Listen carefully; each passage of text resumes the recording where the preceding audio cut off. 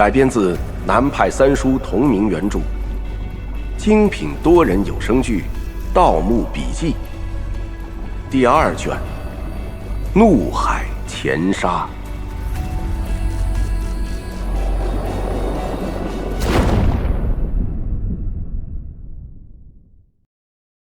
第50集，蛇眉铜鱼。吴邪打开背包，翻找了一通，拿出那个紫金匣子。就是这个，是从那狐狸师的手上拿下来的。这是迷宫盒子啊！你看，里面主要的空间用来装锁了，装不了多少东西。这个盒子很难开的，看好了啊！吴三省把盒子的顶盖一拧，盒子的底部4个角一起展开，露出一个转盘，上面有8个孔，每个孔上都有一个数字，很像老式电话的拨号盘。这种盒子是最古老的密码盒，你要知道密码才能够打开。哎，你等一下，我去那个修车铺子借个气割机过来，把它割开来看看。啊，等着啊！正说着，吴三省急忙忙跑了出去，吴邪没来得及拦住他。他看着盒子上的密码孔，一个念头从他心底划过。8个字的密码，难道是那个022000059？怎么可能啊？这个号码可是印在一个美国人的皮带钢印上的。试试看吧。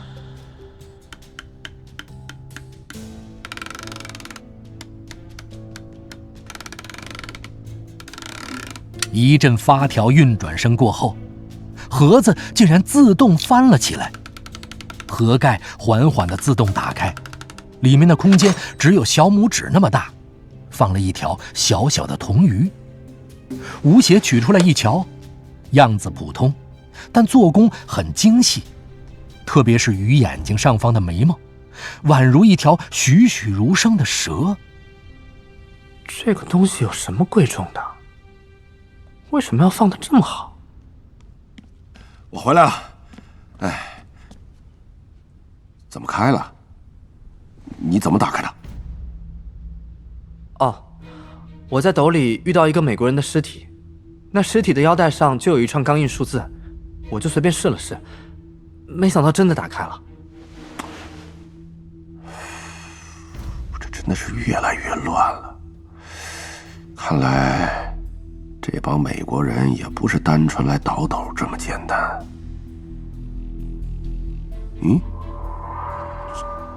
这不是蛇眉铜鱼吗？蛇眉铜鱼？三叔，你知道这东西？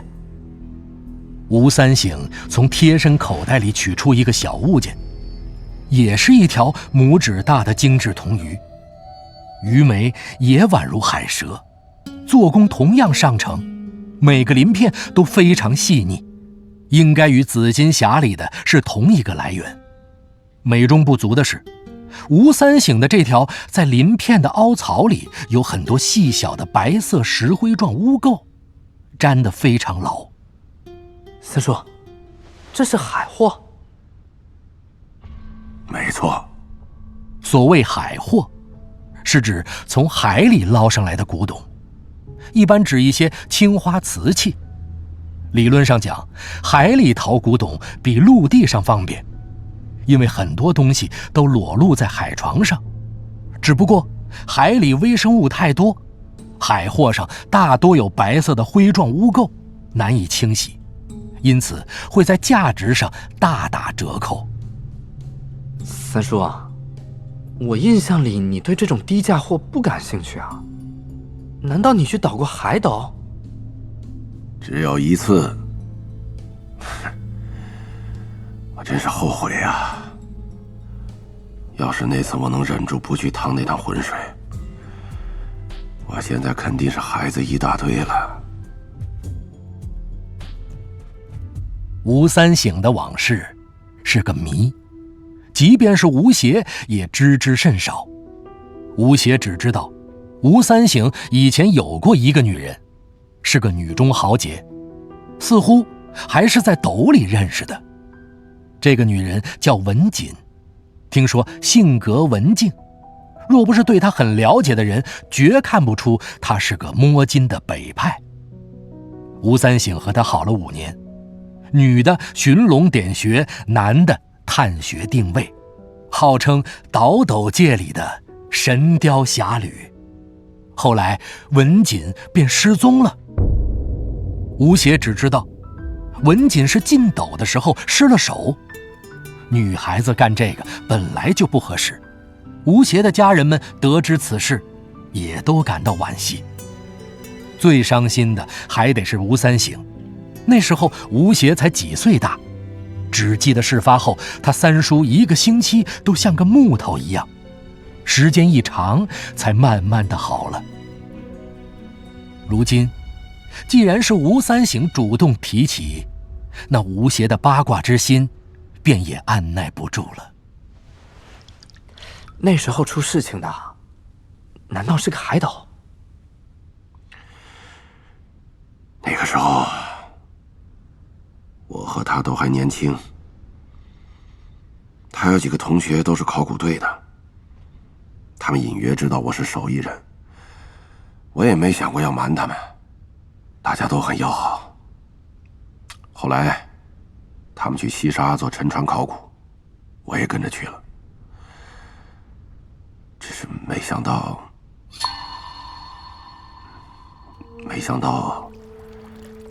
那水底下沉的东西竟然会那么大。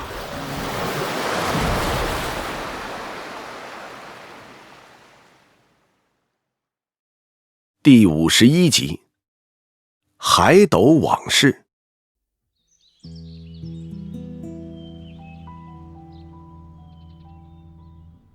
那是10几年前的事情了。我对海斗其实没什么经验，算是被爱情冲昏了头，在文锦面前夸下了海口，说自己如何了得。于是就跟着考古队出了海。他们租了当地一艘渔民的船，花了2天时间，到了西郊的晚礁附近。那地方是古代海上丝绸之路中最凶险的几段之一，沉船很多。我下去一看，立马就呆了。海底到处都是破烂的青花瓷器，那规模让人叹为观止。那时候，文锦就说：“这些东西都是从沉船上倒下来的，被海水冲得到处都是。以前渔民一网下去，就能拉上来4、5个瓷器。不过他们觉得这入了水的就是海龙王的，一般都会扔回去。可惜的是，那些东西几乎都是烂的，很少能找到完好的。就算找到了，上面也大多寄生了海洋生物，很难清洗干净。文锦的同学是以考古价值来看那些东西的，他们都很兴奋。但是在我眼里就心疼得要命。这些东西要都是完好的，那可就发了。我们在海里转了2、3天，瓷器一筐一筐的往上弄。我不大懂海斗，但我懂瓷器，随便拿起一只就能给他们讲个半天。嘿嘿，这一下就成考古队的精神领袖了，他们都叫我三省哥。叫着叫着，我也就真把自己当头了。直到第4天的时候，出了件事儿。什么事？那天有个考古队员坐着皮艇出去，到了黄昏还没回来，大家着急了，让大船起锚去找。后来呢，在晚礁2公里外的一处礁石山上，找到了那只搁浅的皮艇，但是上面的人不见了。我一想，这糟糕了，可能是人下水摸东西出事儿了。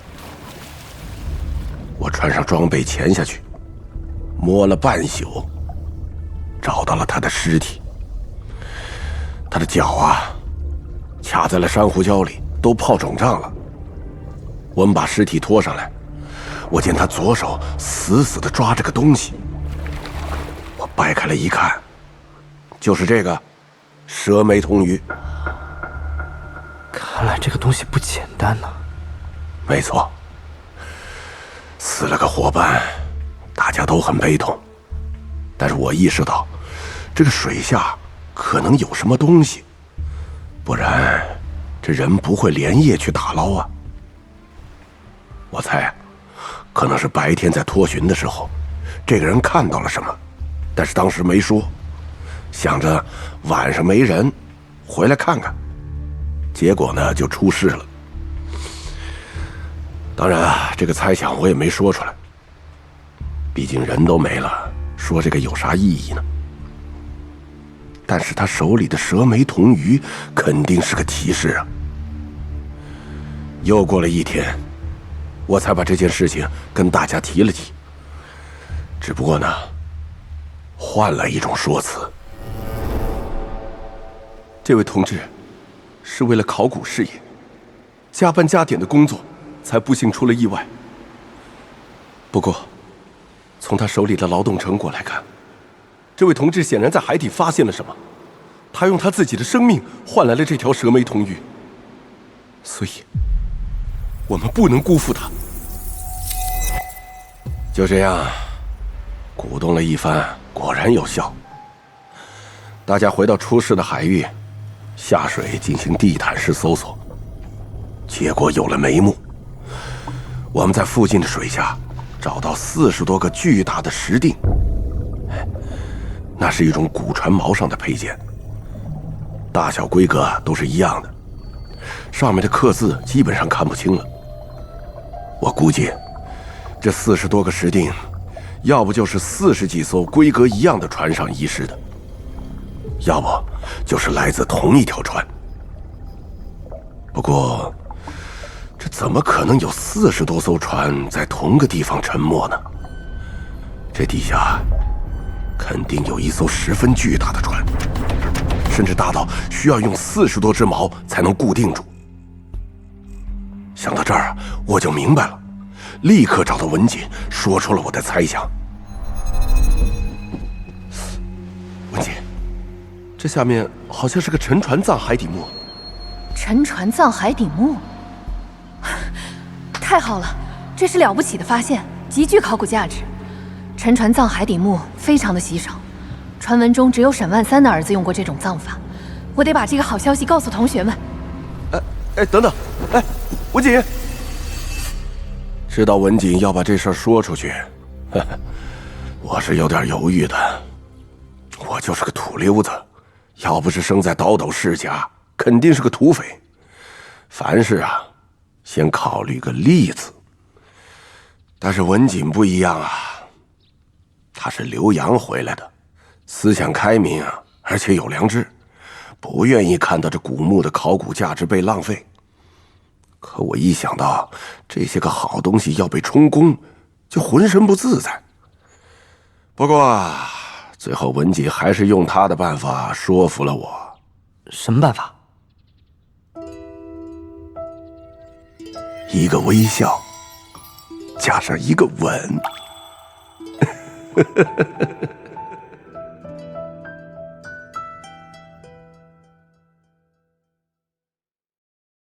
第52集，双层幕墙。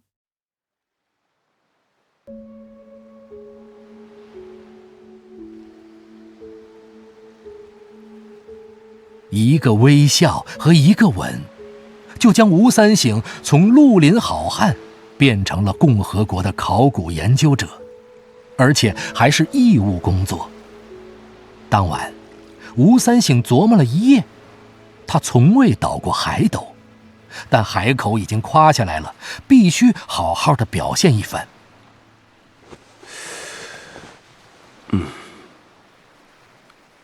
海海里不能下铲，一来力气使不上，挖不下去；二来就算挖出来，海泥和路上的泥也不一样。我那点经验，怕是完全没用啊。思来想去，吴三省想到他爹，也就是吴邪他爷爷留下的笔记本。老爷子的确倒过几次海斗，但也没有留下特别之法，主要还是看地形。所谓沉船葬海底墓，是把陵墓修在一艘船上，然后在海里找一处谷底或者是海沟，把船凿穿，将墓沉下去，然后再在上面封上土。其实和在陆地上一样，只是换到海里而已。我们待的这儿原来是个小海谷，后来被填平了。沉船的时候，四周肯定要很多锚来固定。哎，这么说，锚落点的中心或者偏一点的地方，肯定就是葬点咯。这么一琢磨，吴三省茅塞顿开，第二天立马行动。他们将所有石锭用绳子连接起来，在中间标了个点，在一通高密度下铲之后，果然在中间偏东的地方发现埋着木头。接下来他们用传统的定位法，竟然定出了一个土字形的巨大地宫，由2个耳室、2个配室、1个甬道和1个后殿组成，建筑面积有1000多平方米，其中后殿最大，长10多米，宽10多米，看来是放棺材的地方。乖乖，这个斗里是什么人物？看样子真不简单，这样的规模都比得上皇陵了。当晚所有人都兴奋到失眠，大家围在一起，一边吃着鱼头海鲜锅，一边讨论怎么进去。吴三省为他们分析了沉船葬的结构。各位，墓葬是最怕水的，现在不知道下面的明殿里有没有进水。如果进了水，只要打个洞进去就可以了。我们有潜水服，应该没有问题。但是如果没进水，墓室就还是密封的，那就比较难办了。因为一旦凿穿，水冲进去，可能会造成灾难性的后果。而从探铲打上来的木片来看，下面应该还是有空气存在的。因为墓太大了，很容易造成毛细结构，可能几个房间里还存有大量的空气。吴三省的这套长篇大论，实际源于他丰富的盗墓经验。四周的学院派们无不一愣一愣的。现在的难题其实还是怎么打洞。水底都是沙子，定不住形，很容易塌。那可不是闹着玩的，在水里被压住，基本上就是死路一条了。讨论一番后，众人还是决定用土办法。这样吧，渔船上有炸鱼的炸药，先在一边炸出一个土坑，把上面容易坍塌的沙子炸掉，然后在下面比较结实的海泥里挖一个斜向下的洞。按照我的估计，全部弄完大概要1个星期的时间。虽然工程浩大，可有了方向，大家都斗志昂扬。这时文锦想到了他们死去的伙伴。尸体还在船上呢，再不送回去就要发臭了。我们可以先让大船把尸体送回去，我们在小船上作业。这几天天气很好，应该没什么问题。好，就这么办。好。大家把3只皮划艇绑在一起，将所有装备搬到一块礁石上。第2天，大船便开走了。这大船一走，如果发生任何意外，就没有保障了。算了，没有后悔药，还是先试试。盗洞倒是打得很顺利，可4天后，几个人都打到墓壁了，大船还没有回来。这怎么回事啊？为什么船还没回来啊？是啊，已经这么多天了，不会出什么事儿了吧？这，我们还要不要继续啊？对啊。大家稍安勿躁，我们已经努力了这么多天，再坚持坚持，相信我，一定会有收获的。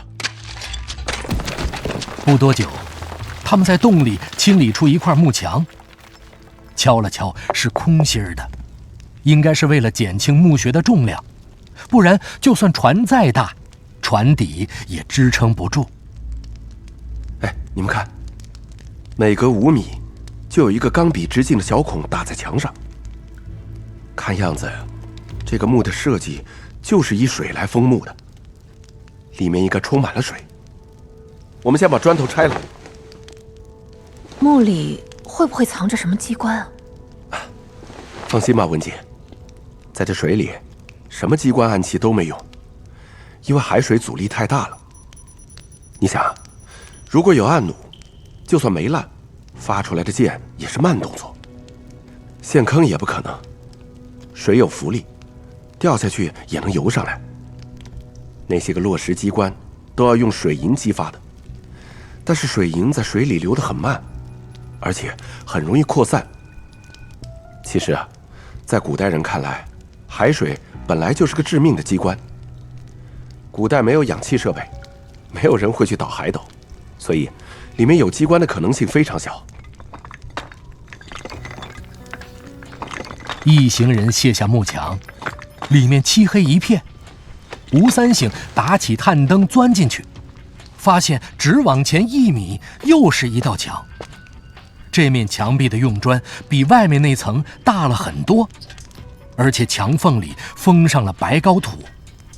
吴三省用探灯前后左右扫过一遍，发现头顶的内墙上有一个半米长宽的正方形墓道口。看来要进这个墓，靠挖是不行了。我们先退出去讨论一下。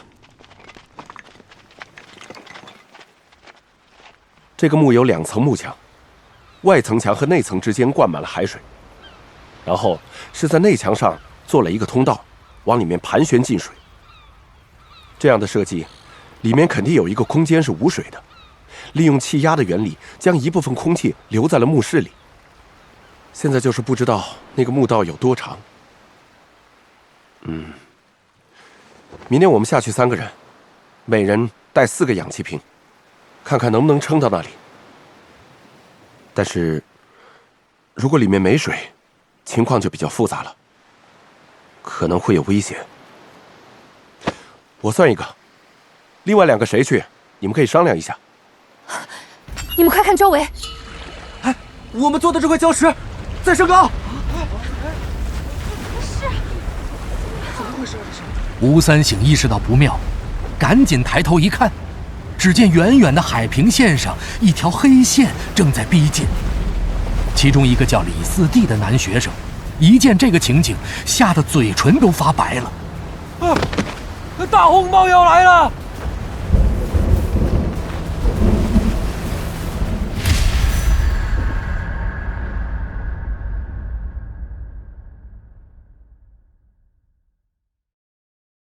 第53集，大风暴。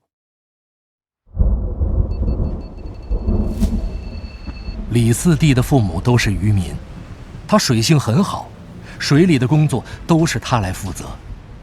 他对大海非常了解，所以也率先发现了危机。1个小时之内，这里肯定会有一场巨大的风暴。这海水退下去那么多，就是一个证据。等一下，这些被低气压吸过去的海水会一起冲过来，就是一场小型的海啸啊！我们这里只有3只小皮艇，恐怕不是很乐观啊。他说得十分委婉，但吴三省一看他的表情，就知道大家死定了。学生们都没见过什么大世面，一个个已经吓得面色发白，几个女生甚至哭了起来。吴三省拉着文锦的手，发现他手心里全是汗，知道他也很害怕。吴三省也没有经历过这种事，但毕竟是职业倒斗的，心理素质非常好。越到这种时候就越不能乱，一乱那就真的没戏了。我们先清点一下人数，1、2、3、5、6、7、8。吴三省环顾众人，来时一共10个人，现在1人死了，另一个人因为要汇报事故和海下的发现，跟着大船回去了。现在还有8个人。这风暴要持续多长时间？这种夏季风暴时间很短，几十分钟后就过去了。可是那个时候海水起码要升上去5、6米，到时候这些礁石全部会被淹掉了。而且这几十分钟可不是闹着玩的，这边浪一冲啊，要不就是撞到礁石上撞死，要不就是被卷到深海里去。不信我吓唬你啊，这下子麻烦真的大了。吴三省脑子转得很快，瞬间冒出了一个好的方案，但很快又被自己否决掉了。坐皮艇划回去，那是找死，划再快也跑不过风暴。哪有呼吸器躲水里？可这晚礁附近最深也只有7米多，根本不管用啊！吴三省看着那几乎已经可以用肉眼看到的海底，突然间，宛如黑夜里划过的一道闪电，一个十分大胆的计划在他的脑子里浮现出来。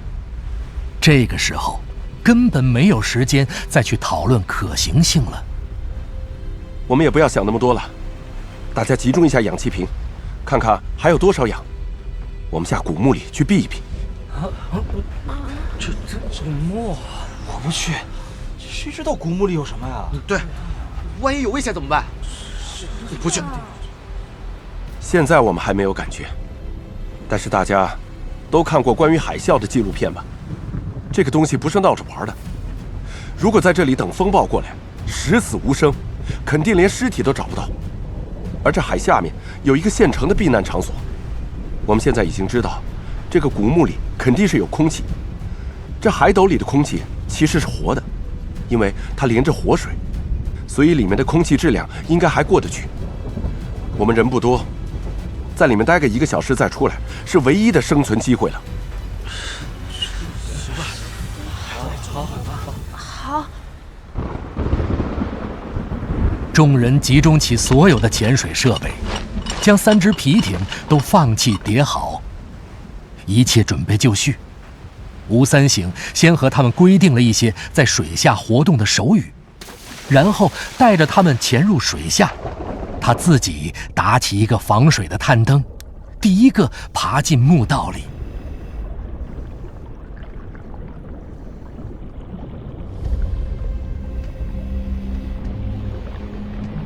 海底漆黑一片，只有探灯的白光能照亮前方的海水。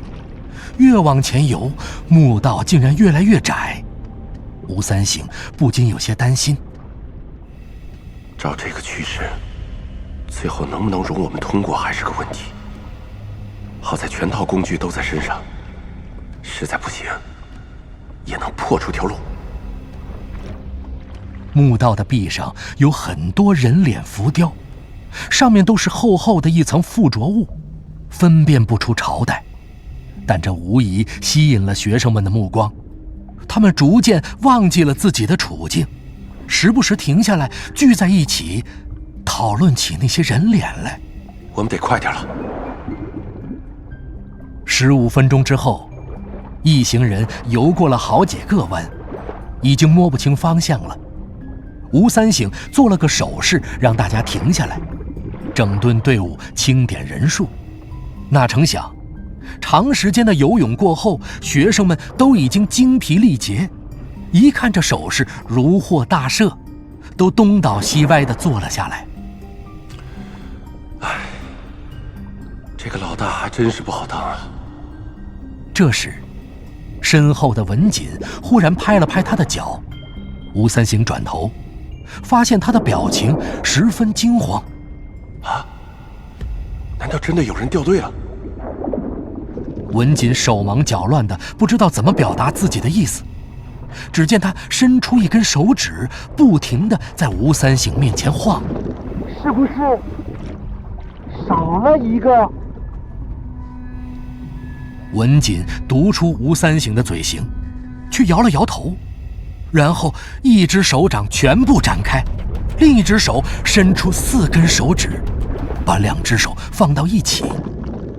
吴三省不得其解，忽然他一下子明白了文锦的意思，一阵彻骨的寒意袭遍全身。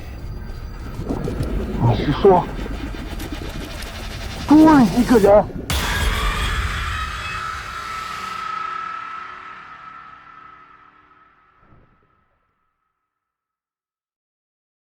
第54集，海鬼。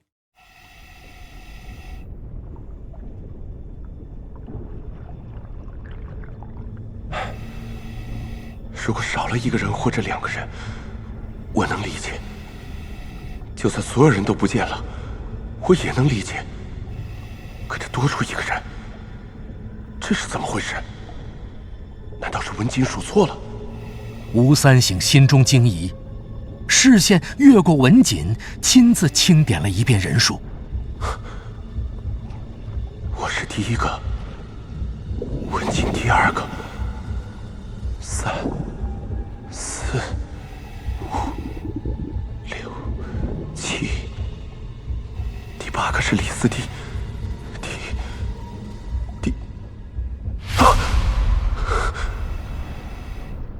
文锦没有数错，因为他已经看到了那多出来的第9个人。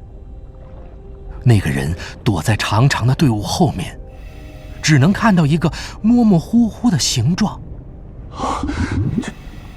吴三省惊出了一身冷汗。他倒斗多年，倒也不是害怕什么妖魔鬼怪，只是他在水下一点经验也没有，谁知道这是个什么东西啊？未知才是最令人恐惧的。这是粽子吗？啊，这粽子应该不会游泳。话说回来，这海头里的粽子，不知道应该怎么称呼？难道叫海粽子，或者饺子？这李四弟也真迟钝，这么个东西跟在后面都没有发现。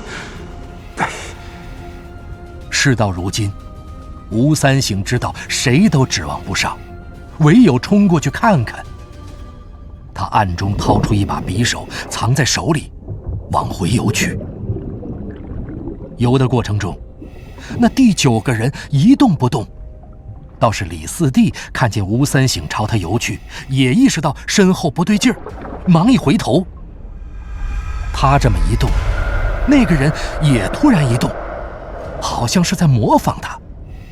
李四弟吓了一跳，往后退了好几步，那个人也往后退了好几步，动作一模一样。吴三省发觉那个人的动作不仅奇怪，还有些滑稽，但拿头上的探灯一照，那东西被光一刺激，慌忙向后逃去。刹那间，吴三省看到一张狰狞的长满鳞片的巨脸从他眼前一闪而过，吓得他匕首都差点脱手。李四弟已然吓得面如土色，张开双臂想要逃走，吴三省忙一把拉住他。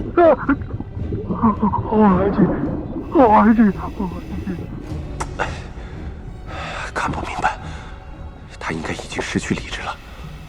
如果不加以控制，指不定会做出什么疯狂的事情。吴三省将李四弟按在墙上，谁知他这么一按，那面墙的4条缝竟然同时松动，一下子缩了进去。不好！与此同时，四周的海水朝那墙缝里猛灌进去。这时候，吴三省想要做什么都已经来不及了。在海水强大的吸力下，所有人如同抽水马桶里的蟑螂，被轻而易举地卷进了那个墙洞里。也不知道转了多少个圈儿，吴三省只觉得五脏六腑全都被甩到了一边。突然，他一头撞到了什么坚硬的东西上，幸好头盔结实，他蹬了几下，猛一抬头，竟然发现自己已经出了水。大家还好吗？啊？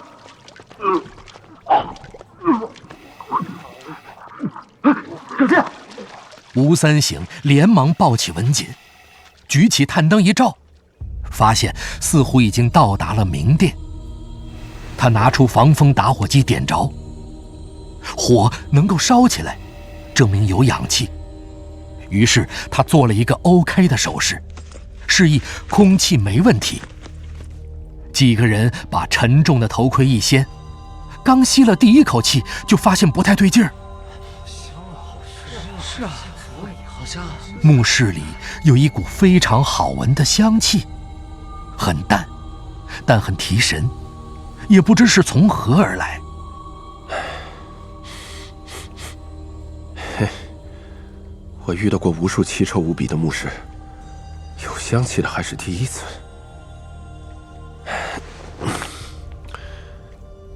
没有棺材，只有这一排排的瓷器陪葬品。这个墓室并不是主墓。这些壁画上画的都是什么？被水汽腐蚀得很厉害，好像都是些人影子。哎，这图案各式各样的，高的、矮的、胖的、走路的，哎，还有跳舞的，好逼真啊，像真人影印上去的一样。但这些影子好奇怪啊，他们的肚子都很大，好像孕妇。文姐，你在壁画研究方面造诣很高，你能看出什么来吗？我没见过这种壁画。海龟，这边有海龟，这是个海龟墓啊！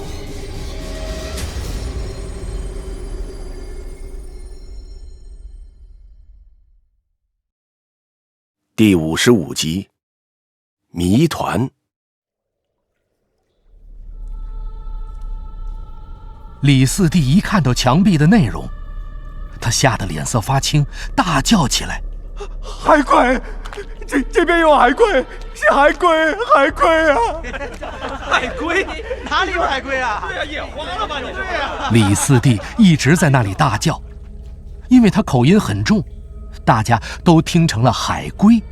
一群人哄堂大笑，弄得李四弟哭也不是，跟着笑也不是。唯有吴三省皱起了眉头。难道我刚才看到的那个怪物就是海鬼？还是别告诉他们了，再把他们吓坏了。吴三省看了看表，让大家都出了水。有几个胆子大的已经往耳室边上那个门走去，那个门不高，应该是通到甬道里去的。吴三省一把把他们拉回来。哎，回来，等一等！现在我们一没有考古的设备，二没有救护的准备，你们给我老实待在这里，哪里也不准去。这里面的墓道不知道有没有机关，这1个小时我们是来这里避难的，大家要怀感激之心，懂不懂？啊？好吧。那帮学生虽然不甘心，但也没办法，只好猫在耳室里研究那些瓷器。作为瓷器专家，吴三省一眼就断定这些东西都来自明初。联想到先前文锦的话，一个念头涌入了他的脑海。难道这里真的是沈万三那个宗族的墓穴？不过他古董看得太多，没什么兴致，眼下倒是比较担心这里的空气够不够用。他又核对了一下人数，1、2、3、4、6、7、8，18个。这下对了。确定人数无误，吴三省终于放下心来。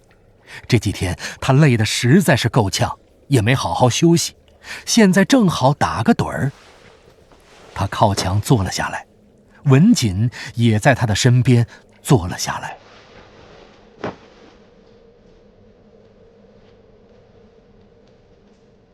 三省，你辛苦了。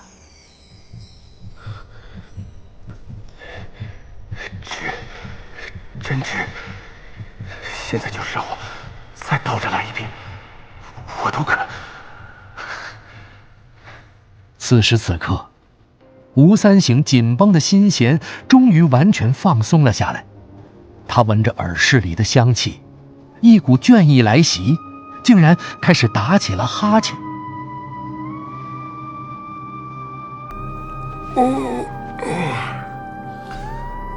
文姐，我睡一会儿，如果时间到了，你就叫我啊。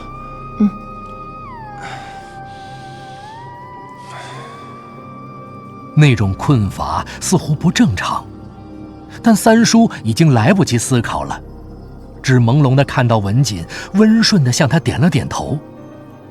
他鼻子里都是淡淡的香气，不知道是文锦头发上的香气，还是古墓里特有的味道。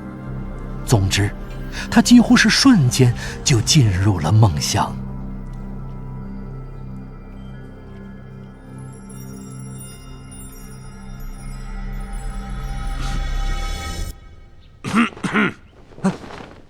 不知不觉，吴邪已经完全被吴三省的故事吸引，仿佛自己也置身墓穴之中。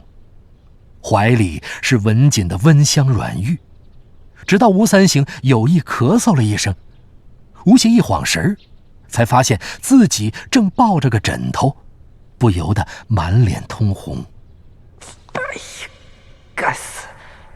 怎么可以对三叔的女人产生幻想呢？哎，三叔，你怎么不说了？最后怎么样了？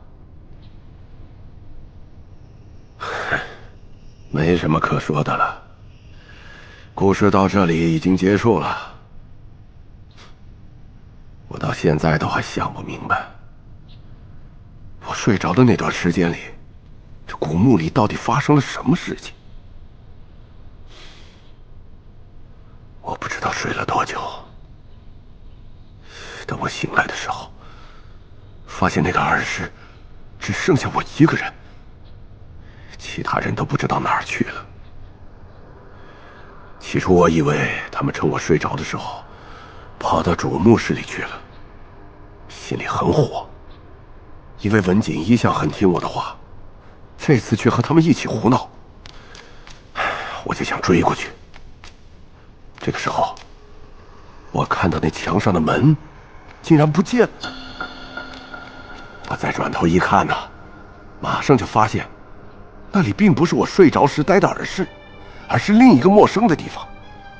在我身后竟然放着一口金丝楠木棺。以三叔您老人家的魄力，肯定是毫不犹豫直接把那棺材给掀了，把里面的好东西全部都倒出来。屁！我告诉你啊，那个时候我吓得屁滚尿流的。棺材我见多了，但是那口棺材里不停地有水冒出来，一波一波的，好像有东西在里面洗澡。啊！我就想起李四弟说的海鬼墓。你知道粽子我不怕，但是海鬼还是头一遭，吓得我几乎要尿裤子了。我又担心文锦，就大喊了几声，可是没人应我。这个时候，那个棺材板突然翻了一下，我那时候想也没想，看到头盔还在手上，直接一套就跳到泉眼里去了，然后我就逃了出来。不对啊，那房间不是变了吗？怎么泉眼还在？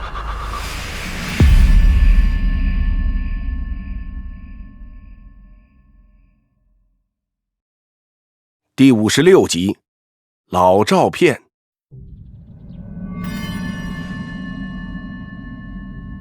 在，当然在，就那泉眼在嘛。你小子别打岔，我话还没说完。啊，您说。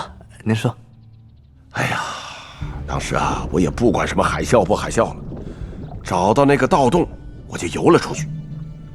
我一看呢，老大的太阳挂在天上，也不知道是什么时候了。我钻出水面，瞅见不远处有好几艘大船，看样子是来捞我们的。我游到船上去，一问时间，嘿，竟然已经是第2天中午了。你说我在那个墓里就打了个盹儿，怎么就过了1天呢？太假了，最后他肯定碰到了什么决定性的事情，不知道为什么他不愿意告诉我。这老家伙最后到底在那墓里干了什么？那其他人呢？他们都没出来吗？我上了船，不知道为什么没说几句话就晕了过去。后来呢，就被送到海南的医院，昏迷了整整1个星期呀。等我想回去再找他们的时候，我已经找不到当初带我们去那个地方的船老大了。在海上啊，如果不知道那个地方确切的坐标，你是根本找不到。海面看起来全是一样的。后来我去问海事管理局，还有他们的研究所，发现那些小青年全都失踪了。文锦也和他们一样，快20年了，到现在一点消息都没有。我真的是一点儿也搞不懂，那个墓到底是怎么回事？怎么可能平白无故的人就不见了？哎，我真是后悔呀！我那个时候逞什么能？如果我不去倒那个海斗，那群人现在说不定孙子都有了，还有文锦。我真是对不起他。三叔，我后来想了很久，我就想，为什么只有我能出来，其他人出不来？我和他们唯一的不同啊，就是我身上有这个蛇眉铜鱼。如果鲁商王也倒过海斗，他手上也有这么一条蛇眉铜鱼，是不是可以说，鲁王宫和海里的那个沉船墓有关系呢？可是不对啊，2个墓差了那么长的时间，一个是战国，一个是明初，打死都搭不上关系啊。这背后到底藏着什么秘密呢？不说了，我躺会儿，等好会儿。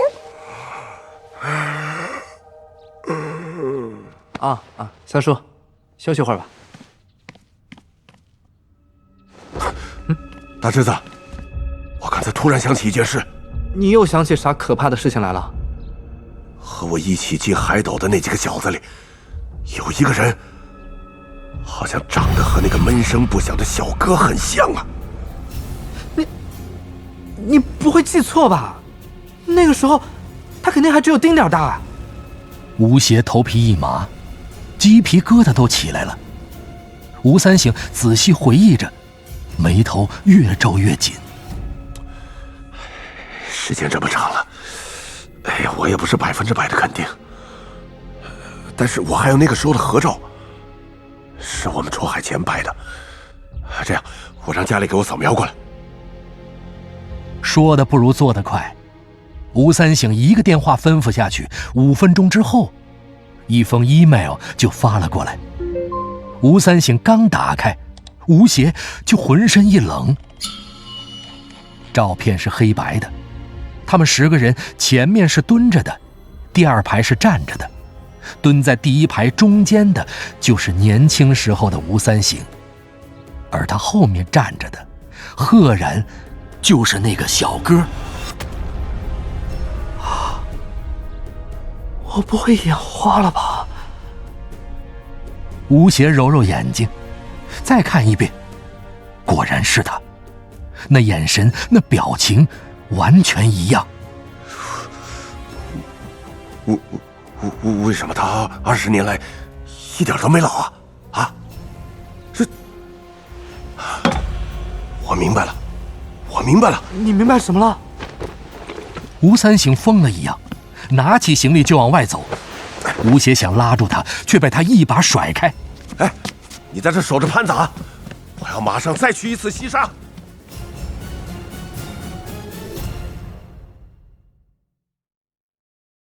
第57集，英雄山市场。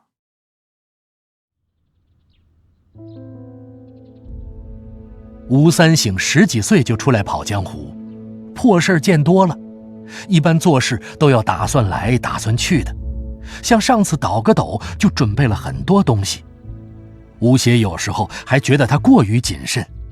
像上次那一大堆装备，80%都没有用上。没想到这次这么毛躁，随便拎了个箱子就跑了。吴邪一看，拦也拦不住他，就喊了一嗓子：“你自己当心点儿！”啊！这时，宾馆洗脚中心的服务员进来结账，刚好碰见了吴三省冲进电梯的一幕。你这叔叔怎么比你这侄子还毛躁啊？都倒过来了，还得你看紧他。那给，这是账单。什么？竟然要4000多！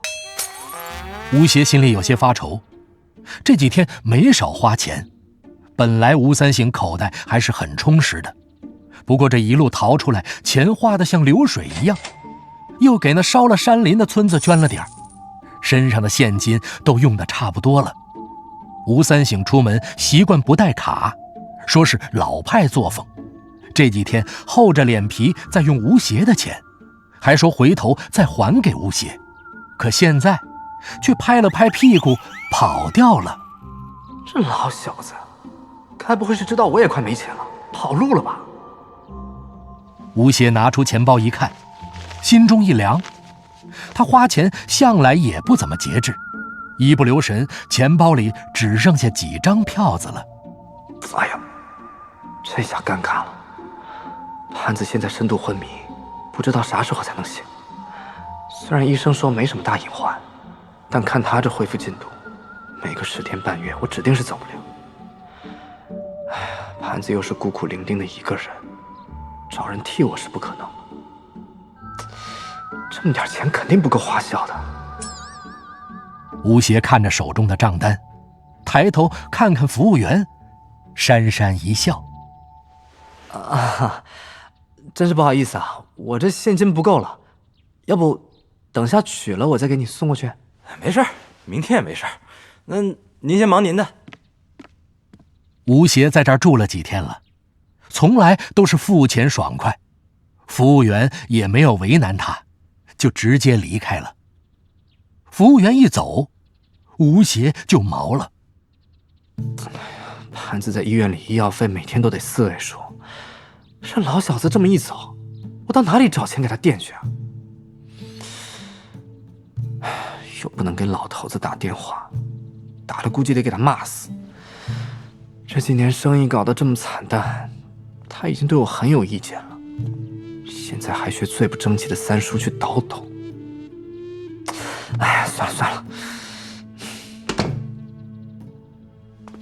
吴邪回到房间，正愁着呢，忽然看到那金缕玉冠套还躺在包里。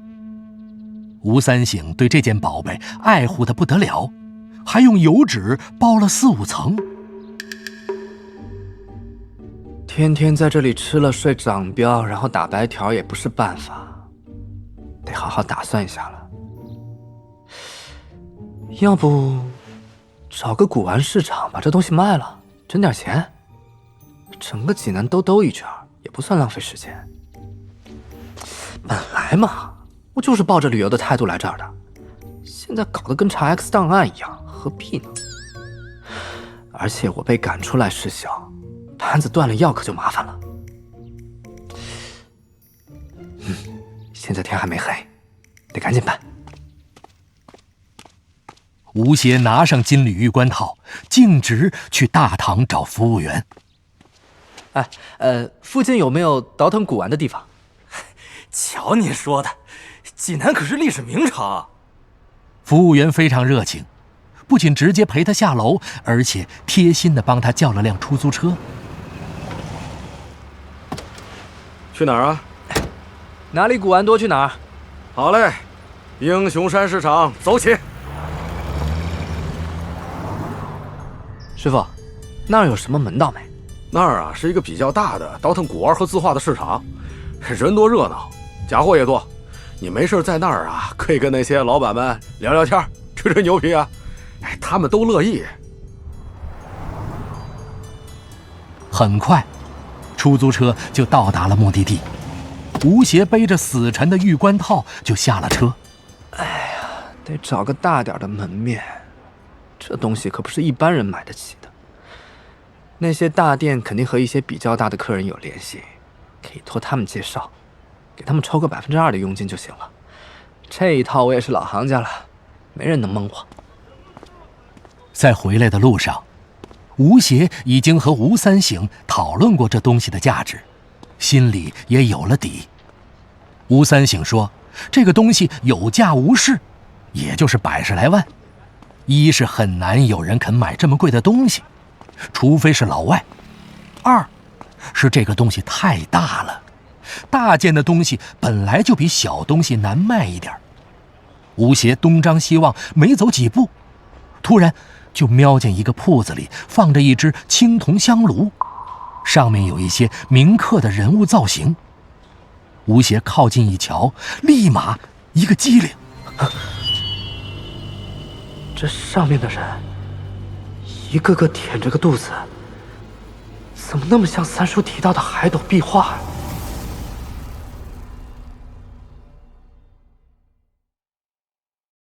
第58集，晋婆。吴邪俯下头，刚想看仔细点，铺子老板出来了。哎呦喂，您倒挺识货啊！我这铺子就这东西值钱。老板，这上面刻的是什么呀？怎么这么怪？看这样子，该不是海南来的吧？哎呦，今儿真碰到行家了啊！您里边请。这东西放在这儿啊，有年头了，您还是头一个看出苗头来的。不错啊，这东西啊，的确是海南的啊，不是行家，不是行家。我是在海南看到过这东西，心里觉得奇怪，这东西叫什么我都不知道。那是您谦虚了啊。不过您要真不知道也不要紧，我告诉您啊，这香炉上雕的是种鬼，他们都管这东西叫晋婆。嘿，这东西的来历啊，那可说来话长了。您要是真有兴趣，我就给您念叨念叨。那感情好啊，我老早就想买这个玩意儿了，没想到在您这儿遇见了。说着，老板已经给吴邪端了一杯茶。吴邪一听，正中下怀，忙装作很想买的样子，点了点头。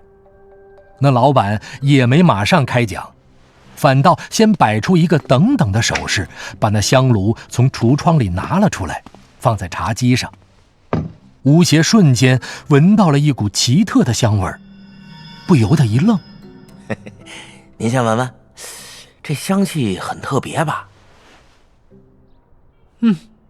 这里面是什么香料？哎，这块黑色像石头一样的东西啊，就是晋婆的骨头。这香味儿啊，叫骨香。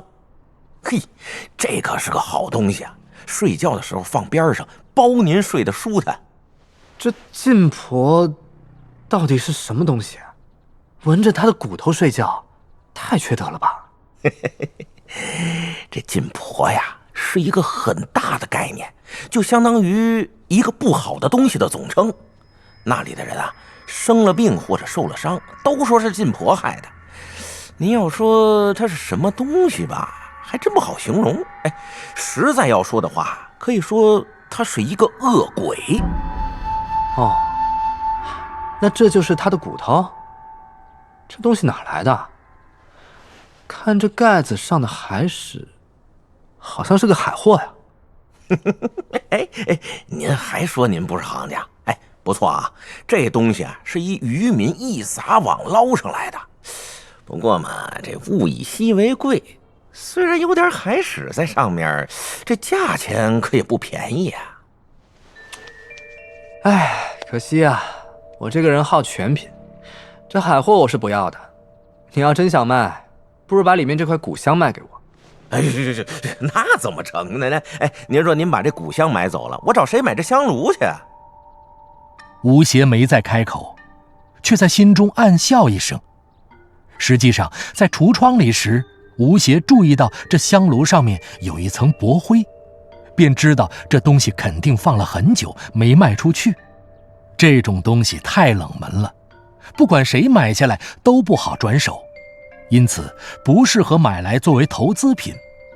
乱世黄金，盛世古董，卖不出去的东西，店主自然也不会再花心思打理。哼，算了，反正这东西我买了也没什么用。等我把那官套拿出来给他瞧瞧，他要是能联系到买主，这东西让他送给我也成。咱先不谈这个，我给你看样东西。吴邪拿出玉冠套，只露出一个角给他看，这是不是行家，看表现就知道了。果然，那老板只瞧了一眼，脸色立马就变了，二话不说，让吴邪把玉冠套赶快又塞了回去。他起身，将铺子的卷帘门放了下来，然后倒掉吴邪的茶，重新又沏了一杯新的。呵，上等的铁观音，看来我算是上了一个档次了。不知道这位手艺人怎么称呼呀？手艺人，这人果然不是单纯的古董贩子，反应这么快，一眼就看出这东西是倒出来的。鄙人姓吴，老板怎么称呼？哦，您叫我老海就成。那吴师傅，您这东西打算出手啊，还是让我看看？当然是出手，这东西放在身边有点烫手。哦，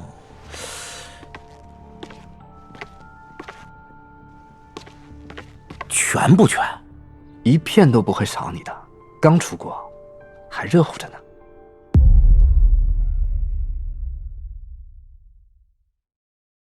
第59集，海南。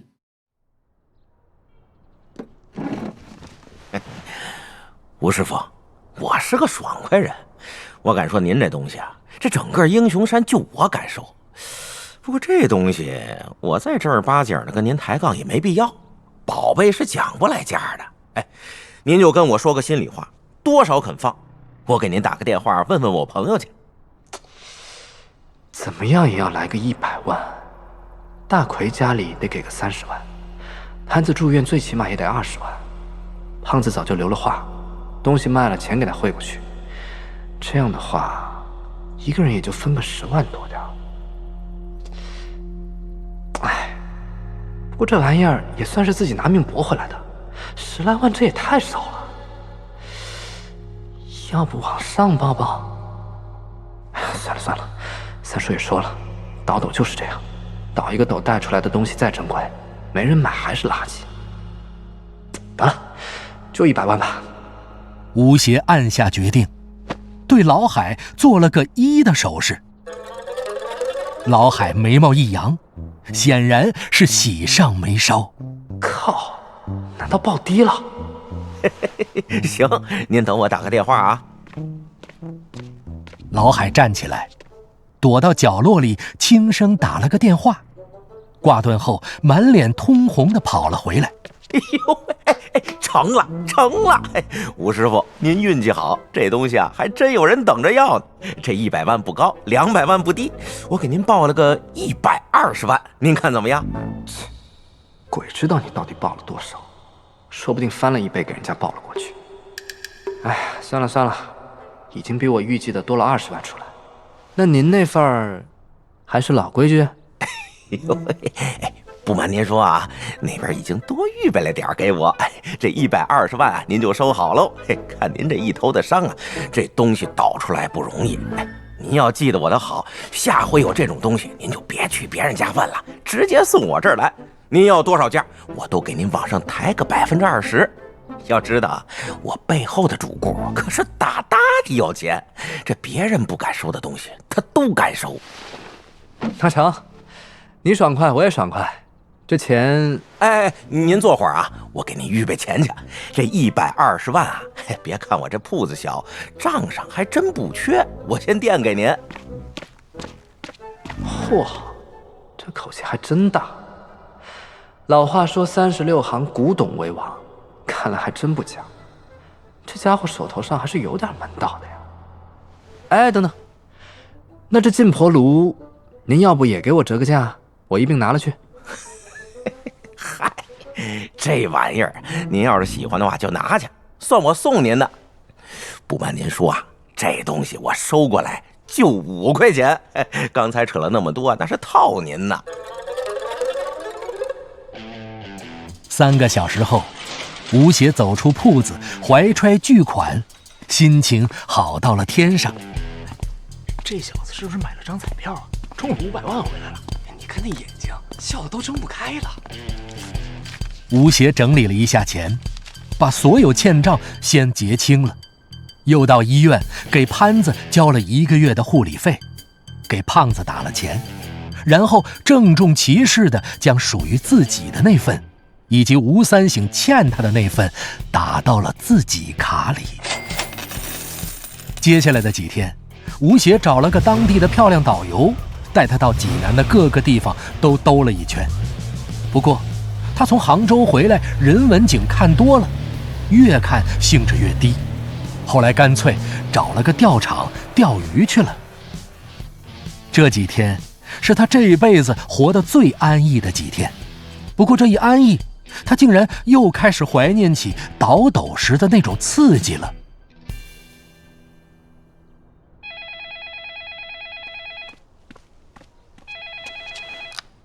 喂，你认不认识一个叫吴三省的人？认识。怎么了？他失踪了。啊？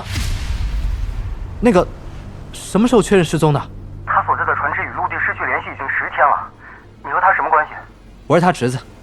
那你能不能尽快赶到海南来？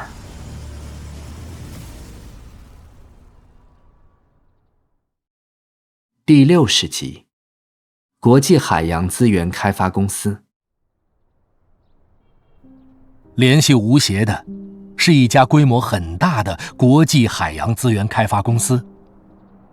所谓海洋资源开发，其实就是根据对现存各种航线信息和史料记载进行的分析，来推断某些沉船的位置，并打捞沉船物资。这种行为很像职业的海洋盗墓者，但又是合法的，因为在公海中发现的失事船只资源有相当比例可以被寻获者合法继承。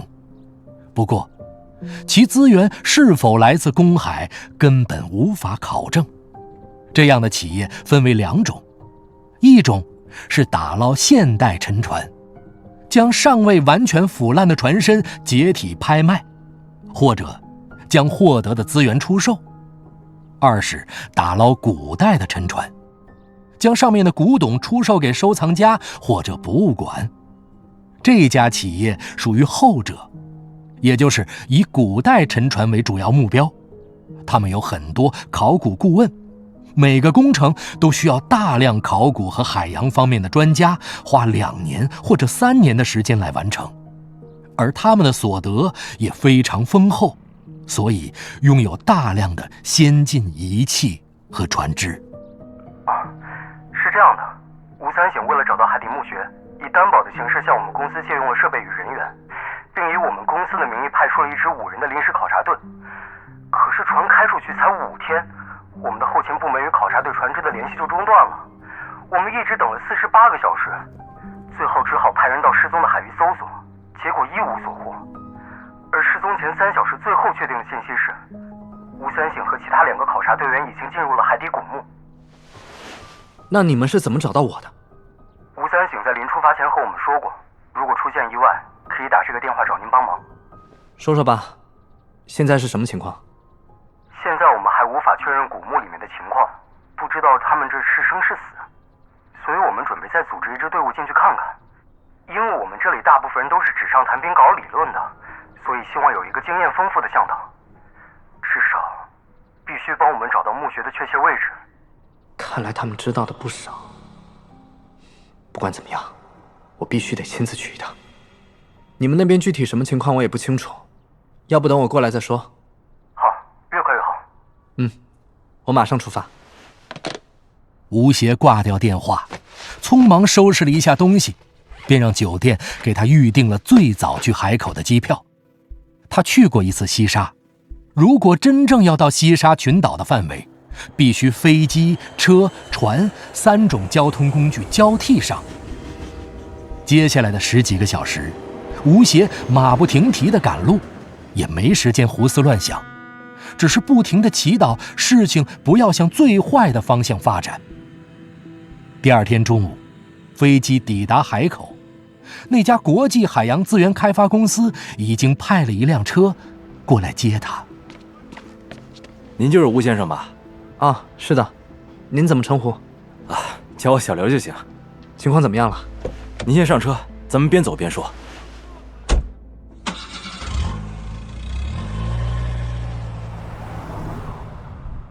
我们公司高层非常重视这件事情，因为与吴三省先生一起失踪的一个人是我们公司一位高层的少爷。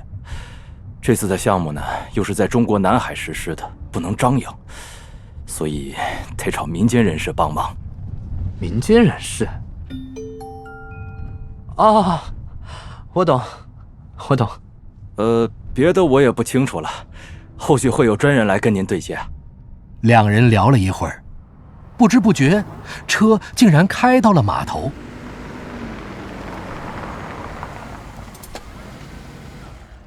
车刚停稳，一个中年人走过来。请问您就是吴先生吧？啊，是的。啊，请您跟我来，船马上就要开了。船？开什么船？不是送我去宾馆吗？时间太紧急了，我们必须在7小时内赶到那个地方，在10小时内完成这个行动，不然那里就要进入半个月的封禁，到时候没有海上支援，情况更麻烦。你们怎么自作主张啊？算了，三叔的老命要紧，就这样吧。吴邪也没有别的选择，只好背起行李跟他走。两人登上码头，就见岸边早已停泊着一艘非常老旧的7吨铁皮渔船。啊，那是我们这次的配船。你是在开玩笑吗？没有办法，我们在那一带的大规模搜索已经引起边防的注意了，不得不伪装一下。您放心，船上的设备已经是最先进的了，航行绝对没有问题。哎，你们来了！船上的渔民见到他们，立刻过来接应，将吴邪的行李接了过去。中年人用本地话和那些渔民交谈了几句，然后又和吴邪握了握手。船上的一切事务由阿宁小姐负责，她就在您后面，祝您好运。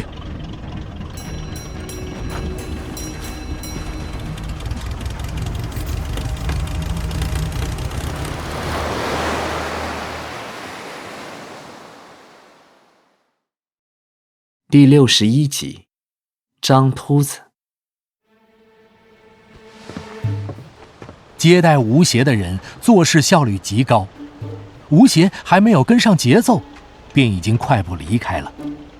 而那位被称为阿宁小姐的人，就站在吴邪身后。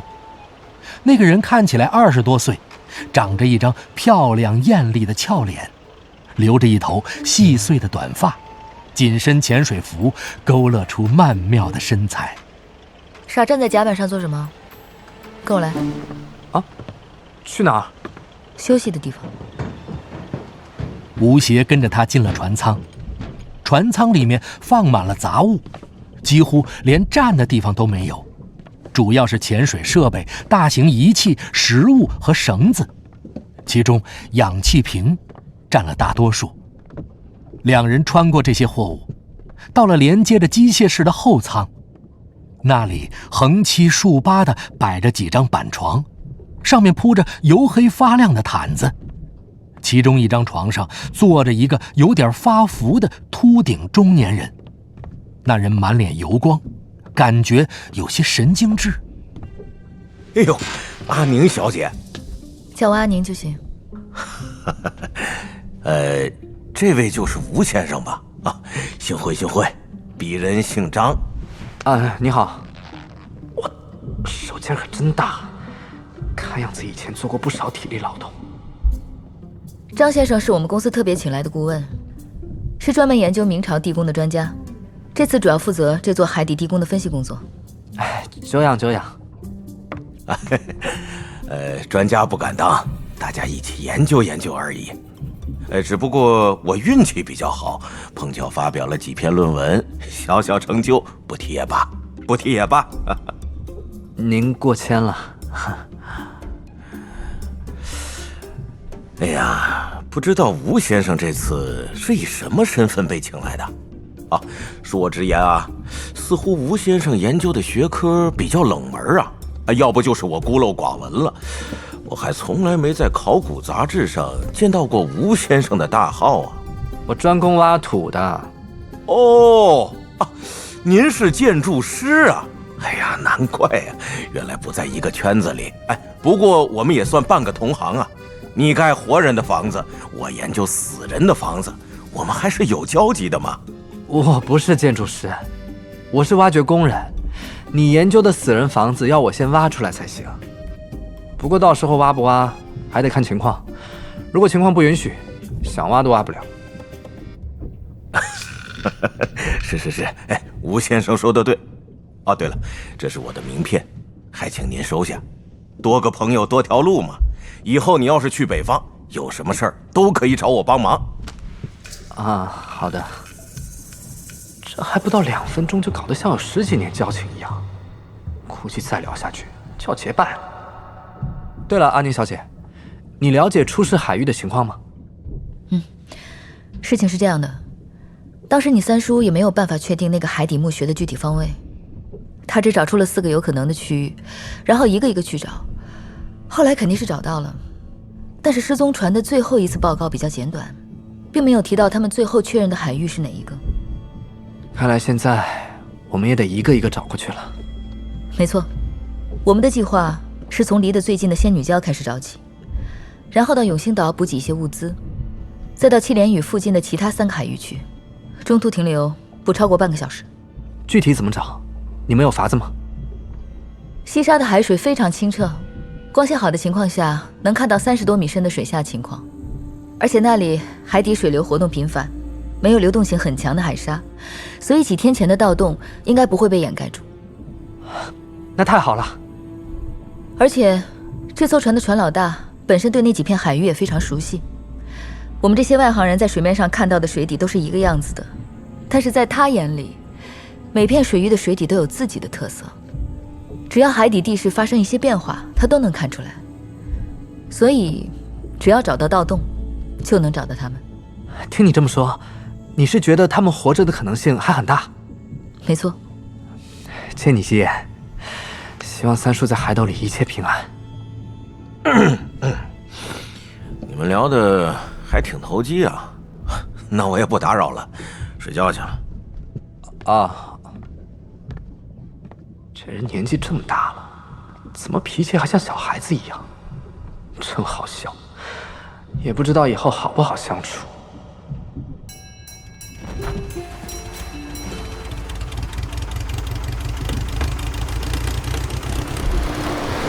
船开动了，因为老旧，这船航行时不仅仅左右摇晃，还前后摇摆，让人感觉好像置身在摇篮里一样。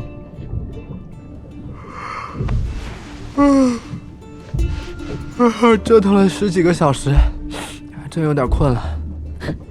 那你好好休息。好的。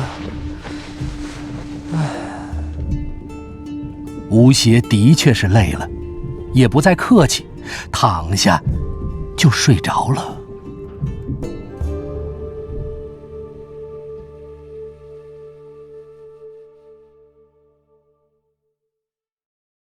第62集，鬼船。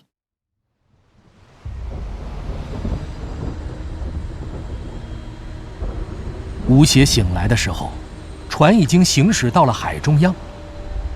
此时此刻，外面已经变天了，整个大海好像一下子变成了墨绿色，太阳消失在大片的乌云里，光线透过那些云块的缝隙照射下来，在天上形成了一幅巨大的金丝版画，同时也在海面上洒下一片片金鳞，上下交相辉映，十分壮观。不过好景不长，乌云很快便连成了一片，挡住了所有的阳光，大海一下子变成了骇人的黑色。海浪翻滚起来，船随浪摆，当位于浪谷的时候，海水在船舷的上面，仿佛马上就要将船吞掉一样。喂，快过来，过来一条网绳！哎，来了来了，好，我也来帮忙。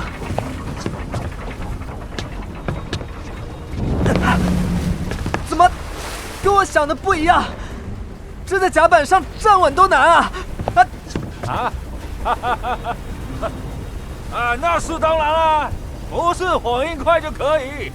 你要非常熟悉海浪还有船，要估计好下次船倒过去是在什么时候，提前做好准备啊！看来我没有那么高的水平。快，先不用进挡船，你浪给后面。那是什么？船吗？吴邪顺着他们的手指望去，隐隐约约看到船的左侧高起的海浪后面好像有什么东西。这时，阿宁小姐恰好从他身后走过，于是他连忙叫住阿宁小姐：“阿宁小姐，他们在叫什么？你听得懂吗？”他们好像看到了一艘船。那边好像有条船出了事啊！按规矩，我们要过去看一下。好的。左满舵。哎！船老大命令伙计满舵转了方向，向左边开去。风浪中的海就像丘陵，每个浪头都是一座山。船迎着浪头冲了过去，而后破浪而过。每破一次，船上的人就洗一次海水浴，全身湿了不知道多少次。吴邪从来没有这么亢奋过，他忍不住想大叫几声。他们一连破了10几个浪头，终于可以看清楚那东西的大概轮廓了。快船！我的娘啊！安妮小姐，出了什么事了？千万别回头看，那是条鬼船。所有的人都慌张地把头转过去，不去看那只破船。在这种形势不明的情况下，吴邪也不敢自作主张，忙学着他们的样子背过身子，紧紧抓着桅杆上凸起的铁环，一动不动。不管发生什么情况，都不要转过头去啊！就算有什么东西碰到你，你要当不知道。你别吓唬我，这里会有什么东西碰我？信不信由你，等一下就知道了。现在快把头转过去。你总得告诉我，那到底是什么东西吧？闭嘴！是冤死鬼索命来了。阿宁小姐越这样说，吴邪就越觉得害怕。他的脖子不由自主地想转过去看看，他忙掐了自己大腿一把，脖子上的肌肉绷得就像打了石膏一样。那船在风浪里摇得很厉害，船上的甲板还在吱吱作响，听上去都快散架了。吴邪用手抓住船舷上的2个铁环，屁股死死地顶住船舷，但上半身还是不停地在晃动，可偏偏脖子又不能动，他就像一个不倒翁一样晃来晃去，有几次几乎被甩得要脱手了。怎么好像有人在甲板上走？你刚才有没有看错？阿宁小姐颤颤巍巍地努了努嘴巴。吴邪顺着他的嘴巴看去，原来船舱的玻璃上清晰地映出了身后的情况。一艘和他们规模差不多的渔船正在海面上摇曳，离他们越来越近。很快他就看见那船上面有一层白色的棉花一样的海锈。看海锈的厚度，肯定在海里泡过几十年了。这样的船怎么可能还浮在海面上？而且上面还亮着灯。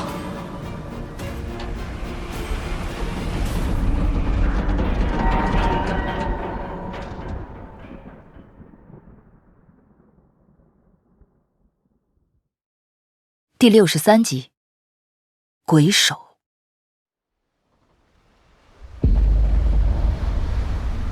那艘鬼船已经是完全报废的状态，就像从海底开上来的一样。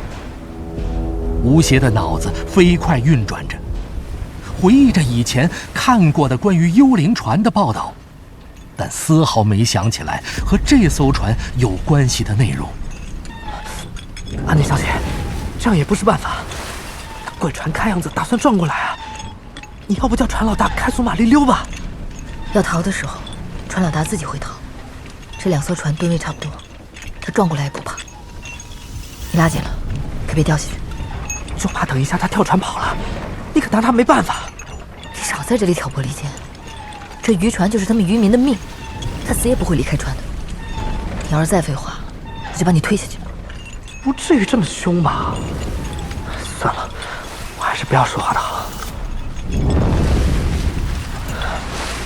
那鬼船的速度也不快，估计撞击的时候也不会造成多大的震动。鬼船越来越近，吴邪通过玻璃清晰地看到船上什么东西都没有，他不由得松了口气。只是那船航行得很快，眼看就要贴到他们的船了。吴邪眼睛一闭，一咬牙，准备硬顶一下那撞击。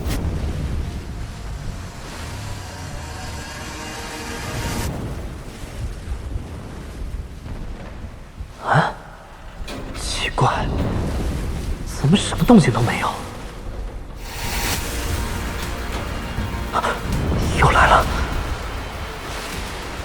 吴邪偷偷眯着一只眼，去看船舱的玻璃。此时此刻，那只鬼船已经并排和他们靠在了一起，而它的背后，则什么都没有。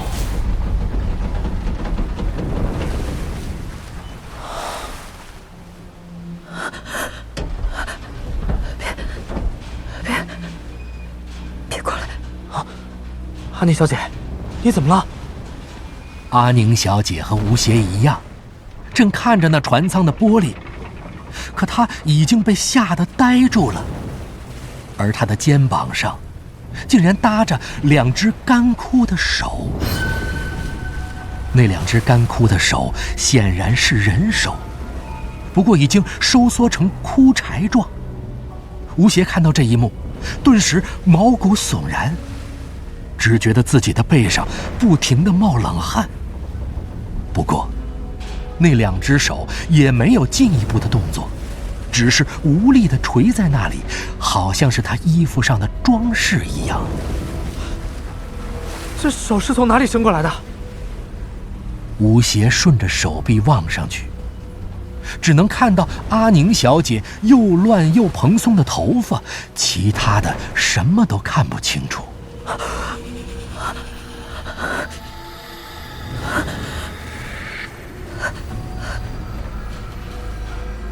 如果是普通的女人，恐怕早就晕过去了。她估计也已经快到极限了。马索朋友，船老大背对着吴邪和阿宁小姐跪着，一边磕头一边求妈祖保佑。紧接着，他拿出圣杯，往甲板上一扔，看了看结果，又磕了几个头，拿起来再扔。他怎么抖得那么厉害？难道问出来的结果不太理想？吴邪对这种迷信仪式一向是不相信的，但是看到船老大这么虔诚的样子，心里隐隐有些担心。他们非常讲究这套东西，如果求签的结果说我是一个恶鬼，他们应该会毫不犹豫地把我扔到海里去吧。就在这时候，阿宁小姐整个人往后一缩，也不知道是没抓稳还是被那鬼手拖了一下，竟然一下子就翻进鬼船里去了。不得了了，那鬼船要飘走了！情急之下，吴邪也不管能不能回头了，他转身就想跳过去救阿宁小姐，却被船老大突然从后面冲过来，一把抱住。别过去！没有了，没有了！顶的鬼船里已经救不回来了，不要送死了！放开！我要去救人！你们怎么回事？那船老大力气很大，吴邪根本甩不开他。其他人不知道着了什么魔，竟然还是不敢转过头去。这个时候，那个张秃头不知道从哪里跑出来，扯起船上的锚，用力一甩，把锚甩到了鬼船上，勾住了船舷。鬼船行得飞快，一下子就把锚缆拉成了直线。吴邪他们的船一震，硬生生的被扯了过去。你干什么？船老大被吓得魂不附体，抽出一把刀就去砍缆绳，被那张秃头一拳打翻在地。其他船员毛了，一个个扑了上来。就在这时，那张秃头竟然拔出一把手枪，一把把船老大架住。老大，别动，不然我杀了他！几个船员根本没见过这种场面，一时之间没人再敢上前。小吴，我已经把他们控制住了，你快去救人！我没有听错吧？这样的惊涛骇浪，难道要我游过去？哎呀，顺着那根缆绳，快去！年轻人要勇敢点儿。不是吧？体育本来就是我的弱项，游过去基本上就是送死。如果爬那根缆绳，估计就算我爬得到，也是剩下一口气了，还怎么救人？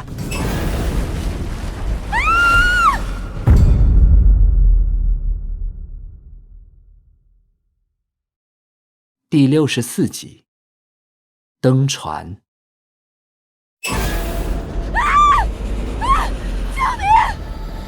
鬼船上的阿宁小姐拼命想爬到那根缆绳上面，但是好像被什么东西拖住了一样，没办法前行，只好用2只手死死地抓住船舷。吴先生，救救我！吴邪啊吴邪，你还是不是男人？死就死了！吴邪拿起一边的泳镜戴上，然后脱掉鞋子，走到船舷边上，笨拙地抓住那根绷得很紧的缆绳。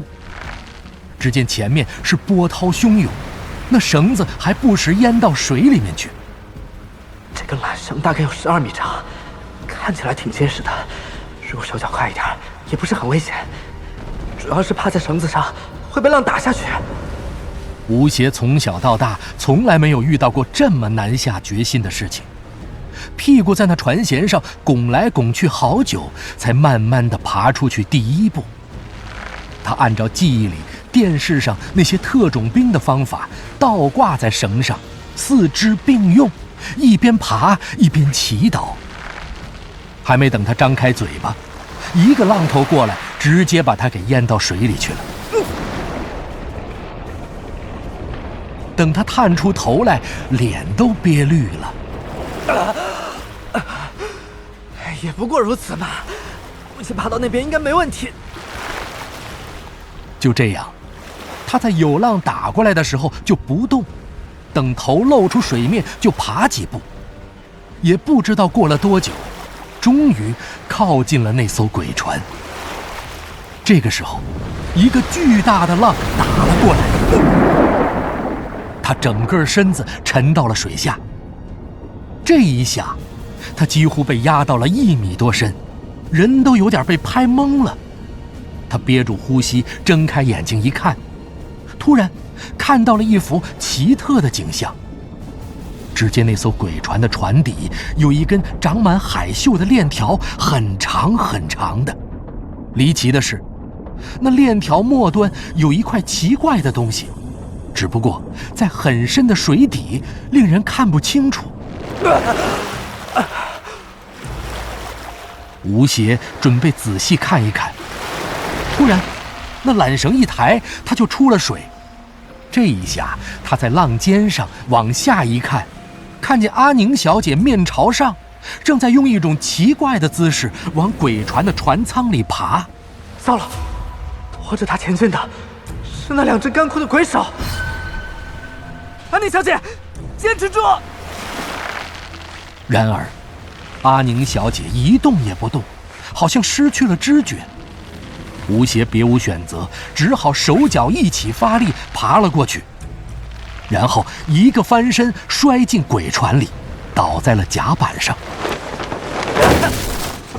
那甲板经过多年海水腐蚀，已经不堪重负，压上吴邪这80公斤的体重，似乎就要断裂。但是他也顾不了这么多了，忙去看阿宁小姐怎么样了。阿宁小姐半个身子已经被拖入黑洞洞的船舱里，她既没有任何照明设备，又没有趁手工具，要是被拖进去就死定了。吴邪一个打滚翻过去，抓住阿宁小姐的腿，他使出吃奶的力气扯了几下，发现对方纹丝不动，而且他身上穿的是紧身的潜水衣服，不仅没有可以拉的地方，沾上海水之后还滑得要命，力气只能用上80%。这样下去，这个阿宁小姐肯定完蛋。算了，就这么办。吴邪一时间也想不出好的办法了，干脆直接扑到了他身上，一把抱住他的腰。我们2个人的重量加起来最起码有130多公斤，看你这2只蜡杆一样的手怎么拉！没想到这甲板已经到了临界，吴邪刚压上去，整个就塌了。不过是眨眼的功夫，他就随着大量腐朽潮湿的木片结结实实的掉进了黑洞洞的船舱里。这一下摔得够呛，他晃晃悠悠地坐起来，心里不由得苦笑。刚才是拼命不想进船舱，现在反倒进来的这么爽快。快起来，你压死我了！啊！抱歉，抱歉。哎，那2只鬼手怎么不见了？跑哪里去了？我也不知道，一掉到这船上来，我就迷迷糊糊的，也不知道那手什么时候没的。哎，你看见了吗？刚才掉下来的时候情况太混乱，我也没注意。不过，那2只手能拖着个大活人走，肯定不是幻觉，不可能凭空消失。估计是刚才掉下来的时候撞掉了。你看看你身下有没有？有没有？有没有？没有没有，可能掉下来的时候被扯掉了。他抓着舱口的台阶，你这么突然往下一掉，他来不及撒手，可能还留在上面。有道理，也不知道他拉我过来是什么企图。我觉得还是要多加小心。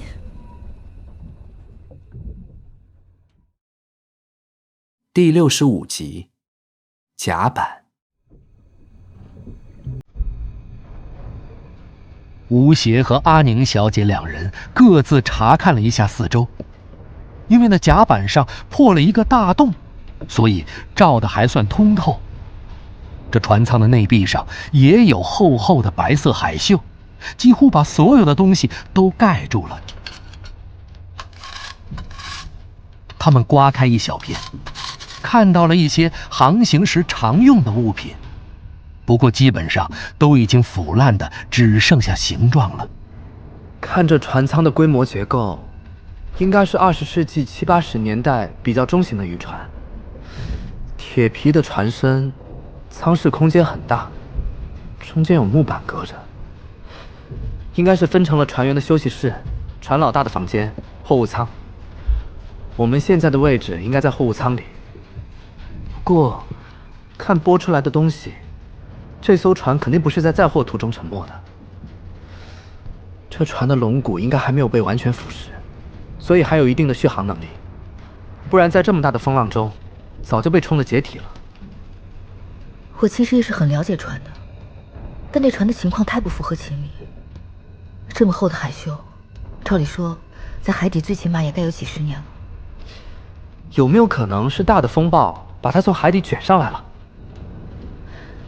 这样的可能性很小。几十年的沉船，早就应该深埋在海沙里了。就算用起重机去吊，也很难吊起来。而且它的船身很脆，一不小心就可能被车散架。这船既然当初沉了下去，现在怎么还能浮在水上？就算有人把它捞了上来，它的船体上肯定还有遇难时留下的破洞。难道这洞还能自己补上不成？我也瞧不出什么名堂。我们再去舱里面瞧瞧。现在，鬼手已经不见了踪影。吴邪稍微放下心来，他拍了拍身上的木片，站了起来，招呼阿宁小姐往船舱里面走。那2个舱之间都是用木板隔着，现在已经烂得千疮百孔了。他想直接把板子踢掉，却被阿宁小姐阻止了。哎，这木板上连着甲板，你再用力，恐怕整个甲板都要掉下来了。要是整个甲板都掉下来就好了，那光线照进来，心里也不会发慌。有了鲁王宫的经验，吴邪对很多事情都有了比较深刻的认识，特别是几次徘徊在生死边缘之后，应变能力增强了不少。所以他在这鬼船上虽然神经还是绷得很紧，但是绝对没有到脑子被吓得无法思考的程度。那隔板上还正儿八经地装了一扇门，吴邪试着一拉，那把手就和半块门板一起被拔了出来。这不是和拆整块板子差不多？里面好黑啊！里面光线不够，如果要进去，还是直接再在甲板上开个天窗，见点光比较好，免得进去又被什么东西搭上。啊！让我来。吴邪上前掰了几下，就把整块板子几乎都掰了下来。里面的舱室有一块大的床板架子，是铁做的，所以还在。床板已经烂光了，看陈设应该是船工待的地方。舱室的角落里放着一只铁橱柜，还关得很好。吴邪上前去拉了一下，有些松动。在这种船上很难找到文字记录，现在的船老大还必须天天写航行日志。那个时候识字的人本就不多，估计找不到什么有用的东西。啊，这里面竟然有一只老旧的防水袋。这笔记几乎要散架了，封面上写着几个字：西沙晚礁考古记录。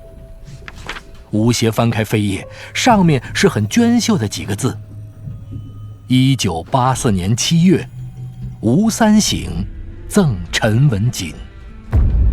吴三省和陈文锦，这不是三叔和文锦的全名吗？难道这笔记本是他们当年留下来的？但是，这种东西怎么会出现在鬼船上呢？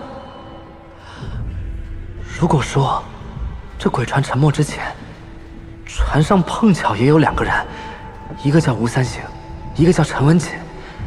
这2人又碰巧也是做考古工作的，又碰巧也到西沙晚礁来考古。这样的巧合发生的概率，恐怕够我中好几个500万了。吴邪在震惊之余笃定，这个笔记本毫无疑问是吴三省他们留下的东西，而且看笔记上面的署名，应该是吴三省当年送给文锦，而文锦用来作为记录晚交考古日常进度的日志。笔记本的主人就是文锦，这艘鬼船很有可能就是当时没有按时回来的那只中型渔船。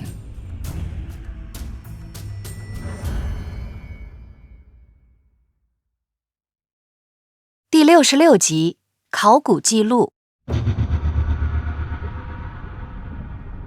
这些事情真正的奥妙，只有当事人才了解。吴邪现在所知道的皮毛，全都是最表面的东西，似乎还缺少一个把这些都连起来的核心。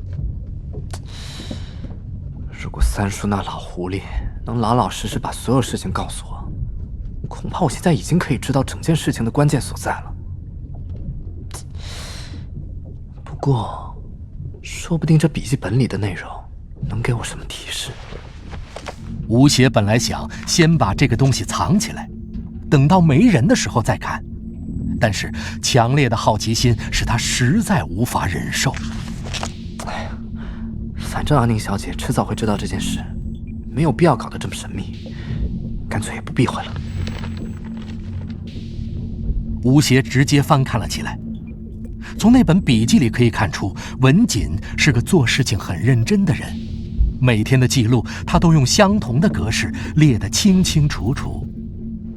这笔记的第一页就是他们出发的第一天，7月15日，上面列着一个名单，领队是吴三省，另一个叫做张启灵的名字，吸引了吴邪的注意力。那个闷油瓶叫什么来着？我记得三叔好像提过他姓张。这个张启灵，难道就是他？吴邪继续翻阅着笔记，前面主要的内容都是找到并确定海斗具体位置的经过，只是比吴三省说得更加详尽，连绳子的种类还有推理的过程都写了出来。吴邪觉得这些内容没有必要再看一遍，于是直接翻到了最后，结果一看他就傻了。只见上面写着7月21日，第一次进海底墓穴，人员吴三省，进度清理左右耳室和甬道，准备清理后室。工作使用气泵对墓室进行换气，准备长时间清理。出水文物金丝木双凤雕子棺，也就是婴儿棺。备注：出现紧急事件，详细记录待捕。7月23日，第二次进海底墓穴，人员全部成员。进度无。工作躲避夏季风暴。出水文物无。备注无。原来三叔在带他们进去之前，自己已经进去过一次。以他的土匪秉性，肯定顺了很多东西出来。文锦在这里写的，只进行了左右耳室和甬道的清理。谁知道他有没有开后室？说不定棺材里的东西，他都已经摸过一遍了。这只老狐狸第一次进去时，到底做了什么？吴邪粗略地看了一遍，然后将笔记收好，放回防水袋里。他回头看了阿宁小姐的反应，谁知道她好像根本没注意吴邪，只是拼命地在拨船长室那块隔板上的海绣。他动作很迅速，简直不像是在拨，而是在砸。很快，那半块板子已经被他清理了出来。哇，这些海绣里竟然是钢！阿宁小姐还在继续拨，一直拨到船身和隔板的连接处。这块隔板四周是和船身焊在一起的，非常结实，而且那上面的门也是钢的，上面有一个汽车方向盘一样的旋转密封锁。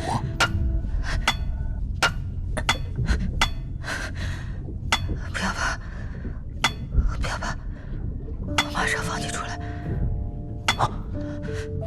阿宁小姐。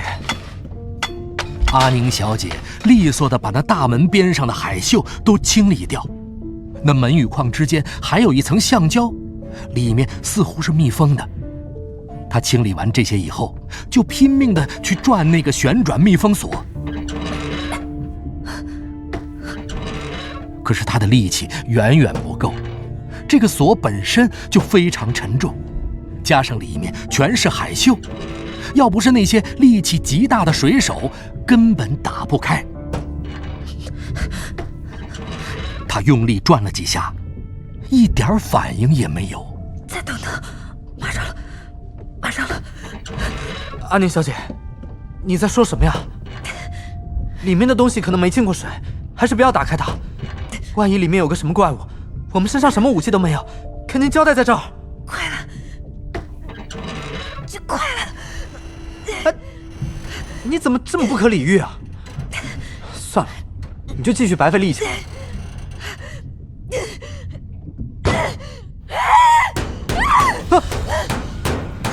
我说，你到底搞什么呀？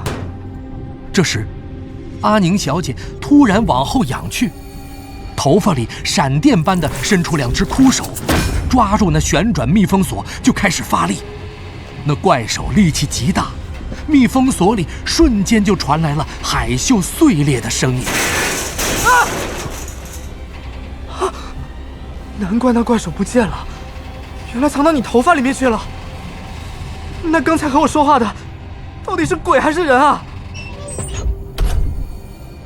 这时候，那旋转密封锁已经松动了，那枯手连转几圈，正准备把那大门拉开，突然，里面一声巨响，从门里冲出大量的水，那门就直接被水撞了开来，猛地撞在了阿宁小姐后背上，竟然把她撞得飞了起来，一下子把吴邪扑倒在地。吴邪刚想把她推开逃命，那海水就劈头冲了过来，直接把他们2个冲出了5、6丈远。吴邪勉强抬起头来，正看见一张长满鳞片的巨脸从那门后面探出来，直直地盯着他。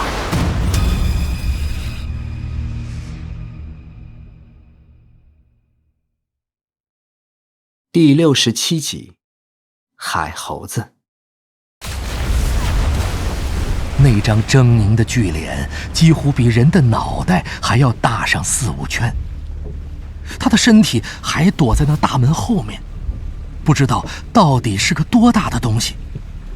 从甲板的破洞里照过来的光线并不十分明亮，吴邪看不清他的五官，也不知道是鬼还是什么动物，只觉得那张脸鬼气森森的，说不出来的诡异。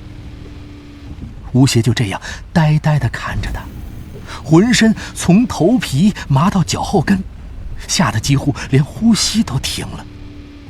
没想到2条腿也开始不争气，竟然软得像面条一样。他艰难地往后退了几步，看了看躺在地上的阿宁小姐。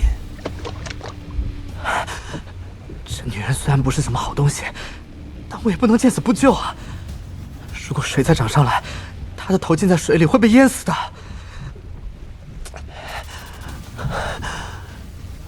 船舱的另一头肯定有通到甲板上的楼梯，先把她拖到甲板上再说。啊，那2只枯手呢？冷静，冷静，越遇到这种情况越要冷静。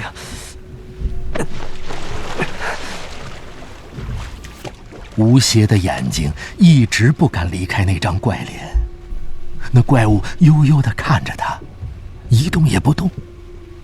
如果怪物做出点什么动作，比如转转脑袋、张张嘴巴，吴邪可能还觉得轻松一点。可是那怪物只是直勾勾地盯着这边。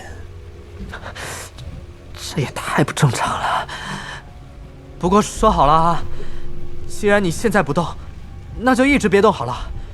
可不要等我快到楼梯口的时候再扑上来啊！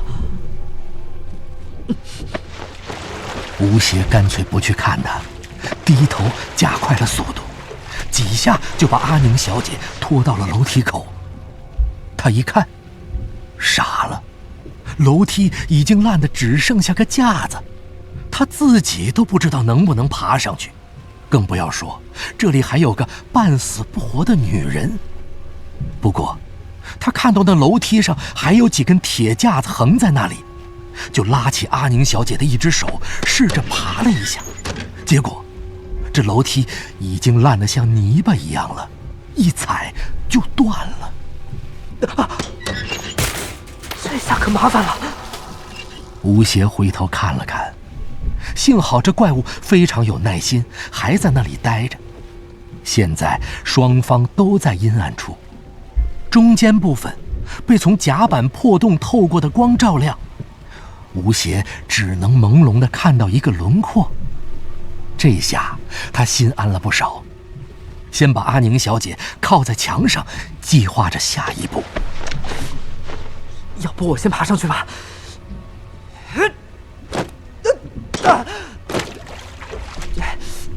再试一下。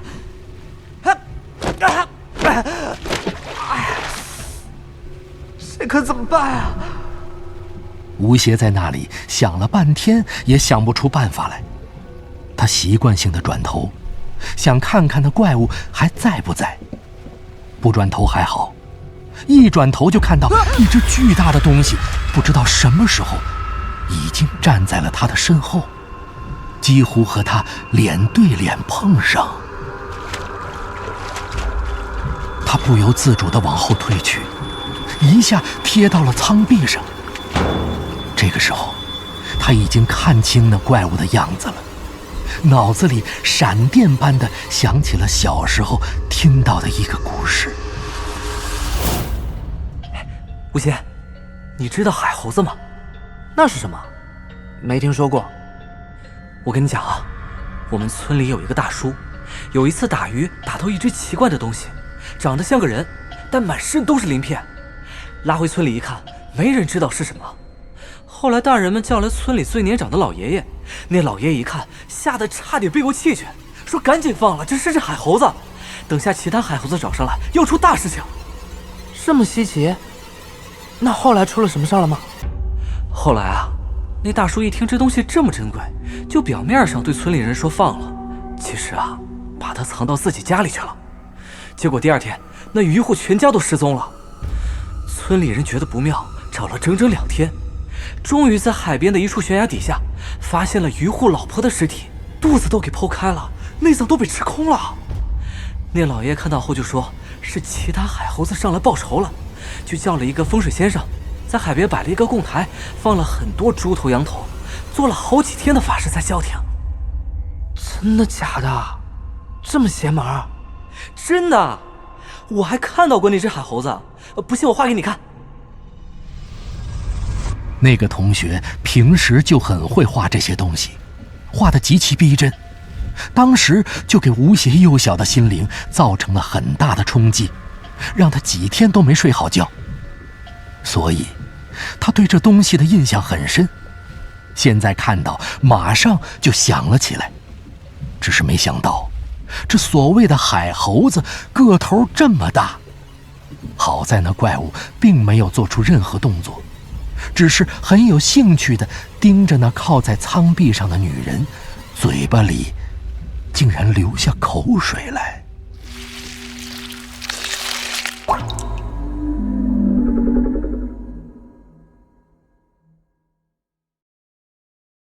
第68集，逃离鬼船。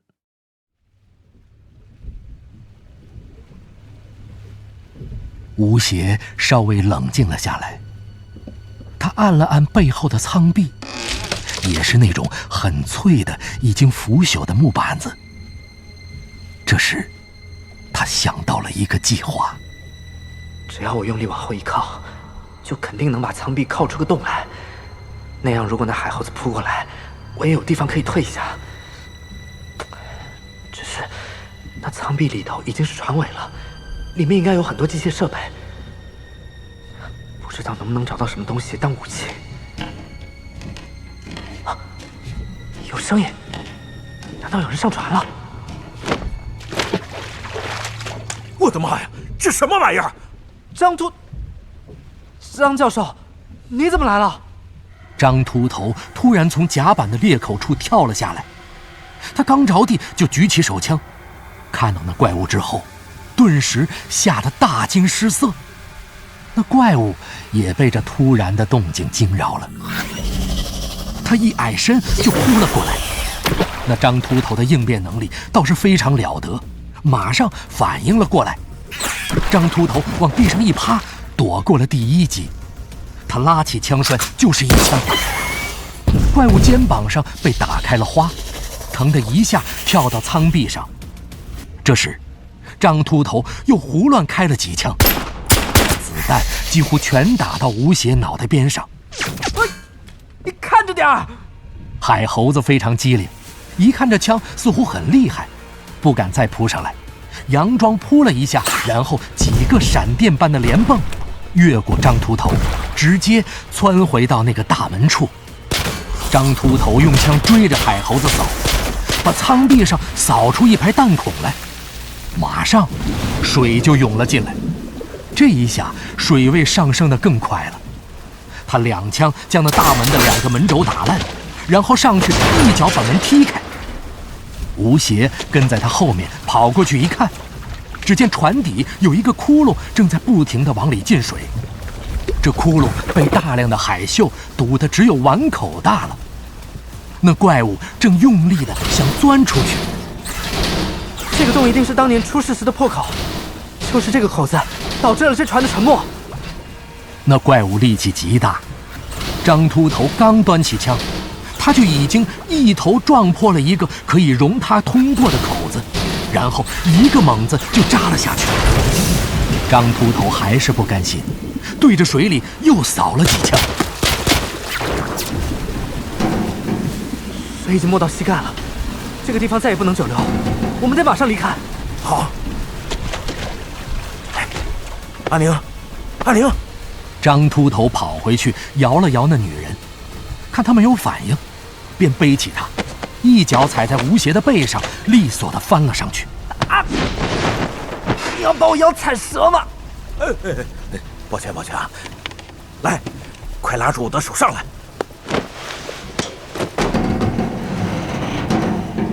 不好，船的龙骨断了，龙骨一断，船身必然会开裂，用不了5分钟，这船就会彻底沉没的。哎，我们的船来了，快点离开这儿再说吧。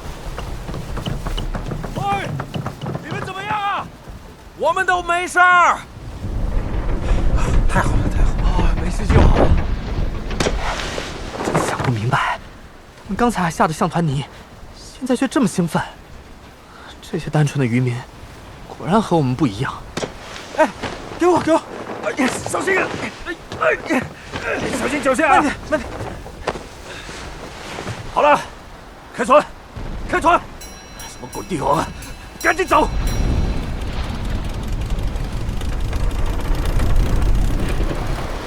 哎，你们把那个女的放到地上。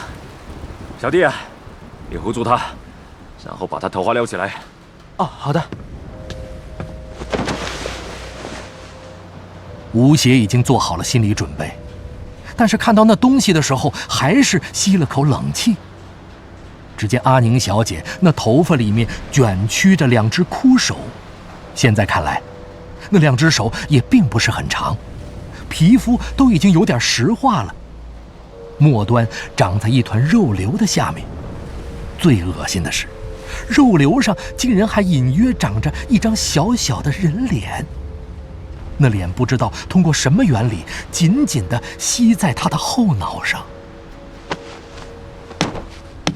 船老大看到那张小小的人脸后，表情凝重起来，先是给那东西磕了几个头，然后从口袋里掏出一把什么东西，就洒在那小脸上。那小脸突然尖叫了一声，扭曲起来。他马上抽出一把刀，小心但迅速地插到肉瘤和头皮的中间，把那肉瘤挑了起来，然后用力一扯，扯了下来。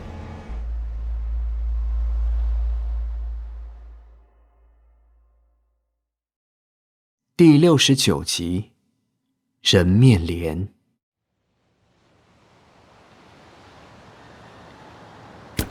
那肉瘤掉在地上，扭来扭去，吓得边上看的人都往后退了好几步。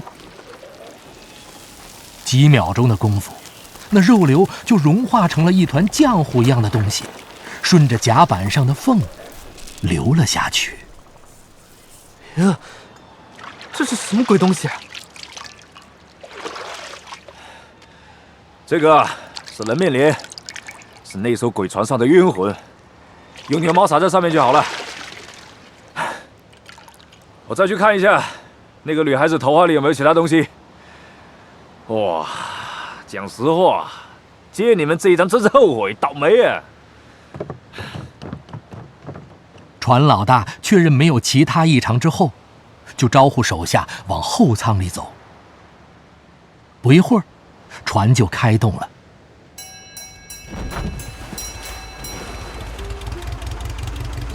此时此刻，海面已经平静了下来，天上的黑云虽然还在，但是已经分割成一小块一小块的。阳光从云的缝隙里照射下来，天空显得非常魔幻，骇人的风暴总算是熬过去了。船老大把阿宁小姐安顿好后，径直爬上了船的顶棚。我跟你说，那个海猴子报复心很强的，不知道会不会跟到我们找机会报复。我要去看一下。西沙的水很清，光线好的时候能见度有40多米。如果有东西跟着我们，肯定一眼就能看见。你也别太担心了。啊。接下来，船员们都忙碌了起来。吴邪因为刚才体力消耗的厉害，现在人刚一静下来，就昏昏欲睡。他找了块比较软的地方躺下来睡了一会儿。醒来的时候，发现太阳已经西下，船正贴着一个岛的海岸行驶。海岸上是美丽的白色沙滩，而不远处则是码头。此时此刻，阿宁小姐已经醒过来，脸色也恢复了正常。她正和吴邪一起并肩站在船头。我们是要靠岸吗？是要去什么地方？我们去永兴岛，接几个人。啊，去接谁？就是码头上那群背着旅行包的人。他们中有几个是潜水员，还有一个和你一样是顾问。我想你肯定认识。我认识？我怎么可能认识？大家准备好，我们在这边。哦，你个头啊！让你胖爷我在这儿吹了半个小时西北风，你们还有没有时间观念？是胖子。也对，从鲁王宫里出来的人，大奎死了，三叔失踪，潘子昏迷，闷油瓶生死不明，只剩下我和这个胖子。这个组织肯定是两手准备，看来他们的第一人选是胖子，合着我只是个替补。船到码头并没有减速，胖子又肥了一圈，不过身手照样可以。他跟着那群人一个纵身跳上船，往前跑了几步，停下了脚步。他看到吴邪后，开心地大笑起来。哟，小同志，你也在这儿啊？看来我们阿宁小姐的面子还是很大的嘛。他也不能这么说。看样子你们还挺熟。吴邪对这个胖子的评价一向是不好不坏，对于他的到来，也不知道自己是不是该高兴。吴邪想起他在鲁王宫的举动，几次都差点把自己害死，不由得有点头疼起来。胖子把行李往甲板上一扔，就坐到了吴邪对面。哎，这一路把我赶的，你们也催得太急了。对了，那地方找到没？还有最后一个点，不出意外的话，应该就是那个地方了。我可和你们说过了啊，胖爷我什么寻龙点穴、探穴定位，通通不会啊。地方找到了，你们再通知我下去。要是找不到，那可不能怪我啊，钱得照收啊。江湖规矩，你们这南蛮子得入境问俗。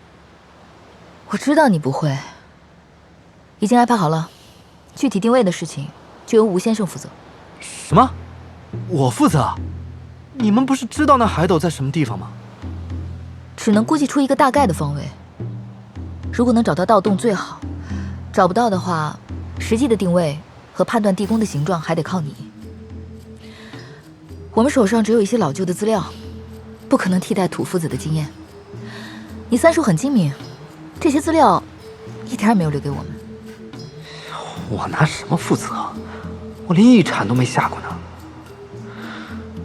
哎呀，看来今天晚上也不用睡觉了，得好好回忆回忆爷爷当年教的那些东西，不然一旦到了那个地方，我就要出洋相了。对于吴邪来说，下铲子他是一点问题也没有。在海底有任何失误，都可以说是因为海水的关系。到底是土夫子，又不是海夫子，这一块也不算是他的专业范畴。但要是让他规划地宫，这难度就大了。不过，他虽然没有实践过，但理论经验还在。算了，船到桥头自然直，到时候真的不行就瞎掰几句，说这地宫有些古怪好了。第70集，胖子。胖子看看吴邪，竟然也有了底气。哎呀，那就行，一切具备。不过难得来自西沙，咱们今天晚上得好好吃一顿，养足力气。这倒斗啊，可是体力劳动。我说船老大，你船上有什么海鲜没有啊？海鲜？我也要。在西沙，马鲛鱼、马鞭鱼和石斑很多。有人说，西沙的海里一半是水，一半是鱼，所以渔船出去很少会没有收获。旅游季节，在西沙钓钓鱼也是一件十分有趣的事情。胖子连呼带喝，那船老大十分的不情愿，但还是从鱼箱里提出一条大马鲛鱼，交给一个伙计。做个一条钩出来。嘿，我说你哭丧个脸干嘛呀？老子又不是不给钱，又不是抢你的。不过不爽归不爽，那鱼锅子端上来的时候，大家都食欲大爆发，口水直流。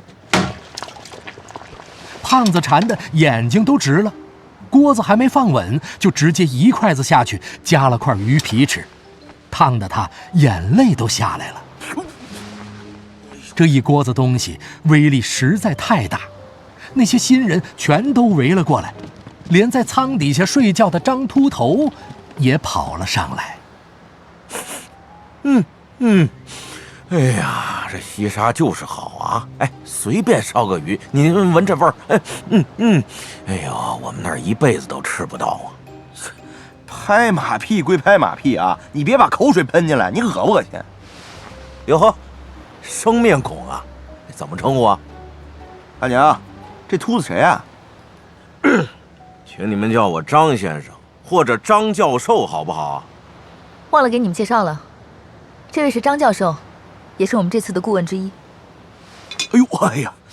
哎，真对不住了啊！我还真没看出来您是个文化人，我就是一直肠的，姓王，粗人一个。您别往心里去啊。这个文化人和粗人都是人嘛，文化人还不都是粗人变呢？分工不同，分工不同。是。那王先生是从事什么工作的呀？哎呦，这个通俗的讲，我其实是个地下工作者。懂了，哎，懂了。失敬啊！小同志，你笑什么？嘿，张教授，别光顾着说话，来，先尝两口。大家都吃啊，都吃都吃。这鱼的确是好吃啊。真过瘾，船老大，再给整点酒来呗。这出来打鱼的，怎么可能带酒出来？我根本就不信，我自己找去。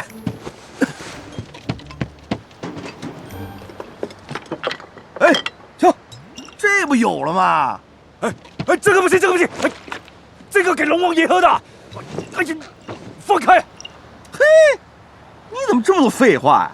就你这破酒，龙王爷喝了肯定给你把船收了。我包里有一瓶二锅头，拿着一会儿啊，给龙王爷换换口味，这叫南北酒文化交流。看到没？红星二锅头，好东西，别他妈不知好歹。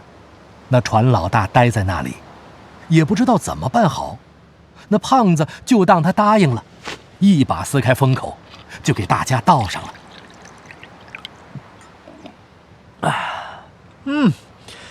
这酒的确不错啊，是黎苗乡镇有名的椰子酒。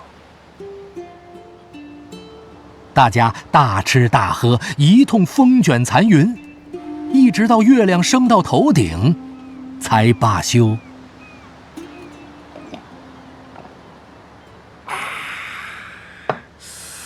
各位啊，咱吃饱了，也该谈谈正事了。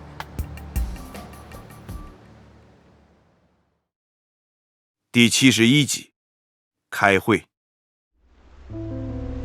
见胖子突然严肃起来，吴邪也不由得振了振精神。这胖子虽然不太靠谱，但是在古墓里的表现还是可圈可点的，至少在经验方面，比吴邪不知道要强多少倍。吴邪从来没独立倒过斗，决定暂且当一回学生，听听他怎么说。哎，我说这海斗我从来没倒过，这事先肯定要部署一下，免得咱们进去以后手忙脚乱。那里面肯定不比汉斗，我也先看看你们给我准备的装备怎么样。王先生，那你对这次有几成把握？我们不如先计划一下，心里也好有个底。哎，不好说啊。根据我的经验，这海斗一是定位困难，二是盗洞难挖，三是里面情况不明。其实这第一、第二啊，我们暂且不去想它，主要是这第三，这海斗里不知道有没有粽子，要是有啊就麻烦了。哎，要是没有啊，那这海斗也不过是水里的一个旱斗而已，轻易就拿下。这有没有粽子我不知道，但是可能有更麻烦的东西。之前三叔给我讲的在墓道里碰到的怪物，我怀疑就是今天我在鬼船上碰到的海猴子。我们刚刚也听张教授讲过了。我靠，还真有这种东西啊！很多地方都有这东西的传说，应该不会错。我小的时候也听过，我还以为是大人吓唬我不要到河边去玩呢。哎，船老大，你见多识广，你知不知道这海猴子的事情？其实这你们就不懂了，这里打鱼的渔民都见过这东西。我告诉你们，这东西不是什么海猴子，这是夜叉鬼，那都是龙王爷的亲戚。你们现在得罪了他，他肯定有回来报仇的。我看啊，我们还是快点回到岸上去，买头猪回来，请个道士做做法事。兴许啊，他大人有大量，还能放过我们。我说船老大，哎，我都一枪把那龙王爷亲戚的肩膀给打烂了，那我岂不是孙悟空啊？你那个样子哪里像孙悟空啊？你就是个猪八戒。不是，哎，既然海底有这种东西，我们肯定得有武器才行啊。那万一海斗就是他们老巢，那咱们岂不是跑过去送死啊？我说那个阿宁小姐，你有没有准备什么鱼叉之类的？我们是考虑过这个情况，准备了一些潜水用枪，但是这些枪体积很大，而且一次只能打一发，如果有紧急情况，恐怕也没有什么大作用。我知道这种枪是用压缩气体激发的，有效距离4米不到，幸好还可以当长矛用。不过这枪的长度确实太长，在狭窄的墓道里可能施展不开。甭管有没有用，枪这东西不嫌多，能带的都带着。这样啊，明天下去我打头阵，小吴同志跟在我后面，阿宁小姐，你和那秃子就在最后。如果我看到不对劲儿的东西啊，就摆摆手，咱们马上停下。如果我摆摆拳头，你们什么都他妈别管，逃就是了。对了，我们还需要一些工具：探灯、匕首、火折子、密封袋子、尼龙绳子、登山扣，还有吃的、急救用品、防毒面具、百宝盒，麻烦都准备一下。没问题，船上都有，就连黑驴蹄子都带了。得了，再谈下去啊，水都下不了了，咱们保存体力，休息。在胖子的建议下，几个人各自找了地方躺下。那椰子酒后劲儿很大，吴邪被海风一吹，头就重得一下子睡了过去，一直到下午才醒了过来。其他几个人比他早醒，已经在准备了。吴邪用海水洗了一把脸，这时候几个蛙人已经从水里浮了上来。找到了，肯定就是这个地方，盗洞也找到了。有没有进去看看？有，但是那盗洞很长，我潜进去一段没看到底，就不敢再进去了，就出来了。好。哎，大伙儿准备一下啊！他们清理完洞口就会叫我们。那洞口有塌方的迹象，他们会用支架固定一下。众人各自去穿潜水衣，吴邪和其他几人都很合身，就只有胖子的肚子包不进去，露了肚脐出来。虽然不太雅观，但勉强塞进去了。他们检查完装备，把该带的都带上，就一个接一个的倒摔进水里。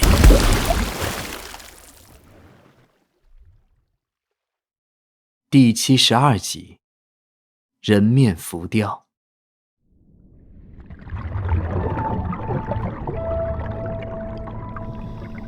那盗洞离船不远，海底被炸出一个大坑，洞就在坑的底部。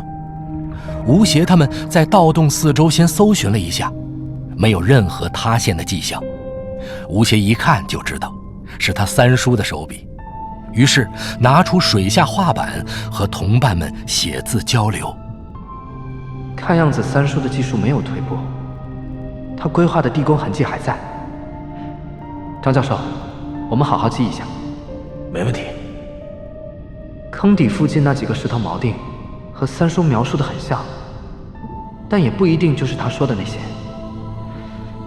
看这个盗洞的位置，应该是往耳室挖下去的，那个地方的砖应该比较薄。这周围也没别的线索，现在要不要进去？我们走。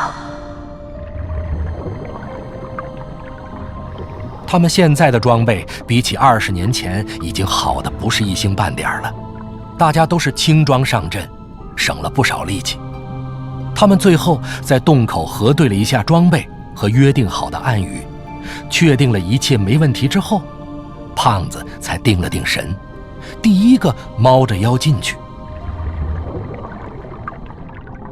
吴邪和其他人打开探灯跟着，一下子潜进去5、6米。这盗洞很不规则，时宽时窄。吴邪一边游一边看着洞壁，发现了一些不寻常之处。哎，奇怪，这个洞壁怎么看上去不像是人挖的？如果是三叔打的洞，他肯定是一铲子挨一铲子的，打得很工整。可是现在这上面的痕迹乱七八糟，坑坑洼洼，倒像是动物打的洞。他们艰难地游了20多米，洞口进来的光线已经照不到了。这个时候，盗洞的方向突然一变，竟然垂直挖了下去。既然还没挖到墓，为什么突然改变方向呢？他们在这垂直的洞口休息了一下，然后胖子对大家做了一个小心的手势，自己先游了下去。胖子的灯光一直下去，直到变成一个小点儿。怎么这么深？这个时候，胖子在下面晃了晃探灯，说明下面安全。其他人马上一个接一个地潜了下去。吴邪看着潜水表，已经有10几米深了。我从来没有潜到这么深，也不知道我的身体能不能撑得住。那下面已经被挖开一个很大的空间，他们马上看到了古墓的幕墙，上面破了一个大洞。吴邪一看更加疑惑了，这洞竟然破得这么不规则，不像是一般倒斗的一块一块小心地卸下来的，有几块砖头竟然还被撞裂了。那胖子看看吴邪，吴邪也看看他，两个人写字交流了起来。这洞可能是海猴子挖出来的，不是盗洞。没错，小心点，如果有特殊情况，就用气枪打他。嘿嘿，胖爷我是不会留情的。胖子拿了气枪，拉开保险栓，然后往洞里游去。这是吴邪第2次进古墓，虽然有点兴奋，但是想起上一次的经历，他还是觉得浑身不自在。现在是在水下，手脚的阻力很大，如果遇到危险，恐怕也没办法像在陆地上一样快速逃命。墓道比大家想象中的要宽阔，吴邪调高探灯的亮度，又打开手里的防水手电，跟在胖子的屁股后面。他们几盏灯的光非常亮，一下子就照出去很远，顿时整个墓道都亮了起来。吴邪看到那墓壁的墙上果然有吴三省说的人面浮雕。不仅如此，这些人面浮雕的额头上还都刻着一些奇怪的动物，雕得非常精致。这些动物大部分都是真木兽，但是他们为什么没有刻上眼睛？等等，这张人脸的额头上刻的好像是3条蛇眉铜鱼。吴邪心里一紧，忙拉住胖子让他停下来，然后去研究那块浮雕。胖子正急着往里面走，很不耐烦，也不知道吴邪发现了什么，转过头来看了几眼，没看出什么名堂来，就急得直招手。吴邪见胖子着急往前走，便自己爬过去看了起来。这上面有3条蛇眉铜鱼首尾相连，形成一个环状，每条造型都不一样。这其中2条在我包里，这条3只眼睛的没见过，难道是有什么提示吗？下面的这张脸也有点奇怪，附着物有点多，看起来像一张破相了的女人的脸。吴邪还想仔细地研究一下，这个时候后面的阿宁小姐也示意他急速前进，他没办法，只好继续向前游去。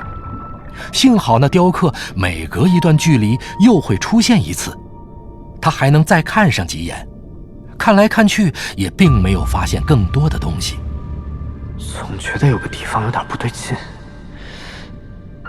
到底是哪里有问题呢？等吴邪数到那人面浮雕第5次出现的时候，终于他发现了问题所在。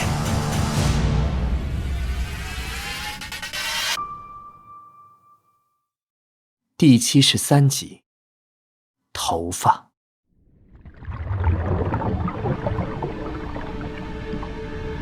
我记得第1块石头板上的人脸，眼睛是闭着的。第2块石头板上的似乎有点睁开的趋势。到了第3、第4块石头板子，那眼睛睁得越来越大了。现在这第5块上的就已经睁得几乎全开了。吴邪这时候感觉有点不妙，忙拉住胖子，示意他不要继续往前走了。幕墙上的人脸，眼睛在逐渐睁开，我怕有问题。我没注意，只是些石头浮雕，里边肯定有整块石头。你想太多了。你把枪端起来。那好吧。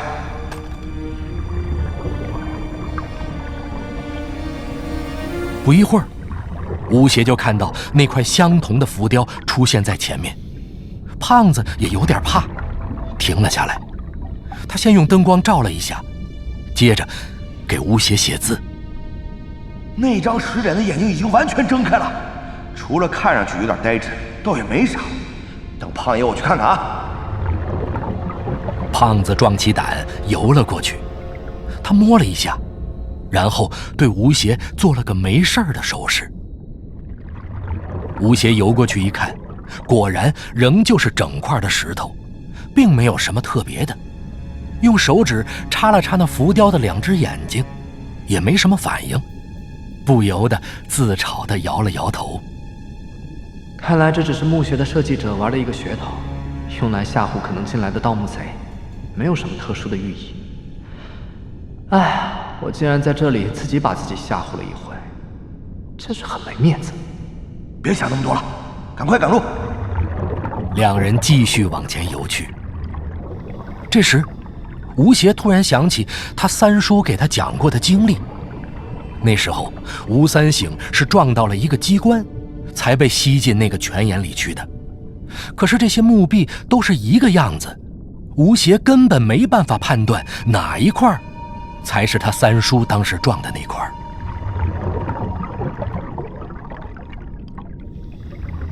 这样一直往前游也不是个办法。不知道这个墓道是通到什么地方去的，说不定又是个循环。如果在里面迷路就完蛋了。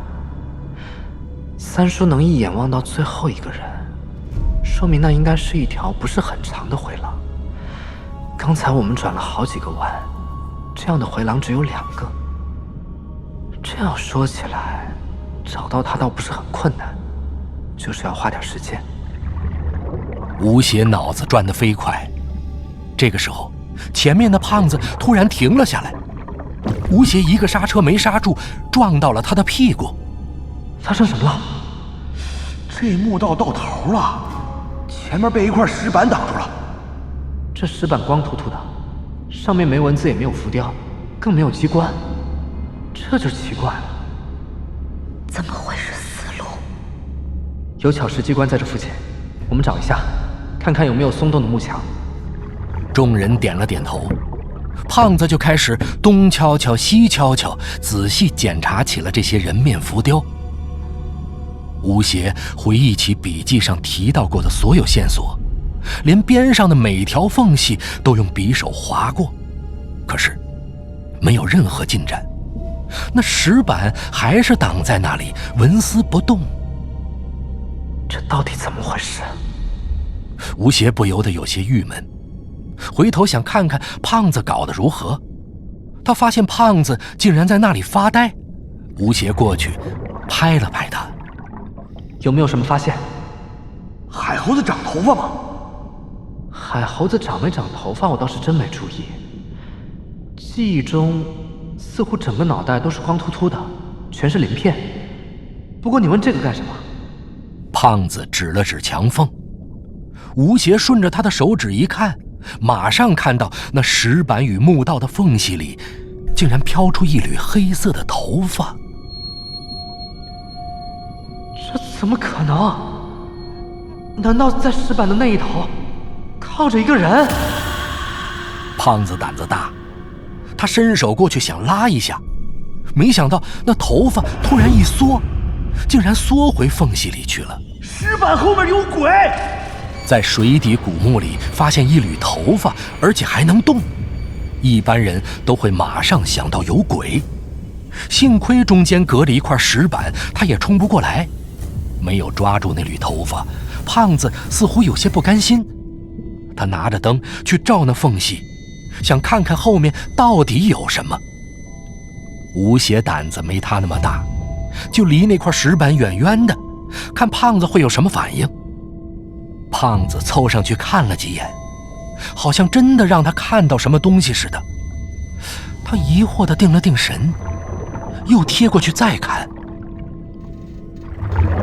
这一次胖子反应很大，突然就猛地一退，像逃命一样拼命游出去好几米，转身对其他人拼命地摇拳头。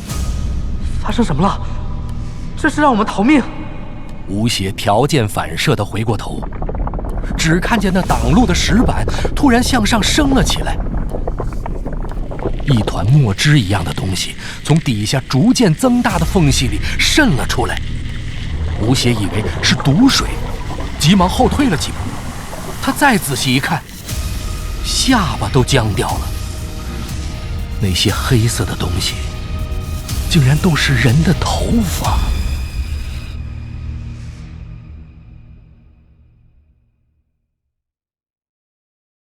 第74集，大量头发。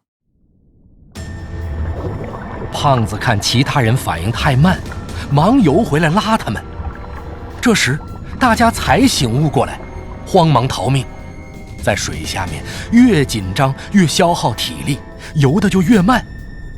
吴邪学着胖子一样蹬着墙壁走，虽然动作不太雅观，但是速度飞快。他们连蹬了20几步，先到一个转弯处，胖子一把吴邪拉住，让他躲在拐弯后面，示意先看看情况再说。吴邪大口大口地吸着氧气，匆忙往后一看，这一眼把他给惊呆了。好家伙，后面的墓道里全是头发，黑漆漆一大团一大团，这要多少年没理才能长得这么长啊？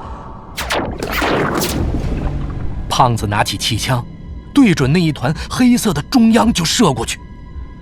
他以为这一枪能一下子穿透过去，所以当他看到那梭镖快速飞了6、7米之后，突然就变成慢动作，一下子被裹进头发里的时候，胖子的脸都白了。不过那梭镖还是起了点作用，那头发好像还有意识，往后缩了一下，竟然翻滚起来。那翻滚更像是头发里面有什么东西要出来。那胖子又搭上一只梭镖，准备走近一点再给他来一下子。这个时候那头发猛然一缩，又猛然一放，这一下从头发的最深处竟然吐出来一个死人。那个人穿着和众人一样款式的潜水服，有可能是那3个中的一个。他的鼻子和嘴巴里都是头发，连2只眼珠子里都有头发钻出来，一看就是窒息死的，现在已经被水泡得肿了起来。这头发非常显眼，得快点离开这儿。吴邪想拉胖子一起逃，可抬头一看，胖子竟然不见了。吴邪吓了一跳，他忙转头，只见胖子已经跑出去老远了，在那里挥拳头。吴邪忙招呼张秃头和阿宁小姐跟上。感情你是自己先跑到安全的地方，再来警告我们呀！别闹了，先撤。众人一想，确实逃命要紧，便不再耽搁，继续向前游。糟了，氧气不够了。这一路过来已经过去了将近半个小时，我们又呼吸得这么急促，氧气的消耗是平时的几倍，有点过量了。如果还没有进展，我们就必须原路赶回去。可是这么出去，连三叔说的耳饰都没有找到，还真有点不甘心。这个时候，一直游在最后的张秃头突然像只螃蟹一样拉住其他人身上的背带，手忙脚乱地窜到了最前头，一把揪住了胖子，让他停下来。这人比我更了解古墓的构造，难道他已经找到了什么线索？果然，张秃头比划了一个手势，示意大家跟他过去。胖子急得直跳，但其他人都不理他。他没办法，只好气鼓鼓地跟在大家的屁股后面。张秃头笨拙地往回游了几米，他指着一块已经有点凹陷的木墙让大家看，原来刚才胖子蹬着墙走的时候，一脚就把这块木墙给蹬进墙壁里去了。这里果然是一处长回廊的末端，那三叔所说的机关，十有八九就是这儿了。不过这机关一开，水就会狂涌进来。三叔当年是戴着头盔，所以没事。我们现在头上只有一个潜水镜，一旦被卷进急流，难保不会被撞得头破血流。吴邪往后看看，发现那头发还没有追过来，就想先提醒其他人一声。这个时候，那个张秃头突然一把按上去，吴邪还没有反应过来，大量的水泡就冒了出来。糟了！没想到这张秃头闯祸的能力和胖子比起来有过之而无不及。吴邪来不及逃跑，一股巨大的推力直接从他背后冲了过来，把他狠狠地推进了墙上的洞里。那水流是旋转着的，他马上体会到了三叔说的内脏都被甩到一边的感觉，只觉得自己被塞进了滚筒洗衣机里，一阵搅，几下子就晕得什么都看不清楚了。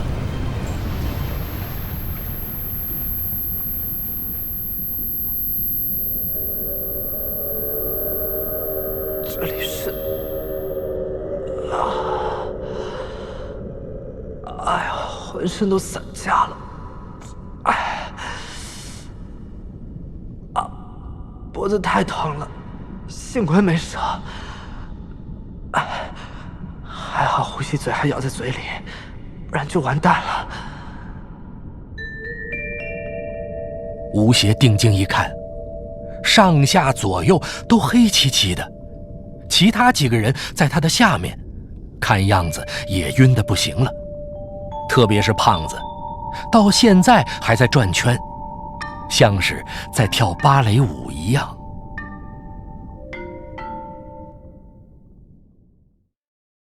第75集，大瓷罐。这井壁是上等的汉白玉，用这么好的材料，应该是这个墓的地宫内部了。看样子，可能已经到了三叔说的那个耳室中的泉眼里。吴邪脚一蹬，向上浮去，突然，他头一暖，脑袋就此升出了水面。四周仍是一片漆黑，探灯的光级数性太强，只能照出一个点。他关掉探灯，换成手电，把这个墓室仔仔细细地看了一遍。墓室是见棱见角的长方形，除了宝顶上面描着50星图之外，其他地方并没有太多的装饰，还挺朴实的。里面没有棺床和棺椁，这里应该是一间耳室。吴邪找了一下，似乎没有找到其他的出口，只有左边一道石门连着甬道。墓室的墙是用非常廉价的白膏土封起来的，上面本来有一些斑驳的壁画，可惜已经被水汽腐蚀得一塌糊涂了，已经无法确认上面画的是不是晋婆的图案。墓室的地上放了几溜陪葬的瓷器，只有100来个，其中还有几个非常值钱的青花云龙大瓷罐。这有一些脚印，都是尸的脚踩完之后留下来的，还挺新，估计是三叔的杰作。空气质量没问题，大家都出来吧。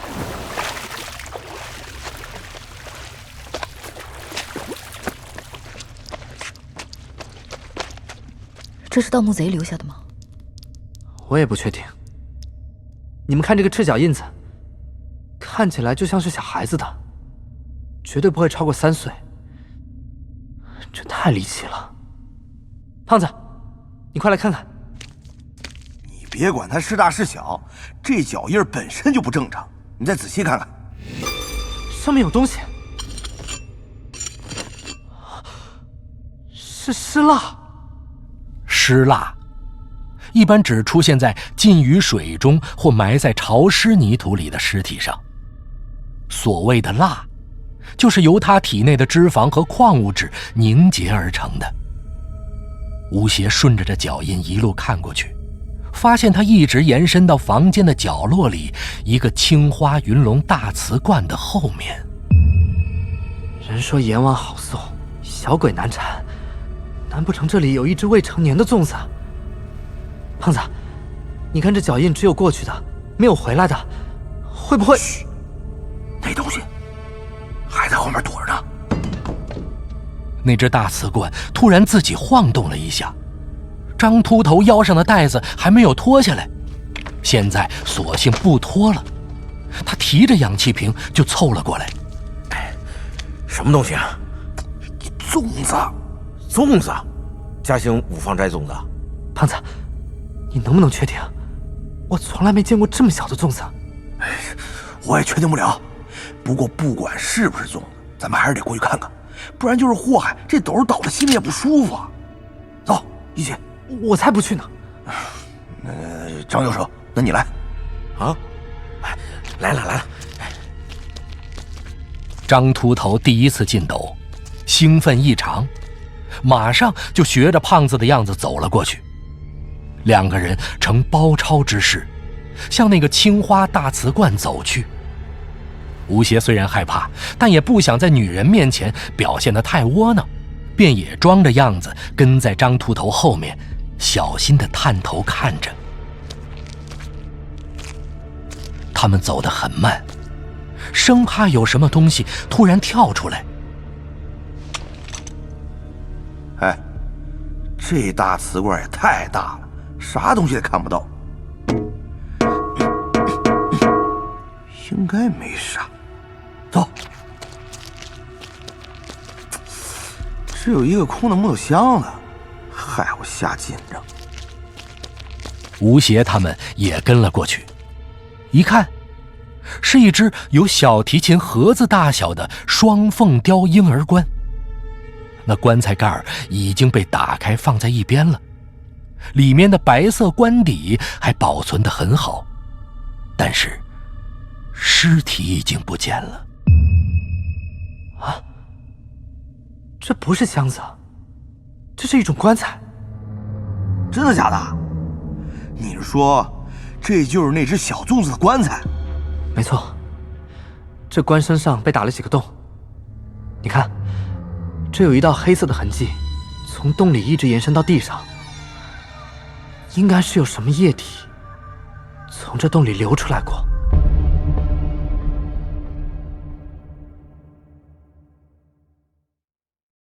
第76集，婴儿棺。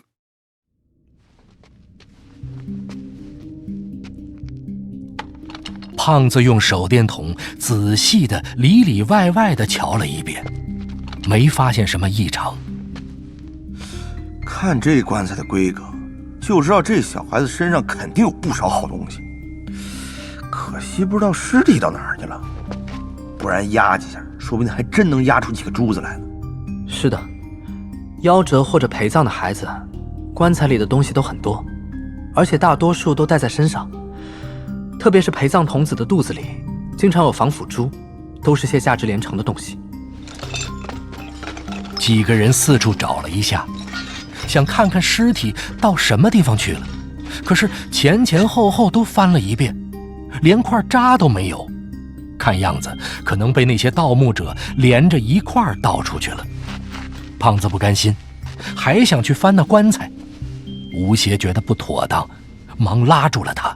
哎，这棺材和别的棺材不一样，绝对不是单纯放死人的，还是不要碰了。尸体都没了，怕了个熊啊！你还怕这棺材跳起来咬我？我们来这里的目的不是导冥气出去，还是快点到主墓室去，别浪费时间。速战速决。那行吧。他们回去把潜水器械先整理好，胖子背起背包。他突然看了看吴邪，好像有话想说，又有点不好意思。哎，你有话就说行吧？什么事啊？哎，你们说，那小粽子会不会爬到那大瓷罐里边去了？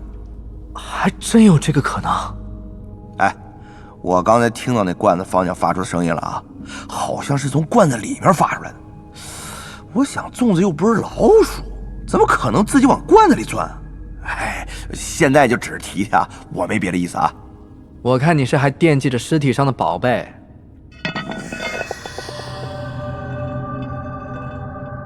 4个人全都不说话了，紧张地看着那只罐子。那罐子先是在原地转了几个圈，然后竟然咕噜咕噜地滚了过来。吴邪急忙退了几步，那罐子晃晃悠悠地滚了几下，就改变方向，朝甬道的石门滚去，最后撞在了门框上，停了下来。几个人你看看我，我看看你，都觉得莫名其妙。胖子，难道真被你说中了？里面有只粽子？这罐子果然有点邪门啊！哎，要不咱先下手为强，给他几坐标？千万别，先搞清楚到底是什么再说。这是元明时期的青花大瓷罐，绝对的珍品。这么大的世界上已经不多见了，砸一个少一个。而且也不知道里面到底有什么古怪。如果真的是你说的粽子，那免不了又要开打。我刚才在水下消耗了太多力气，绝对跑不动了。那你说怎么办？我也不知道。我们现在是在10几米深的水下古墓里，这空气不知道能维持多长时间。继续待下去，对我们没有任何好处。嘿，你瞧你这纠结劲儿！咱们也不能肯定里面就是只粽子，这地方通着海，说不定什么螃蟹、龙虾都爬进去了。哎呀，犯不着在那这儿自己吓自己，还是得过去看看再说。各位，我们的主要目的还是进主墓室，不要在路上浪费时间，好不好？我看我们还是能避则避，看看其他地方还有没有什么出路。没错，这也是个办法。我先去检查一下这间耳室。然而，吴邪将这耳室左左右右、仔仔细细地检查了一遍，可惜这地方一目了然，再没有第2道门了，也没有可以供他们钻的洞。这事到如今啊，要不就是把这罐子搬开，要不就是回去，没别的路走。不过我和你们说在前面啊，既然已经到了这儿了，被这罐子吓过去，我王胖子肯定不干啊。此刻阿宁小姐的表情也十分坚决，张秃头则一句话也不说。他们3个人一起看着吴邪，好像在征求吴邪的意见。吴邪心里本还没有个清晰的决定，但看着阿宁小姐的眼神，不由得心里一软。如果贸然冲过去，当然不太妥当。但是胖子说的也有道理，这古墓里的东西很多都是自己吓自己，走一步算一步。如果相安无事就算了，要是他搞3搞4的，我们4支梭子枪在手上，也不怕他。哎呀，好样的，小同志！吴邪拿出了气枪，打开了保险栓，对准那个罐子。胖子打头阵，4个人小心翼翼地贴着门边向里走去。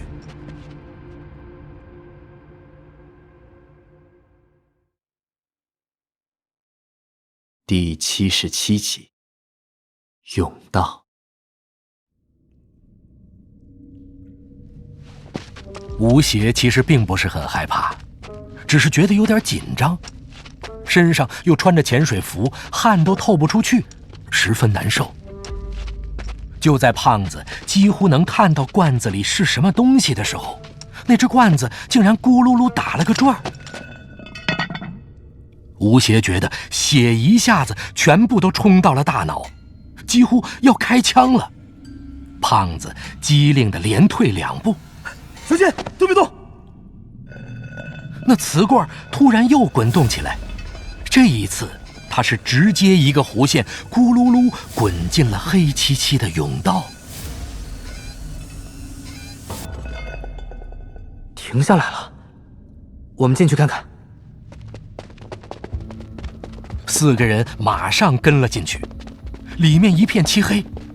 吴邪用手电筒一照，发现这是一条汉白玉砖修的直甬，非常简洁，里面什么东西都没有，只是地上有2条灯渠，里面是每隔1米的灯座。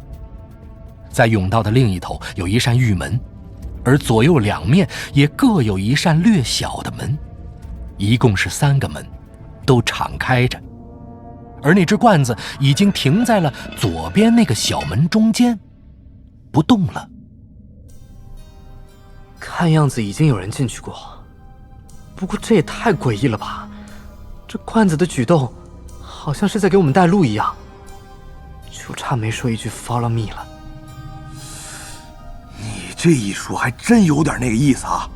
我刚才也觉得，这东西这么滚着，简直和保龄球一样。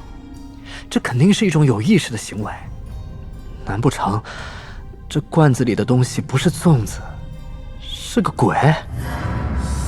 既然都到这地步了，咱也别犹豫了，就一路跟过去，看他什么目的。反正伸头一刀，缩头也一刀。没错。哎，就这光秃秃的石板路，一般都有陷阱。吴老弟，你瞅瞅，这地方有没有什么问题？这甬道地上都是很小块的石板，很可能装了强弩机关。既然我3叔到过这个地方，如果有机关，也有可能已经被破坏或者引发了。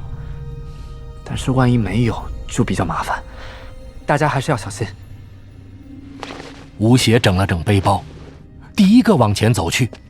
要躲避机关，最好就是趴着或者贴着墙壁。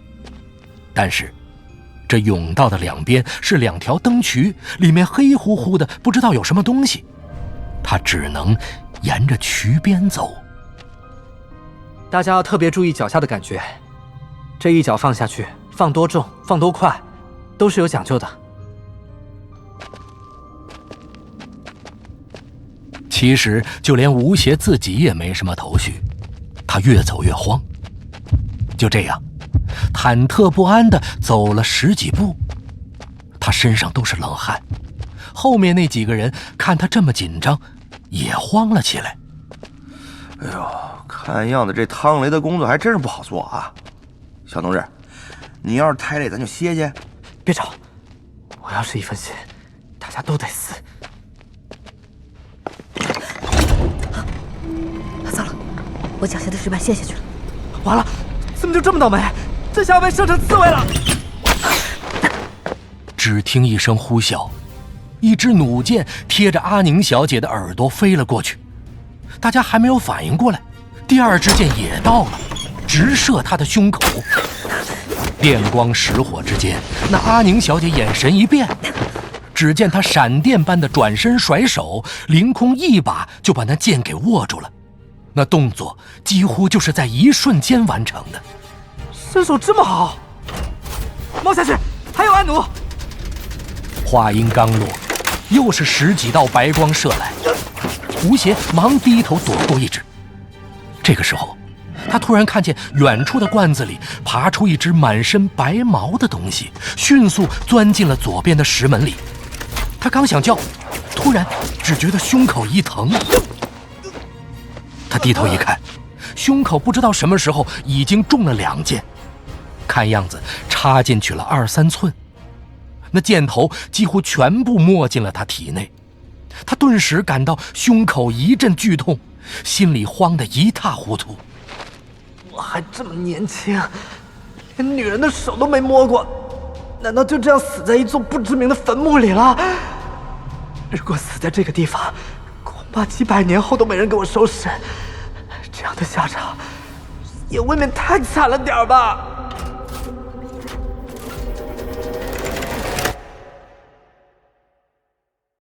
第78集，箭雨。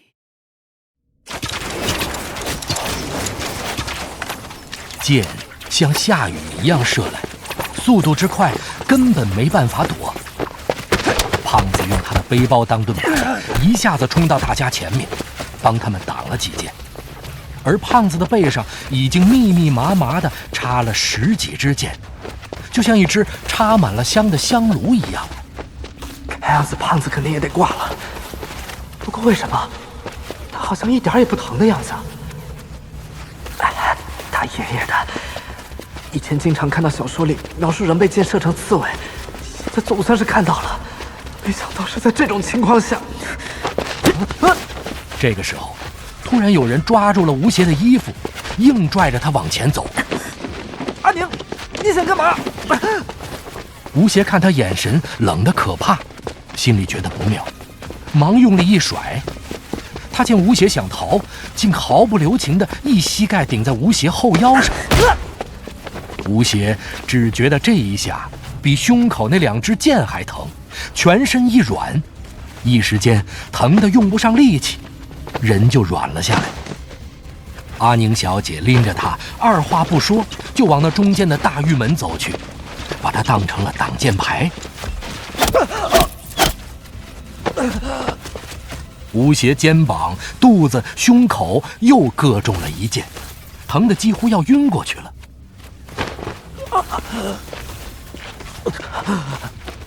人说最毒妇人心，我还真没信过。没想到你这么狠毒，刚才还是那种害怕的小女人样子，谁知道一转眼就可以拿我去当人肉盾牌，当箭雨。吴邪用尽全身力气一扭，那女人的力气并不大，她一下子就挣脱了，身子一歪，倒在那灯渠里。那女人看失去了掩护，马上一个翻身，一下躲过10几支箭，回头狠狠地瞪了吴邪一眼。你还有脸来瞪我？吴邪扑过去拉他，他一个就地打滚，翻到了墙边，然后高高跳起，在墙上一蹬，闪电般的翻到了安全的区域。整个动作在电光石火之间完成，十分干脆利索。他竟然一箭都没中！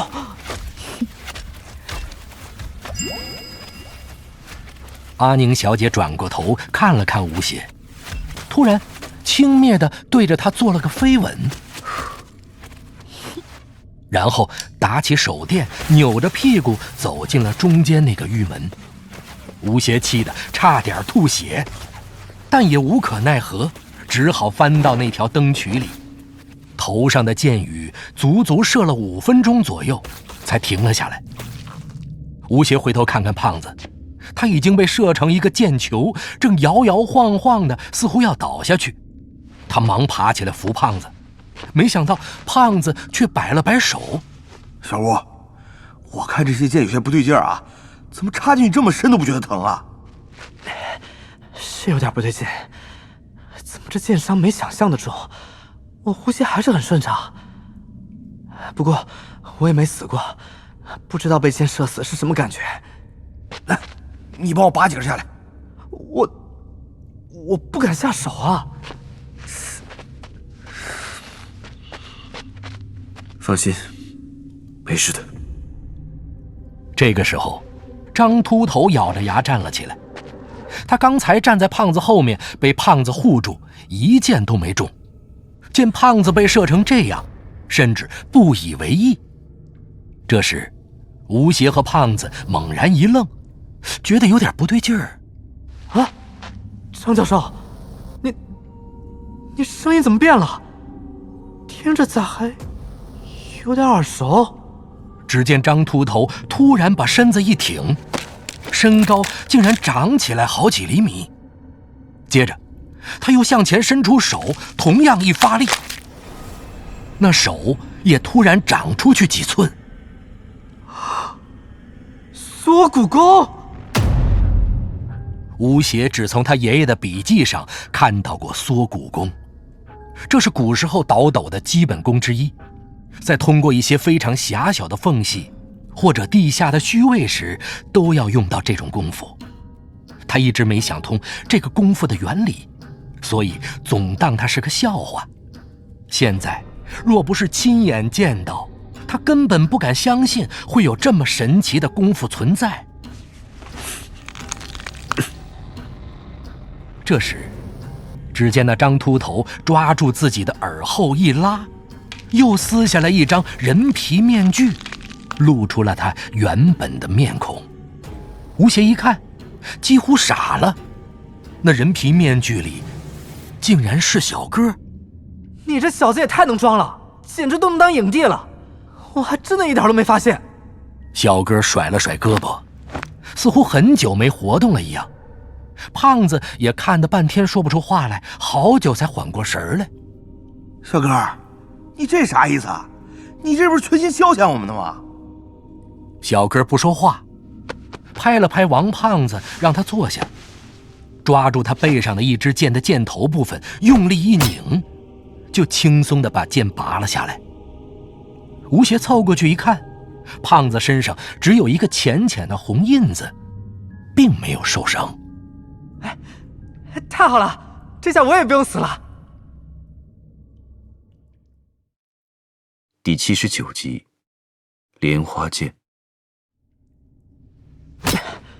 吴邪学着小哥的样子去拔身上的剑，这手艺一点也不难，他一下子就拔出来一支，一看就明白了。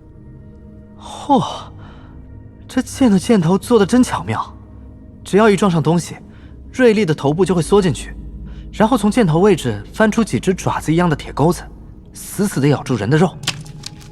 刚才那一脚是那个女人故意踩的，看来她不仅对自己的身手很自信，还想把我们全部干掉。她刚才还朝我飞吻，摆明了是在嘲笑我。果然是漂亮的女人不可信，这亏我以后绝对不会再吃了。幸好这儿的箭头都是莲花头，要不然还真被他得逞了。胖爷我一世英名，如果死的时候被射成刺猬，还不给人笑死？为什么这里的箭都是用这种箭头的？这有什么用意吗？我也不知道，但是一看你中箭，我就发现这是莲花剑了。我想不出其他理由，或许这是墓室的主人想放我们一马，让我们知难而退。这也有点说不通啊。哎呀，不过现在也不是讨论这个的时候。那女的已经进了主墓室，不能让她这么轻易就拿了东西逃走。慢着，刚才那只罐子鬼要我们先进左边这个墓室，肯定是有原因的。我们还是按照步骤来。现在在人家的地盘上，不要乱跑。要是那女人等一下出来直接跑了，也不知道去哪里追她。不怕，咱们先回去把潜水的东西都藏起来，看她能不能一口气憋到外面去。胖子，关键时刻还是你脑子活，我怎么就没想到呢？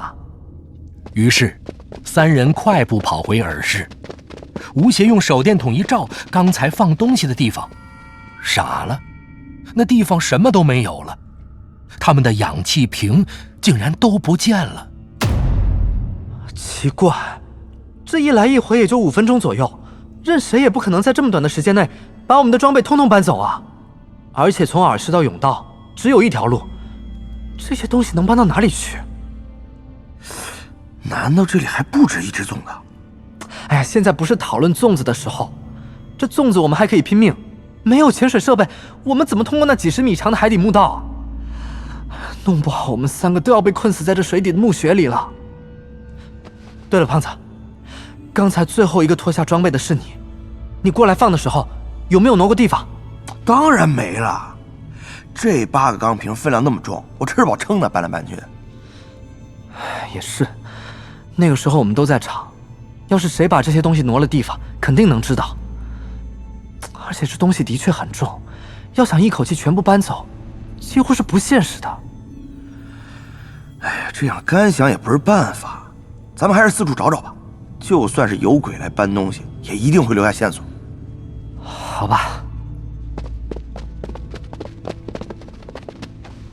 难道藏在瓷罐后面了？这么丁点大的地方，如果有什么东西，应该一眼就能看到。哎，这个时候也只能死马当活马医了。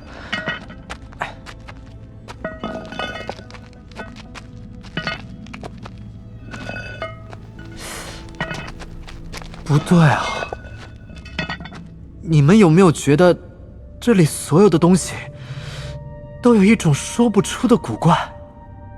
我知道了，这里根本就不是咱们刚才待的地方。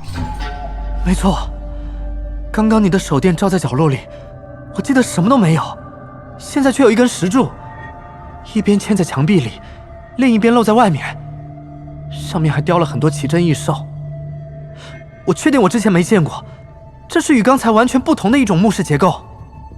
哎，你看，其他3个角落也有变化。这不仅不符合常理，简直是匪夷所思啊！你们说的对，这里好像是另一个房间。那边角落里的那口婴儿棺材也不见了，陪葬品的摆设也非常不同。而且，你们看顶上。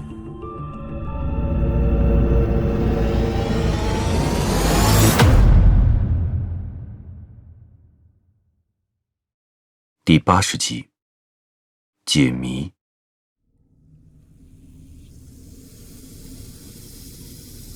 吴邪抬头一看，吓了一大跳，宝顶浮雕上的阴阳星图竟然变成了2条互相缠绕的巨蛇，盘绕在整个圆梁上，刻得栩栩如生，好像马上就要扑下来咬人一样。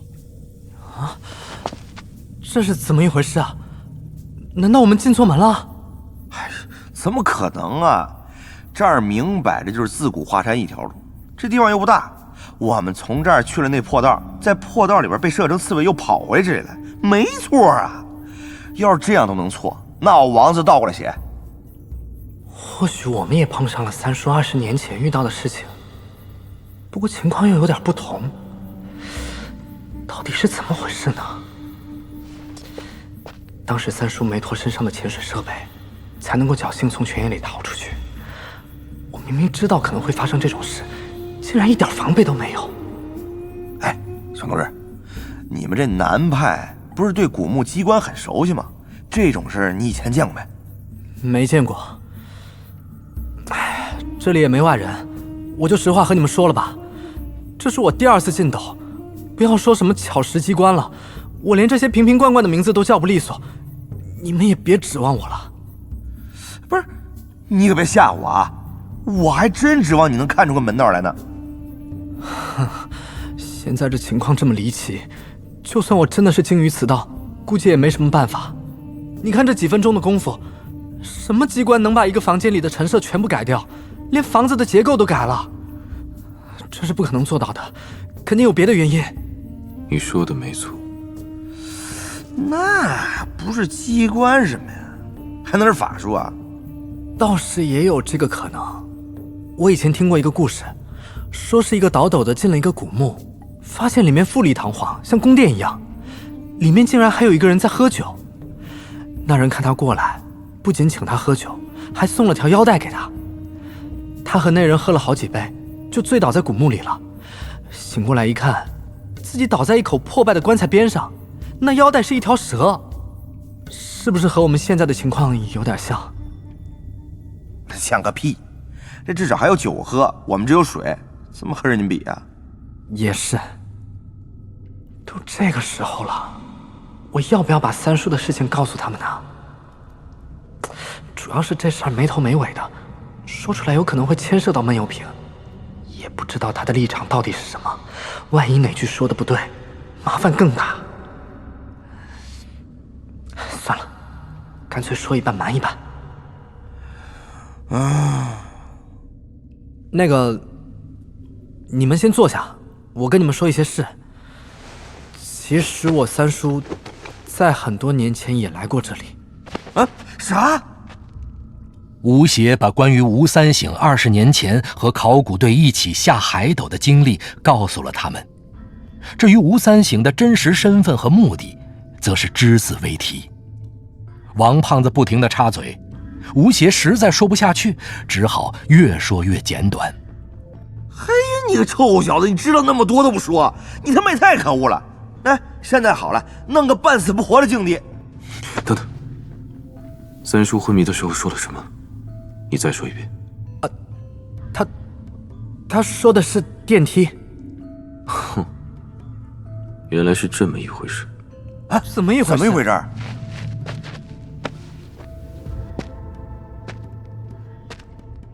石门门框这里的确是一个机关，而且还十分简单，只能骗骗小孩子。所以你三叔20年前看不出来，20年后就能发现。哎，小哥，你知道就快说，你别卖关子了，我都急死了。我举一个例子，你一听就能明白。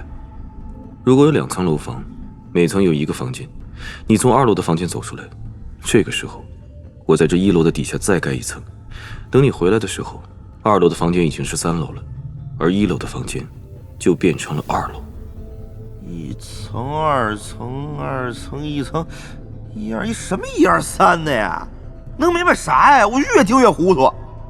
我明白了，三叔说的电梯竟然是这个意思啊！怪不得他刚发现这个秘密的时候，脑子里第一个想到的是这个词儿。这真是既在意料之外，又在情理之中。而且这个结构并不复杂，也就是个骗骗小孩子的把戏。哎，你们到底说啥呢？你快给胖爷解释解释。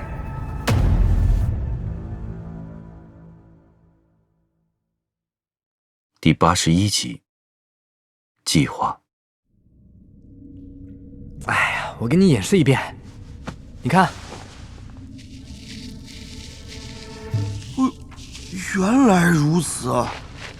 哦，还真是简单，我还以为有更大玄机在里边呢，原来不过如此啊。说来惭愧，我本来就是个学建筑的，这个机关完全是建筑学的范畴，我竟然一点也没有发觉，真是应该检讨一下。看来凡事还得往简单处想才是真理。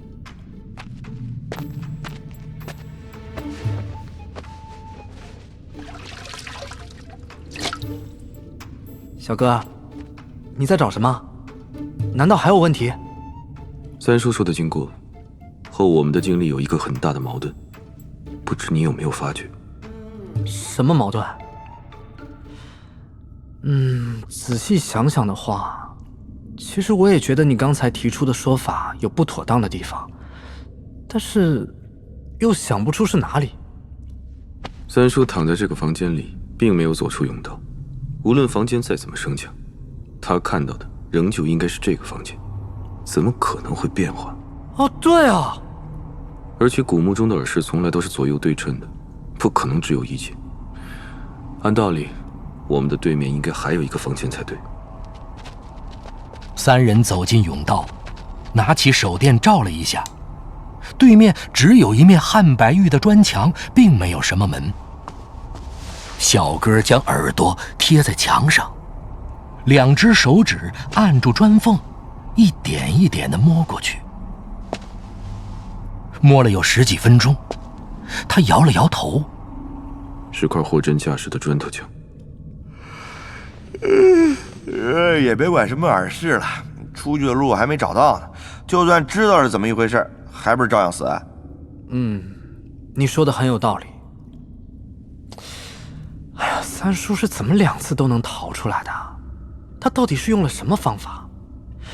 他第2次出来的时候身上没有潜水设备，难道他是硬生生的从古墓里闭气游出来的？容胖爷，我思考思考啊。三叔啊，三叔，你这老油条藏着掖着不少事，你知不知道？你几句轻描淡写的扯淡，可能就要把你侄子给害死在这10几米深的海底了。3个人都陷入了思考。其实要从古墓里出去，无非有几条路：一是原路返回，这当然是不可能的，除非他们的肺活量能和海豚一样。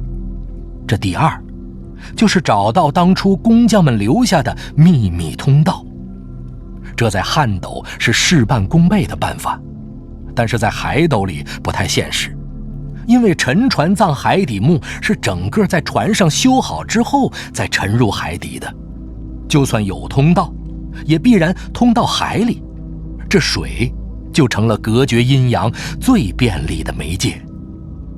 第3，也就是最笨的办法，直接挖出去。哎呀，这么多砖头，就算能挖得动，也是个巨大的工程吧？来，小同志，你刚才说你是学建筑的，那有没有啥你学过的什么设计思路可以参考啊？有道理哈。如果是我自己来设计这个海底墓，按照最简单的建筑原理，我会在这个宝顶之上放什么东西呢？我暂时还想不到。不过现在可以肯定的是，光是砖头肯定无法形成气密结构，在砖缝里必然有密封用的白膏土，上面应该还有木板子上多道火漆做隔水密封层，然后最上面再上膏土，那就有办法了。不用怕，实在不行，我们可以直接挖上去。挖上去？那不直接挖到海里去了？我估计我们离海面也就10几米，这个墓室为了容纳电梯机关，一定造得非常高。这海斗上面的水并不是很深，如果在退潮的时候做，我估计只要上面的沙子不塌下来，还是有机会出去的。可是我们进来的时候也没带什么工具，上面都是整块的石砖，用什么挖？手啊？这你就不懂了。沉船葬海底墓，大部分的砖头都是空心的，能压不能砸。我们只要找几个金属的东西，用力敲几下，肯定能搞出个洞来。哎，这办法听上去有戏啊！咱们也别倒什么斗了，直接翻点工具出来。这墓这么大，那主墓室里肯定有陪葬的铜器。没错，仔细想想，其实所有的方面都符合条件，只要这洞能在退潮的这几10分钟内完成，我们逃出去的可能性还是很大的。离退潮还有很长的时间，这里的空气不知道能不能撑到那个时候，一切还要看天意。那就别管它退潮还是不退的，先找家伙凿开了再说。这么闷死也太憋屈了，我宁可找着粽子，痛痛快快的被咬死。如果在没有退潮的时候挖穿，头顶上的水起码有2米深，这水一下冲进来，不要说爬出去了，这墓室这么大点空间，全部灌满大概也只要几分钟。不过，我们先走一步看一步吧。3人振作精神，整理了一下东西，就往甬道走去。然而，刚走出甬道的石门，3个人就愣住了。我靠，这地方也太他妈邪门了！在他们面前，本来还是一堵砖墙的地方，竟然出现了一个门。门里面有一口巨大的金丝楠木棺。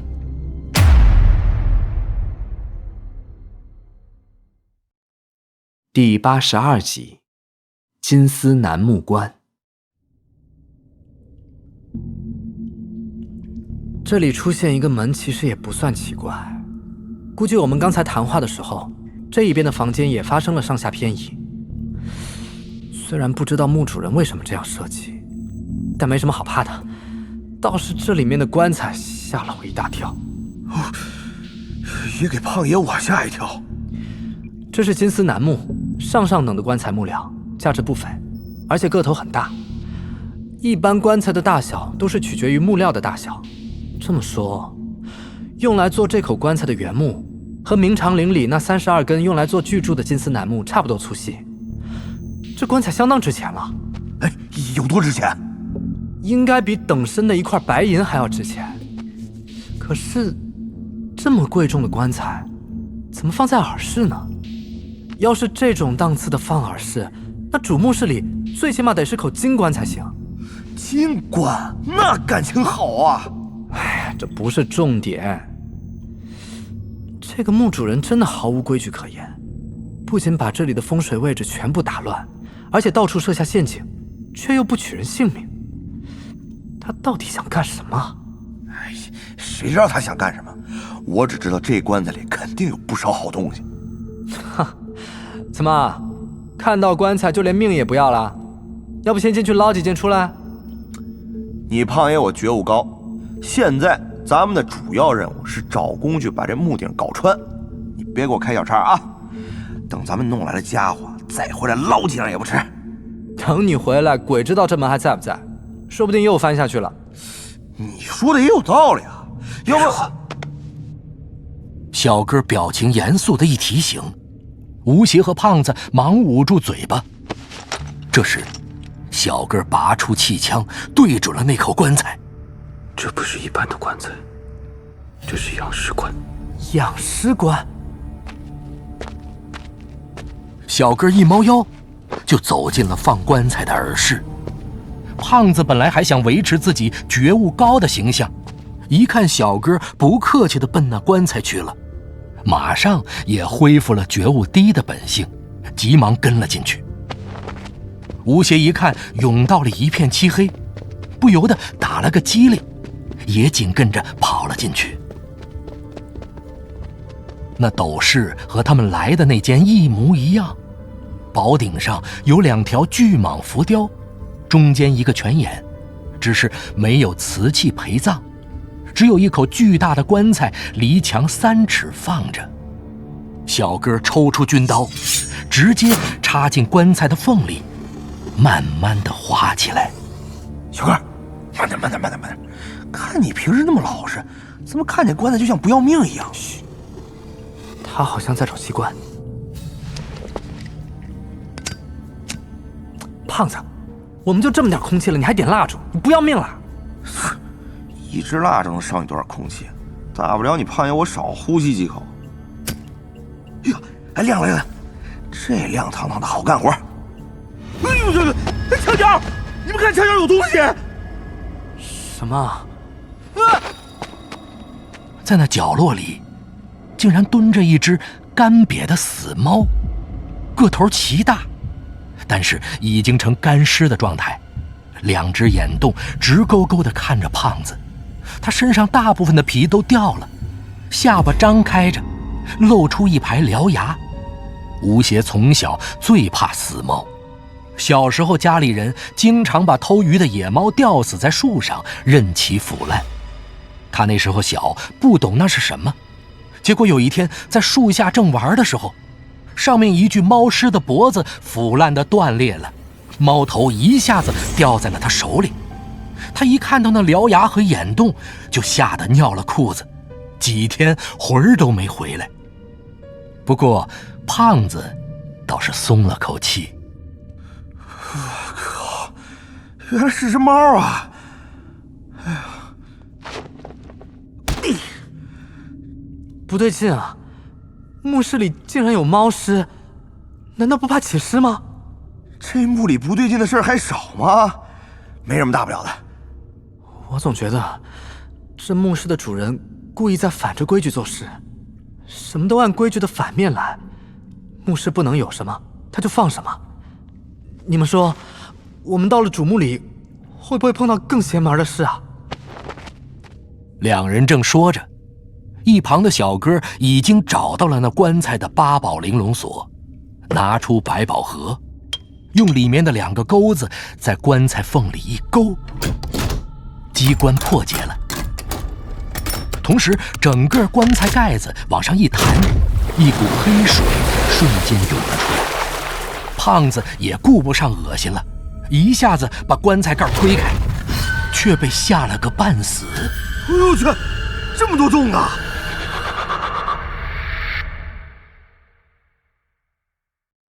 第83集，一个人。这太臭了！哎，你们看啊，这棺材里全是黑水，下边好像都是残肢，都已经蜡化粘在一块了，像个大石块。小哥看到这个情景，皱了皱眉头，但是表情已经一松，手里的枪也垂了下来。吴邪看到闷油瓶的变化，也不由得松了口气。唉，看闷油瓶这样子，里面这东西应该没什么危险，也不知道他刚才为什么那么紧张。棺材里面有几溜暗金色的圆钉，每隔几厘米就从上往下钉上一排，浸在水里，令人看不清楚是纯金的还是鎏金的。那个大石块下面是什么？哎，我看看啊，像是一块石板，还刻着字呢。哎，你别说啊，这里边好多玉器和象牙器呢，应该值不少钱。哎呦，东西是好东西，但这也太恶心了，怎么拿呀？胖子看着心疼，但是那尸体太恶心了，任他再莽撞，也不敢把手伸进这飘着一层人油的棺材里捞东西。他琢磨了半天，也没有想出别的办法来，只好放弃，转去研究里面的尸体。这也太惨了，还说这墓主人是修道之人，这么阴险的东西都摆出来了，怎么可能得到啊？活该被咱们倒斗。这合葬棺怎么这么恶心？看一眼就已经受不了这个刺激了。嘿嘿嘿，小同志，你傻了吧？你看到谁合葬葬得像麻花一样？这东西明显是活葬下去的。这些人堆在一起，被下了药、灌水闷死在里面，这叫氧气藏尸。麻花，来，我还有点饿了，被你这么一说，我都快吐了。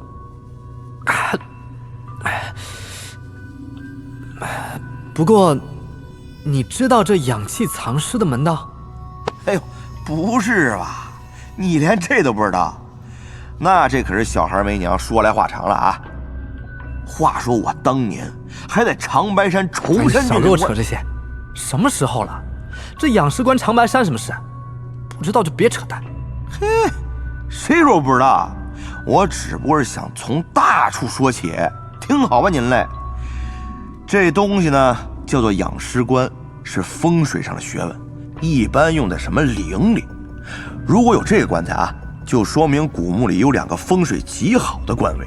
如果不在官位上放上棺材呢，那个空出来的官位，因为聚集着海川的灵气，就会招来那些带有妖性的东西。所以啊，在这儿要放一个养尸棺，里面葬上一个跟墓主人有血缘关系的人，算是合葬。这个棺材呢，就必须跟主墓室里一模一样，这在风水上叫做养气，懂不？你这说的跟背书似的。那这里面的这么多人都是……所以说嘛，这人可能是把他全家都给塞进去了。哎呀，真太惨了！怎么可能会有这种事情？这选好的风水本来就是为了后代着想，现在把全家一起葬了，风水好还有个屁用啊！哎呦，说什么你还信什么呀？那些有钱人哪儿那么笨呢？肯定是找几个外戚的穷侄子来陪葬。这东西名目里最多，我见过不少呢，不过没见过这么大的。人心难测啊！为了一点点根本没有事实依据的事情，这些人的命就如同草芥一样被夺去了。哎，看这些人这么可怜，要不咱去隔壁拿几个罐，把这些水都舀出去。这关中积水是最不吉利的。看你这贼样，就知道你还在打这些名气的主意。你就不能给我安稳点？待会儿明店里有的是东西给你拿。哎，你朋友我是那种人吗？现在也不是管这个闲事的时候。等一下我们出不去，闷死在这儿，恐怕连个棺材都没有。到时候可没人来可怜我们。哦，对，逃命要紧。不过我刚才看了一圈啊，除了那具猫尸外，啥能用的东西都没有。啊，怎么了？小哥一直呆呆地看着那堆尸块，此时却好像终于看出了什么。吴邪见他紧张起来，瞬间也被吓了一跳，立刻猫下腰举起枪。不过小哥还是一动不动地站在那里，死死地盯着那棺材，足足沉默了有5分钟，才转头开口：这里面其实只有一个人。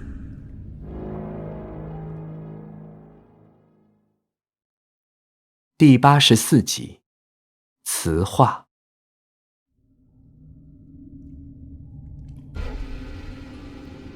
你是说棺材里有这么一大堆尸块，其实只有一个人？你看他们的头有什么区别？这6个脑袋有大有小，像一串葡萄一样，除了恶心之外，并没有什么特殊的地方呀。再看仔细点。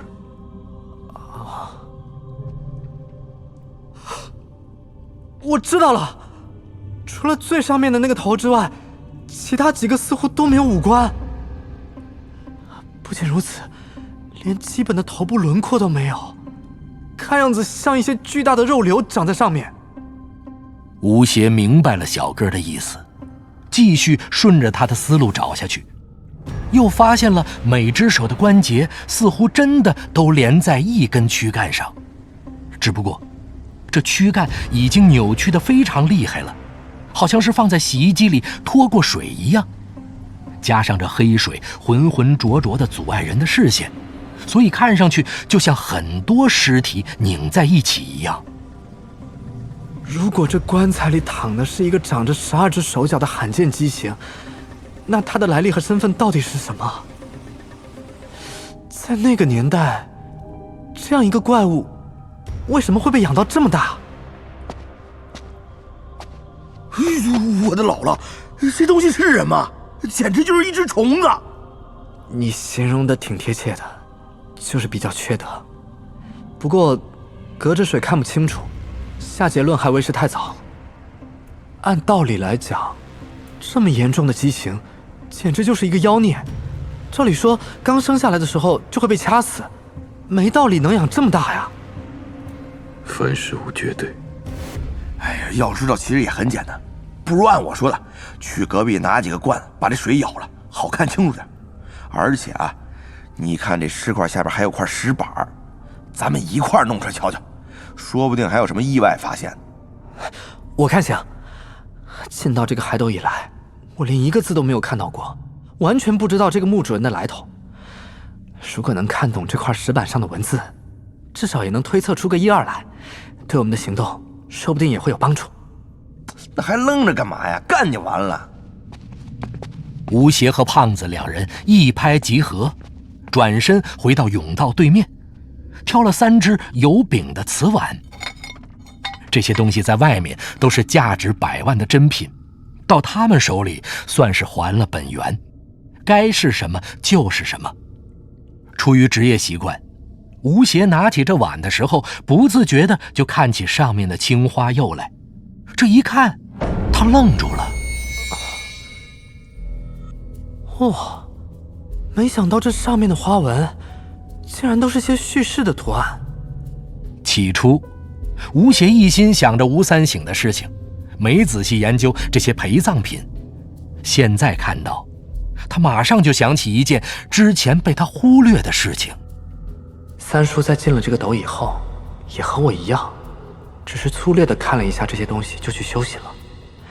但是其他人不同，那些人第一次进斗非常兴奋，一定仔细研究了这些瓷器。难道这上面还有什么关键性的东西？吴邪忙拿起几只碗仔细查看，发现这些画都是在讲一群人在修建一个土木工程，有砌石头的，有运原木的，还有搭木梁的。瓷器摆放的顺序就是工程的进展顺序。吴邪越看越震惊，头上的汗都出来了。胖子见他在那里一个一个的琢磨瓷器，忍不住催了几句：“这挑个罐子有这么难吗？哎，别挑了，随便找个趁手的不就行了？”吴邪根本没听进去，趴下来边爬边看，一直看到最后一个八角瓶子，上面的图案是一个巨门打腰子的情景，再往后就没了。看样子应该还有更多的东西记录在别的瓷器上。吴邪看得惊心动魄，连气都喘不过来。胖子，我跟你说，这些瓷器上的画不简单。虽然看不出来他们到底是在修筑什么东西，不过看里面的描述，这个工程浩大的程度几乎已经和故宫差不多了。奇怪的是，这上面的结构完全不是中原的风格。我实在想不出那个时候中国哪里还有这么大的建筑。胖子，胖子，人呢？这死胖子也真是的，知道我一个人不敢待在这个地方，走了也不和我说一声。吴邪随手拿了个盆子，站起来就急急往对面的耳室跑去。刚进甬道，他就呆了，只见对面耳室的那扇门竟然没了，又变回了那汉白玉的砖墙。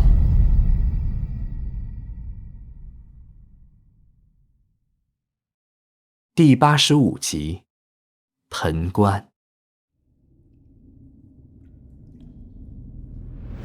胖子，胖子，一定是机关又启动了。不过这机关竟然这么快，而且一点声音都没有。没什么大不了的，这墓室的活动非常频繁，只要我能够耐心等待，估计几分钟之后，那门又会出现的。没了胖子在边上，古墓里安静的吓人，四周又暗得离谱。在这种地方，1分钟就像1个小时，耐心等待并不是一件容易的事情。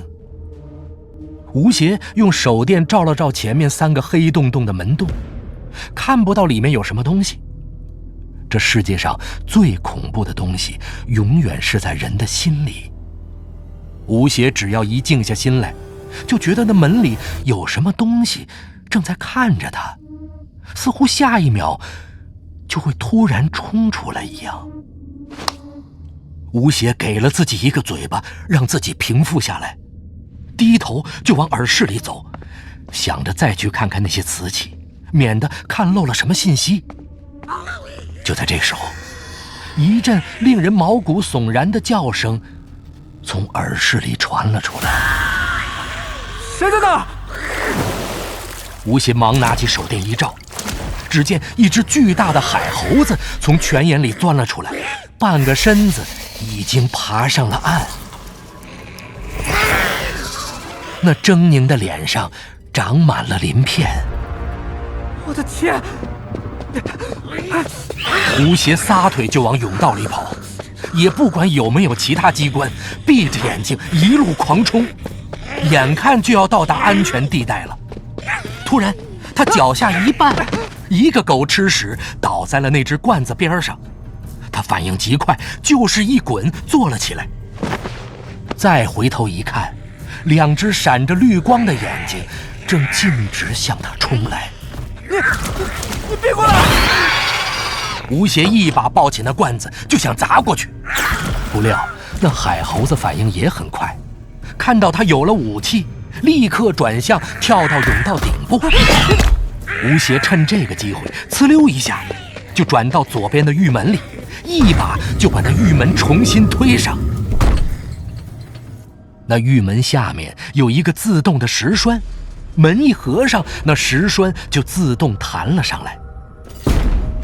海猴子狠狠地撞了几下门，非常不甘心。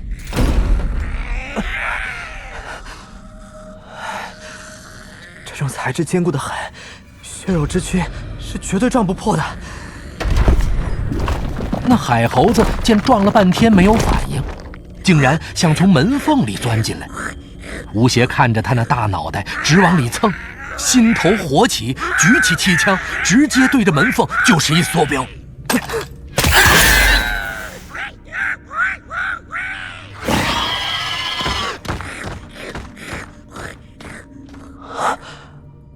让他跑了，也不知道隔壁的那个门和这个墓室是不是相通的。吴邪忙又搭上一只梭镖，然后把手电和矿灯都打开，一下子几乎把整个墓室都照亮了。一看周围，吴邪吓了一跳。这是一个巨大的圆形墓室，中间竟然有一个巨大的水池，而他的脚就站在这个水池的边缘，再往后一步就掉下去了。水池的中间静静地浮着一只巨大的洗脚盆一样的东西。根据上面的描画和浮雕，吴邪确认那是一口棺椁。这个墓主人还真会想，把自己的棺材修成一个澡盆的样子。看样子他生前必然很喜欢泡澡。这水看起来挺深的，说不定一直就通到这个墓的底部。不过，这墓主人到底是出于什么意图，这样设计的呢？哎呀，脖子怎么这么痒啊？吴邪往后一摸，才发现是刚才中了莲花箭的地方在发痒，那4只铁钩子嵌进他的肉里，刮去了他脖子上几块皮。现在汗水滴下来，刺激的那里痒了起来。不仅如此，他身上其他几个中箭的地方也开始隐约有点不舒服。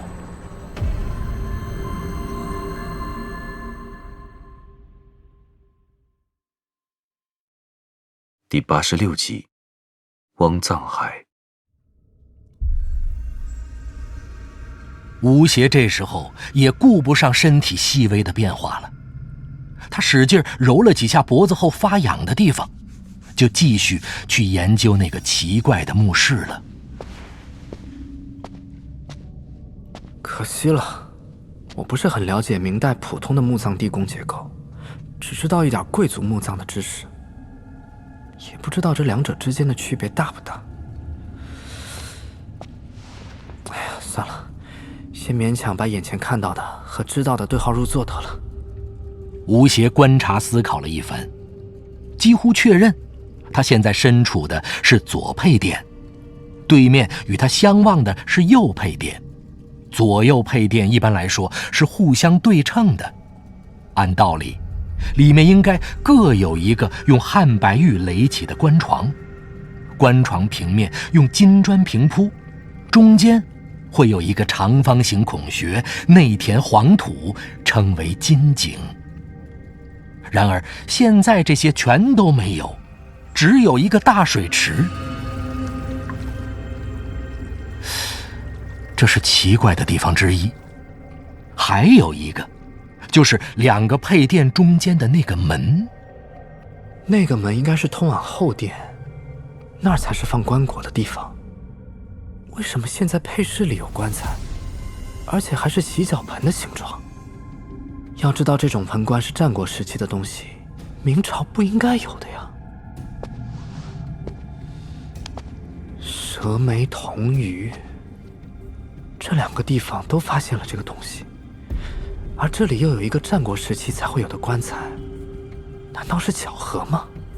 这个时候，吴邪已经围着那水池走了一圈，又回到了门口。那只被他用来当成武器的大瓷罐倒在那里，他随手拿起来看上面的瓷画。画上是一名穿着明朝服饰的人站在一座山上，望着下方的一个工地，旁边还有几个穿着官服的人，看样子是在视察工地的情形。这个墓主人肯定不是什么王公贵族，很有可能是一个工匠或者建筑师。只有这种人才有能力和知识在古墓中使用如此古怪的设计，其他的人就算有这个想法，也没能力建造。然而明初的能人巧匠并不多，看这个墓的规模，必然是一个地位显赫，能排得上号的。这个人不仅要有资格修建一个像明皇宫一样浩大的工程，而且必须懂风水和奇技淫巧。这样的人其实也不难猜测。吴邪只想了几秒钟，一个名字就跳进了他的大脑：汪藏海。汪藏海是个奇人，他在风水上的造诣可以说是登峰造极。正因为如此，他被任命直接参与设计了整个明皇宫，还附带设计了好几个中国的大城市。那个时候，他一句话就能让几个城市在中国彻底消失。吴邪在古籍中还了解到，他有一本关于风水的著作，里面的内容深奥到了极点，简直可以说是窥见天机。可惜他的后人只抄录了几本，其他的都已经失传了。而且相传沈万三在周庄银子帮底下的水底墓也是这个人设计的。这样一个人为自己建造这样的一个墓穴，简直是绰绰有余。现在只要能找到一点点的文字资料，就可以知道我想的到底是对还是错。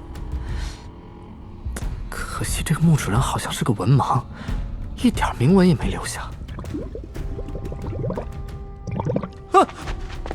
水池里突然发出异响，吴邪忙用手电去照，只见那水池的一个角落里竟然开始有水泡冒上来，还时大时小，一阵阵的，并且没有规律，似乎这深不见底的水里有什么东西正在活动。吴邪一下子慌了，马上端起枪，紧张地盯着那个气泡。突然，一个白花花的东西冲上了岸，一个打滚儿翻到了墙边。胖子，你去哪儿了？我他娘的，我差点就给他们憋死喽！此时此刻，没穿上衣的胖子正露出个大肚子，在那里大口地喘着粗气。胖子，这是怎么回事啊？突然，脚边又有一个人出水，闷油瓶也翻了上来。他裸着上身，可是身上的黑色麒麟却不知道哪里去了。这里是左边还是右边？左边。哎，胖子，你的手腕上怎么有个黑色爪印？你们怎么过来的？呸！别提了，幸好你没看见，这吓死我了。幸亏那棺材底下那石板下边有一洞通这儿，不然我们都死那儿去了。什么东西这么可怕？哎呦我去！我连形容都形容不出来，就一句话啊！那六体连环尸体肚子里边还有一个东西呢。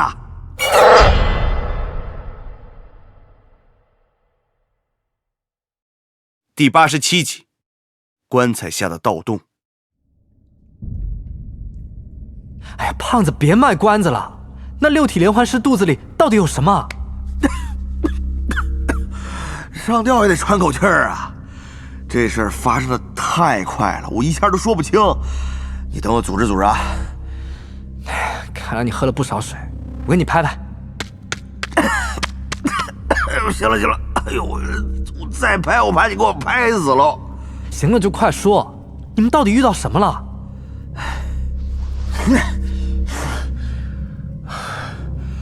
当时我不是看你在那傻呆呆看词画吗？就又催了你几声，但是你专心的要命，根本听不见。我见你没反应，干脆让你看算了。你挑完自然会过来，两个耳饰不过5、6步路，不可能出什么意外啊。所以我就先自己跑回去干起来了。可是啊，我接下来看到的东西完全吸引了我的注意力，以至于让我忘了你存在了，也根本没注意到石门什么时候消失的。你看到什么东西了？我回到棺材边上，和小哥俩人一块舀水，很快那尸块就浮出水面了。我仔细一看，当时就傻了，那几个咱们以为是头的肉瘤，其实都是女人的乳房，肥的都挂了下来，就拖在那身上。可是啊，按道理既然有12只手，那应该有12只乳房才对，是不是？但正面只有5只，难道背上还有？啊，我们当时也这么想的，然后就琢磨啊，怎么把这尸体从棺材里抬出来。我先试着用这枪当钩子把尸体勾出来。哎呀，不过这尸体太软，几乎全都蜡化了，这滑腻的根本没有着力点。戴上手套吧，手更不行，就像捏肥皂一样，一捏下来一层油，这恶心的要命。最后啊，还是小哥想了办法。什么办法？我们把衣服脱下来，一个人包头，一个人包脚，用枪一穿，哎，做个扁担，一抬就给他抬到放地上了。还真亏你们想得出来。那探照灯的强光一照，这尸体立马就干化变黑了。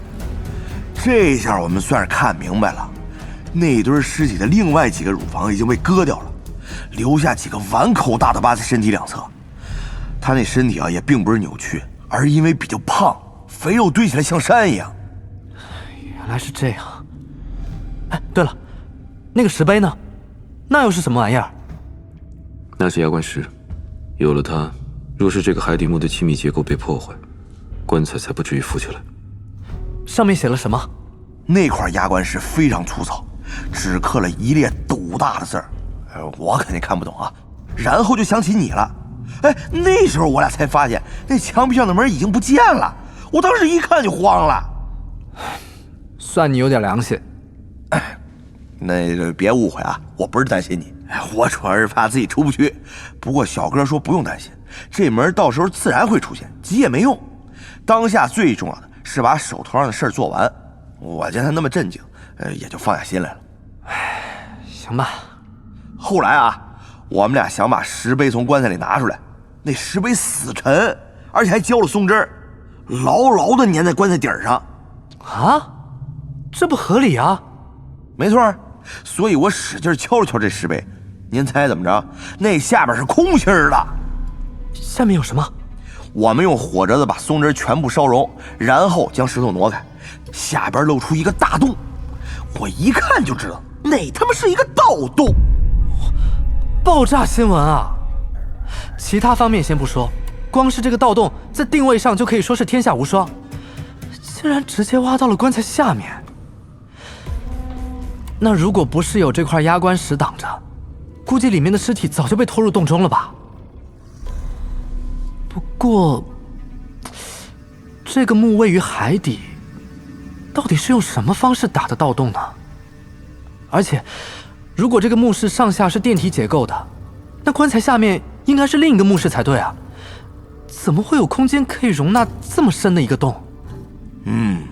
当时我就知道了，咱们关于墓室机关的想法可能是个错误，因为这个洞啊，这里氧气藏尸的局已经被破坏了。这具尸体虽然已经蜡化，没法尸变，但是这个地方的尸已经不在，肯定会对整个墓穴的风水造成影响。虽然现在不知道总体的变化如何，但很可能已经从一个灵穴变成了一个败穴。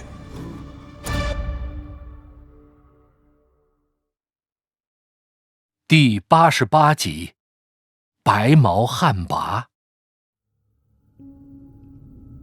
胖子在风水上造诣虽然不高，但到底是北派的人，知道这种转变非常不妙。我觉得石碑上那几个字儿可能是关键，所以就描了下来。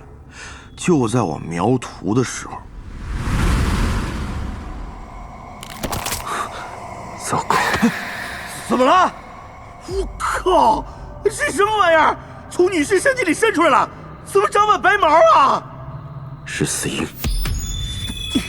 看我不射死你！没用的，射不死。我们先进棺材里的盗洞。这还有棺液留下来，太恶心了吧！这怎么下脚啊？那你待在这儿吧。哎，不是，这女尸肚里还突出一张脸，它快钻出来了！哎，等等我，小哥。然后，那盗洞就通到了我这儿。当时我们也不知道这盗洞到底通向哪儿，不过爬了没几步，突然发现这盗洞向下倾斜，下面竟然有水。我还看到有灯光照射进来，我估计可能是你，就往水里一潜，才游了没几步，前面果然一宽，变成一个大池。哎呀，那时候我俩都快没气了，拼命浮上来，一出来就看着你拿梭镖对着我们了。那感情你最后也只是看见了一只手啊！哎，不是我吹啊，你胖爷我根本不怕那东西。不过小哥那么厉害，看那东西都逃，你说我逞什么能？是不是？哎，不过话说回来啊，我还真是不明白咱们干嘛要跑。小哥，那东西什么玩意儿？真有那么厉害？我看也就那点分量，给他几梭镖估计也能搞定。那是一只白毛旱魃，砍掉它的头就能杀死。不过它一死，大量尸毒就会蒸发出来，我们就这么点空气了，不划算。旱魃？那个能引起旱灾的鬼？我听说僵尸在养尸地里待久了就可能变魃，没想到竟然是这样的。哎呀，算了，这不重要。我估计这水池下面的盗洞口只是一个出口，可能是这人打盗洞的时候还没有确定主棺的位置，就像几个可能的方位都打了盗洞，这个只是其中之一。你们刚才有没有发现岔路？没有，这盗洞并不长，很明显是一路到底的。砖头洞嘛，要用砖头藏起洞口，太方便了。不过这个盗洞既然没有破坏气密结构，进口肯定也在这个古墓内，找到了也没什么用处。我估计那人是从泉野进到耳室，那时耳室没有门，他没有办法，只好硬挖出一个道来。哎，不过那人也真倒霉，往耳室挖到压棺石，往配室挖到个水池，不知道主墓室有没有被他挖通。哎喂，你们说那旱妈会不会游泳啊？什么意思啊？你们看水池中间。此时此刻，水池的中心突然冒出了大量的气泡，那些水泡均匀快速，同时还有向外扩张的趋势。那水池底下似乎有一只大家伙正在不停地喘着气。3个人戒备起来，端起枪，后背紧紧地贴着墙壁。那些水泡冒了大约有5分钟，突然水池底下传来一声闷响。与此同时，水池的水位竟然开始下降，水面上逐渐出现了10几个漩涡，一时间水花飞溅，好像10几只抽水马桶同时在抽水。那具盆棺就随着水流拼命地旋转，就像一只陀螺。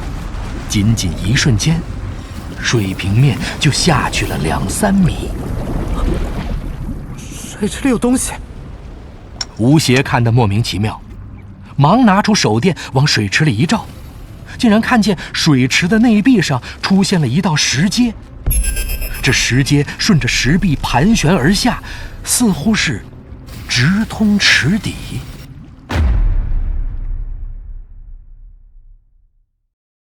第89集，石碑。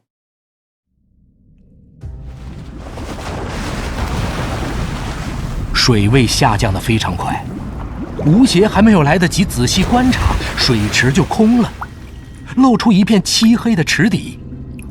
吴邪用手电略微扫了一下，发现了一些不寻常之处。这个水池是一个碗状，上面宽下面窄，有10几米深。手电的穿透力不够，再加上下面水雾缭绕，黑压压的，什么都看不清。对了，我们还有深水探灯，也不知道对水雾有没有作用。胖子，小哥，你们开灯试试。好嘞。3人打开深水探灯，并将光线调到最大，从3个不同的方向同时向下照去。这么一照，虽然没有照得通透，但下面的样子算是勉强勾勒了出来。这池底是一个10米直径的圆形平面，上面雕着浮雕，有好几个大洞，应该就是下水口了。嘿，那池底中间好像有一块石碑，模模糊糊的，好像聚着一团水汽，我只能看到一个轮廓。这石头阶梯也不知道通到哪儿，说不定下面还有其他通道，咱们下去看看。你别急，这样下去太危险了，至少也要等到下面水雾都散了再去吧。哎，这没事儿，我就下去看看，如果不好走就回来了。那你小心啊。我到下面了啊！这里边竟然有洋文！你胡说什么？古墓里怎么可能有洋文？你别是把花纹看差了。嘿，你胖爷虽然洋文不好，但 ABCD 总知道吧？你把我也看得太扁了。你要不信你自己下来啊。那上面刻的是什么？你给我念念。我要看得懂，还用叫你下来？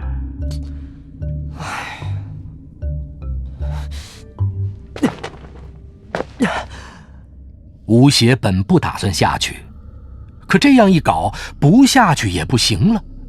于是，他也学着胖子一跳，跳到那石阶上。那石阶只有半米长，似乎是用整块的青钢岩架空而成的，一端插进池壁里，看起来非常结实。应该不会塌吧？小哥也跳了下来，2人一前一后向胖子走去。而这时，胖子正胸有成竹地指着池子的墙壁：“哎，快看这儿！这要不是洋文，我把王字倒过来写。”还真是，看痕迹不新不旧，有可能是20年前三叔他们那批人刻出来的。难道三叔在睡觉的时候，这批人到过这个地方？那他们的失踪会不会和这个怪池有关？嘿，小同志，到底是不是？快说呀！是，我向你道歉，这还真是英文。哼，我说怎么这么奇怪？这破兜找这么久，连一点稍微好点的东西都没有，感情是洋人兄弟捷足先登了。想当年八国联军来的时候，可没给咱们剩下什么东西，这次更别说了，估计啥也没了。嗨，也不一定是洋人，中国人也可以写洋文，毕竟雕洋文比雕中文所花的时间要少得多。这些字母是缩写，我觉得可能是个标志。你看他刻得非常匆忙，恐怕是当时他往下走的时候发生了什么紧急的事情，或是有人在催他。他为了给后面来的人留个记号，才刻了几个字母在这里。听你这么一说，倒也对啊。那他们到这下面干什么呀？难不成有什么宝贝？你就知道宝贝。反正咱不还有的是时间吗？不如下去看看，说不定能找点青铜器当工具，岂不是一举两得？哎呀，宝贝我是不稀罕，有命赚没命花的钱我才不要。不过，如果在下面能够知道文锦他们的下落，倒是值得去看一下。到底要不要去呢？等等，这地方我好像来过。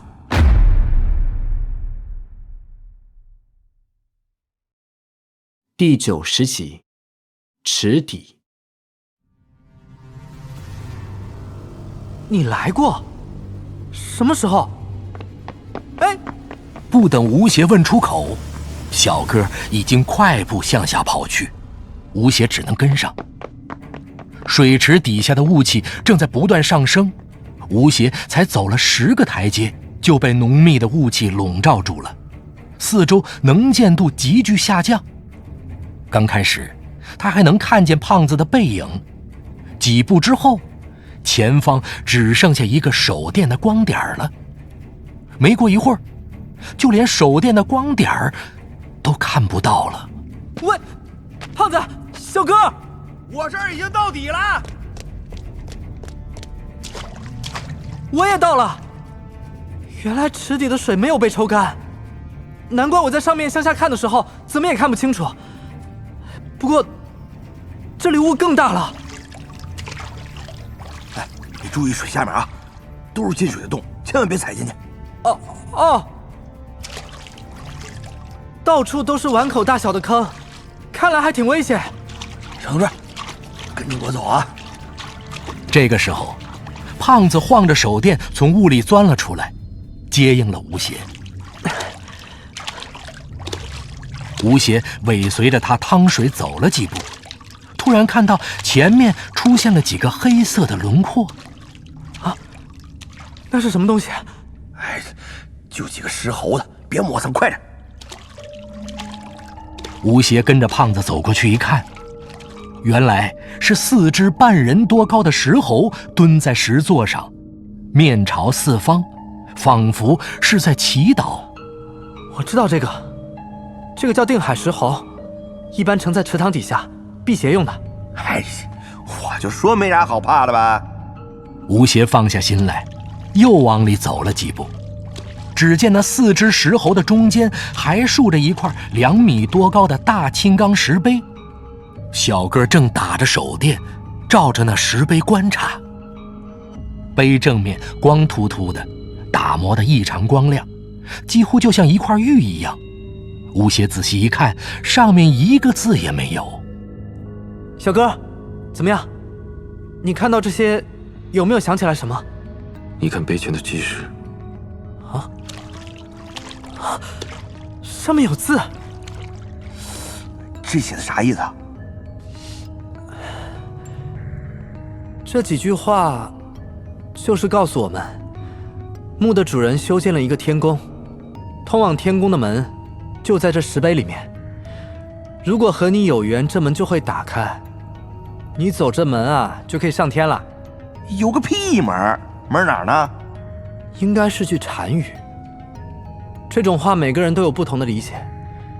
它本来的意思不是说这石碑中真的有一扇门，可能是指碑上的内容隐藏了什么东西。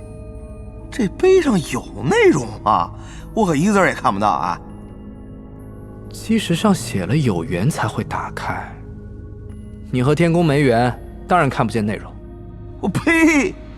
我和天宫没缘分不要紧，我和名气有缘分不就行了？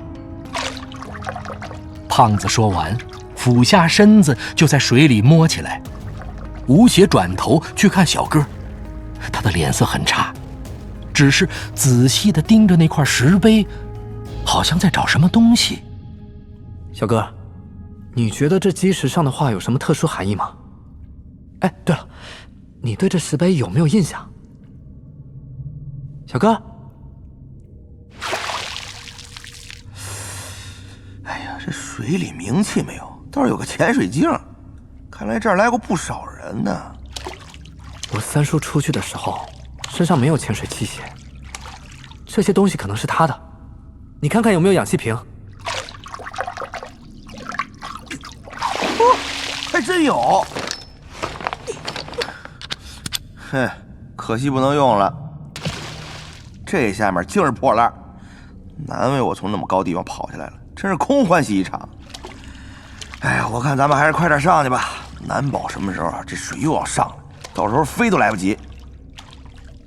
胖子说的有道理，小哥，我们走吧。胖子，糟了，小哥不见了！嘿，这家伙咋神出鬼没的？小哥，小哥！哎呀，这小子怎么像鬼魅一样，经常突然出现又突然失踪？这下千万不要又消失啊！胖子，我们快去找找。雾气很浓，但是这个地方不大。他们兜了2圈，终于发现小哥坐在池壁的角落里，正呆呆地看着前方。吴邪一看他的眼神，就觉得不对劲儿。小哥的眼睛里已经没有了往日的淡定，而是变成了一种死灰一样几乎绝望的眼神，整个人看上去就像死人一样。小哥，你怎么了？20年前的事情，我想起来了。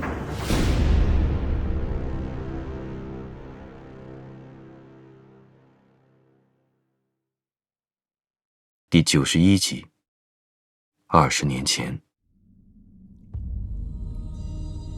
闷油瓶，哦不，应该说是张起灵。他在讲述过去时语气平缓，不带一丝感情色彩。他的叙述渐渐地揭开了巨大谜团的一角。在深深的海底，人们无法听到海面上的狂风怒号，但能够感觉到风暴来临前的窒息。张起灵静静地坐在耳室的角落里，看着他的同伴们争先恐后地研究地上的青花瓷。几个看上去比他年长一些的学长，已经被那些东西完全吸引了。这个图案到底是想表达什么意思啊？应该很有研究价值，我们先描录下来吧。行。你们快来看，这些瓷器底下有蹊跷。当学生们都在传阅讨论瓷器上的花纹时，一个叫霍玲的女生有了一些新的发现。她是考古队3个女生中年纪最小的，父母都是高干，平时娇生惯养，特别喜欢用大惊小怪来吸引别人的注意力。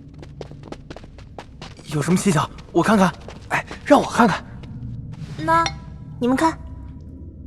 哦，这个呀，我知道，这个叫窑号，代表这只瓷器的产地。哎，不对，明窑的窑号不是这样的，这可能是代表这个墓主人身份的符号铭文。符号铭文一般都是4个字的，这里只有1个字，还非常生僻。你说的更加不可能。那也比你睁着眼睛说瞎话强。两个人说着说着就吵起来了。见惯这种场面的霍灵叹了口气，他抬头就看到张起灵正冷冷地靠在角落里，于是径直走了过去，把青花瓷长颈瓶递到他面前。小张，你帮我看看，这是什么？不知道。小张，不准你敷衍我，仔细看看再回答。霍灵一下子把那瓶子塞进张起灵的手里，张起灵无可奈何，只好拿起来。原来那只青花瓷长颈瓶的底部有一个特殊的刻纹。这个刻纹我从来没见过。一般的瓷器底部都是刻摇号，然而那个刻纹有凹凸的手感，却不是任何摇号的名称，更像是一个编号。张起灵随手拿起另一只，翻过来一看，果然也有，却和他刚才看到的不同。也许这些瓷器并不是单纯的陪葬品那么简单。小张，怎么样？这到底是什么东西啊？张起灵根本不搭理霍灵，他拿起这些瓷器一连看了10几只，发现每只的底部都有不同的符号，而且这些符号有规律的在变化着，似乎是一种有固定排列顺序的编号。为什么要给这些瓷器编号？难道他们的排列顺序这么严格吗？还是如果不按这些编号排列，就达不到某种目的？张起灵心中闪过无数的念头，不由得仔细端详起这些瓷器来。他细看之下，又觉得惊讶，因为瓷器的花纹所描述的内容不是春耕，不是庭院，而是一幅工匠在雕琢巨型石像的画面。这种画面在古代是不登大雅之堂的，为什么会被画在瓷器上？张起灵一路看下去，渐渐发现了一些端倪。这些瓷画单独看时并无什么特别之处，但是只要按照排列的顺序，就会发现这些画面都是连续的，似乎是在描绘一个巨大工程的进展情况。这个时候，所有人都被他奇特的举动吸引住了。啊，小张在干嘛？不知道，看起来好像是在找什么东西。几个男生不知道他卖的是什么关子，都莫名其妙地盯着他。张起灵并没有理会这些人，而是径直走到最后一个小巧的瓷花双耳壶边上。他拿起来仔细一看，这最后一只双耳壶上已经勾勒出整个工程完工时的情景。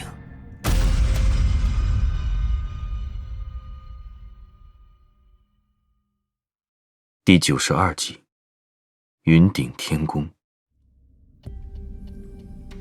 瓷花双耳壶上的画非常特别，那是一座无法用语言来描述、漂浮在天上的宫殿。宫殿下方云雾缭绕，宫殿的建造者站在地面上仰望着天空，而一旁的一座山上有一个道者，正怡然自得地微笑着。这小小的双耳壶无法表达出这个工程的任何雄伟壮观之处，但张起灵心里涌起一阵无法抑制的激动，因为他知道他找到了什么东西。这是明珠鬼手神将王藏海设计建造的云顶天宫。真的假的？在民间传说中，王藏海利用一只巨大的风筝，配合大量的金丝线，制造了一场空中宫殿的假象，用于取悦朱元璋。如果传说是真的，那瓷画上描绘的情景是什么？如果传说是假的，那是不是就说明王藏海真的造了一座飘在天上的宫殿？这也太难以置信了。学生们当然不信，忙按照张起灵的方法，一个瓷器挨一个瓷器的看下去，不由得看得目瞪口呆。文锦也是一样。这不仅是中国历史上绝无仅有的，也是世界范围内最匪夷所思的发现。太好了！没想到我的一个小发现，竟然引出了这么重大的发现。你太棒了，小张！这护林居然亲了他，怎么能这样？我认为，我们应该马上进后殿搜索，棺椁里一定有更多的线索。不行，绝对不行！没有领队的带领，我们不能自己进到古墓里去。张起灵看他不同意，也不多废话，自顾自收拾了自己的装备，就往甬道走去。文锦是一个女中豪杰，看他这么不把自己放在眼里，不由得心中不快，就想出手教训他一下。文锦突然上前发力，想一把抓住张起灵单薄的手腕。这一招叫做扣脉门，一旦成功就可以4两拨千斤。文锦力气不大，但是只要率先发难，也足以让张起灵这个大男人疼得求饶。这一招他百试百灵，一般没武功底子的人根本防不胜防。然而他这一下却没有扣着。这时候张起灵已经回过头来。你放心，我能照顾自己。你拿什么来照顾你自己？小张，你在所里是出了名的无组织无纪律，这里是古墓，你不考虑自己，也要考虑考虑大家的安全。我会考虑的，我很快就回来。你不行，说什么你也不准去。我们已经少了一个人了，你叫我回去怎么向所里交代？放手。小张。面对文锦的坚持，张起灵突然睁大双眼，眼神瞬间变得犹如恶鬼一样。文锦吓得手都软了，被他一下子甩开。等他再看，张起灵的眼神又变回那种淡然的样子，向他点了点头。谢谢。这算怎么回事？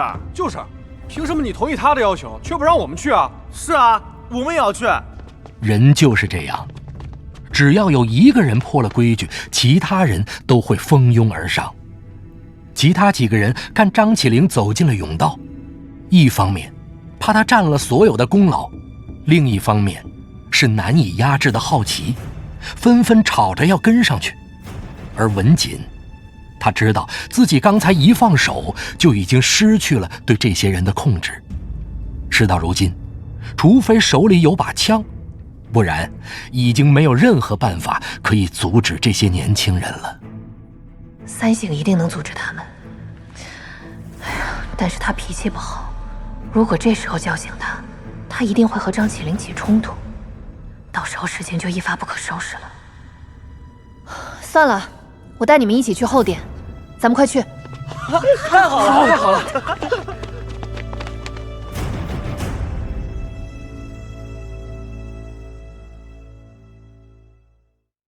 第93集，人影。文锦带领着众人一路来到池底，池底的情景诡异莫名。那些浓雾在手电的照耀下，不时变化成各种各样的脸谱，让人不由自主地产生畏惧的心理。走下最后一级台阶的时候，一行人大气都不敢出，在雾气中互相拉扯，战战兢兢的，生怕有什么东西突然冲出来。霍灵见张起灵毫无畏惧，而边上其他几个平日里威风八面的学长，如今都闪闪缩缩地躲在他身后，不由得对张起灵生出了一点好感，于是对那些男生冷嘲热讽起来。你看看你们几个，都比小张大了好几岁，连他的渣都比不上，丢人不丢人？谁说的？就是，谁会怕一点雾气啊？他们那个年纪，正是初生牛犊不怕虎的时候，顿时血气上涌，都抢着冲到张起灵前面去。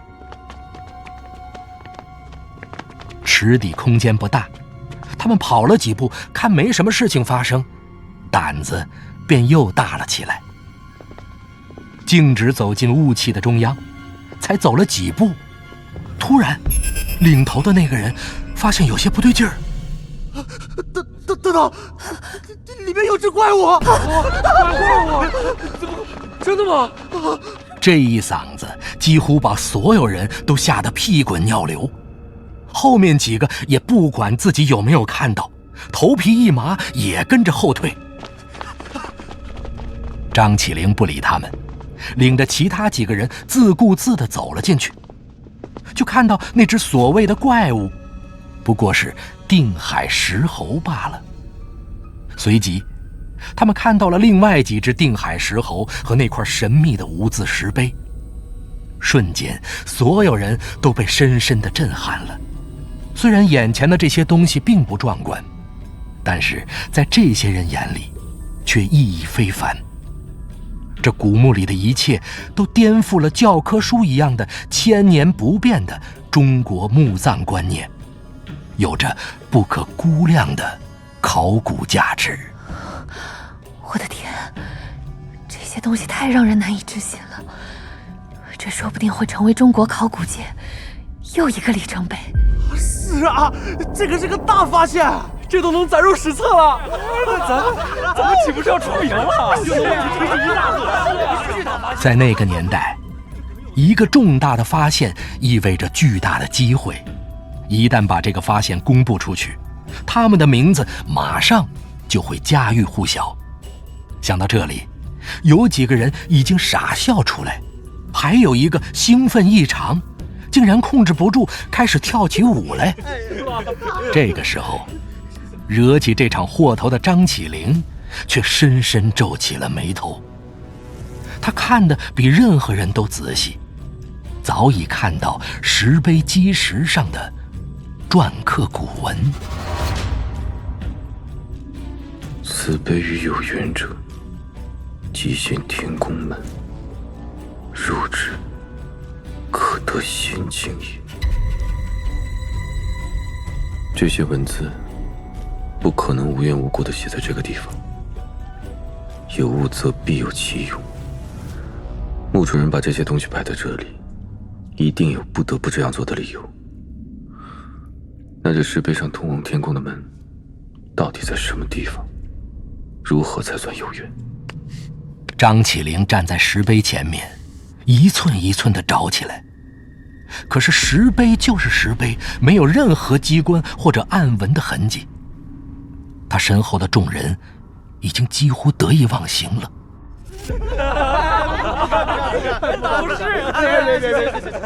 好了，大家，时间已经差不多了，我们不要在这里耽搁了，先回去吧。好的，好，走。众人收起心来，说说笑笑的就往阶梯走去。文锦一个一个数过，数到最后，发现张起灵还没有过来。扭头一看，张起灵还蹲在石碑前面，在研究着什么，不由得心头火起。这个张起灵，刚开始不服从领队，坚持要来后点，现在又不肯归队，但总不能扔下他不管。大家先等一下，小张，你还不走？到底要别扭到？文锦，别说话。啊？怎么了？你们怎么突然这么紧张？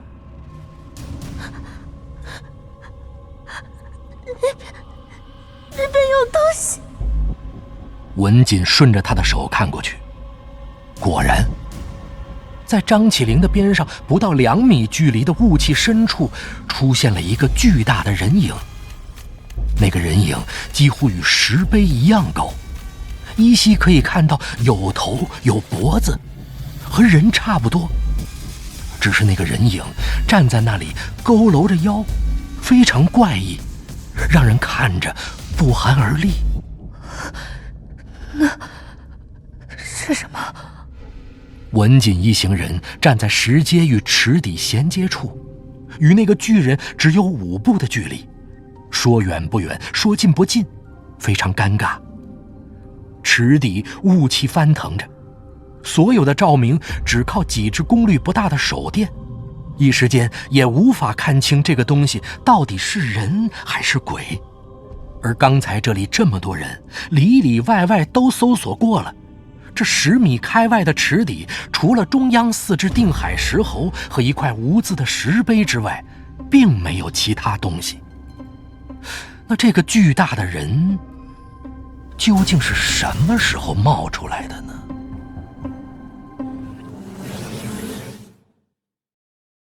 第94集，2个小张。大家先不要乱动。浓雾中出现了诡异的影子，但张起灵一点都没有察觉，仍在入神地看着石碑，不知道到底在研究些什么。文锦对他恨得咬牙，无奈自己是负责人，不能丢下他不管。文锦一时间也没有对策，只好嘱咐身后的人不要乱动。过了5、6分钟，这个巨人仍旧躲在雾气之后，好像没有任何行动的打算。这个时候，霍灵已经忍不住了。小张，你还傻蹲在那儿干什么呀？快点到我们这里来！慢着，别叫他。小张离那个东西太近，一旦情况有变，很难全身而退。最好的办法就是暂时维持现状。文锦迅速分析了一下形势，在古墓中凶险的事情虽不少，但只要知道碰到的是什么东西，自然也就有办法去对付。就怕身处险境，却还没有摸到头绪，往往会死得不明不白。那影子到底是什么？这个地方不可能有粽子啊！文锦的推测不无道理，因为这个古墓所选的位置非常好，西沙群岛几百年来受到人为的骚扰很少，几座环形岛礁在海面上星星点点，在海下却是连成一片，形成一条连绵不断的海底山川。山川藏在海底，飓风氧气，东有龙头，西有龙尾，是一条非常少见的海底龙脉。龙先属水而后飞天，所以水龙在风水学上还略高于山龙。这样一个地方，如果有棺材，必然是有官有财。这个古墓里，若真的是汪藏海的话，此人看名字必然是5行缺水。这样一来，在海墓之中就更加相得益彰，占尽了天地人和。所以除非风水书都是瞎掰的，不然这里绝对不会有粽子。既然不是僵尸，那就是人或者动物，只要是活的东西，我们这么多人，不要说他身高2米，就算他身高3米，我们也能把他拿下。文锦，我看不对劲儿啊！我记得在那个位置上面，应该是那只石猴，该不会是有什么东西站到那个石猴上面去了吧？难道3醒醒来了，发现我们不在，进来这里找我们？我看有这个可能。他这个人行事比较不正经，可能是怪我们不服从他的命令，就躲到雾气后面，然后爬上石猴来吓唬我们。如果真是这样，那简直太可恶了。吴三省，你别玩了，快给我下来！谁知他话音刚落，那个影子突然伸出一只手，对他们一摆，好像是让他们不要说话。手的长度和他的身高不成比例，果然是有人站到了石猴之上。吴三省，你这家伙！文锦气得一跺脚，快步跑了上去，一个箭步跳上石猴，就去扯他的耳朵。这是他对付吴三省最后的一招，因为他们约定过永不吵架，只要文锦气到极点，就可以去拉吴三省的耳朵，让他知道自己已经非常生气了。一般遇到这种情况，吴三省就算有豹子胆，也不敢再放肆了。说时迟，那时快，文锦刚跳上石猴，还没来得及动手，石猴上那个人就一把将他抱住，一手捂住了他的嘴巴。我是小郑，别说话，看下面。这是张起灵的声音，他怎么会在石猴上？不对啊，如果这样说的话，那石碑前面蹲着的又是谁？当时我只看到了石碑前面蹲着个人，手上又有手电，而这么多人中，唯独缺了张起灵一个，所以我才马上下了判断。难道我先入为主了？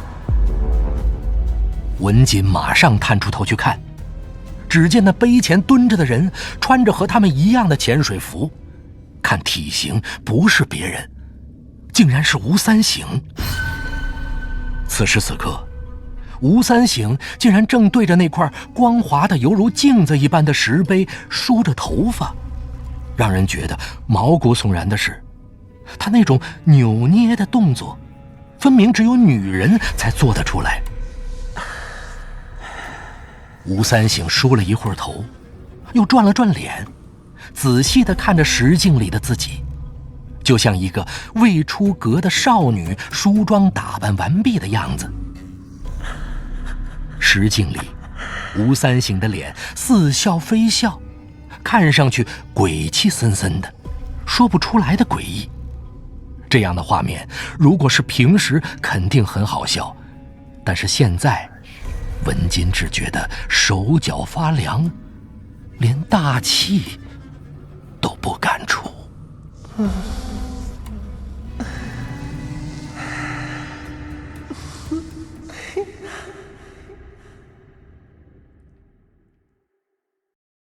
第95集，奇门遁甲。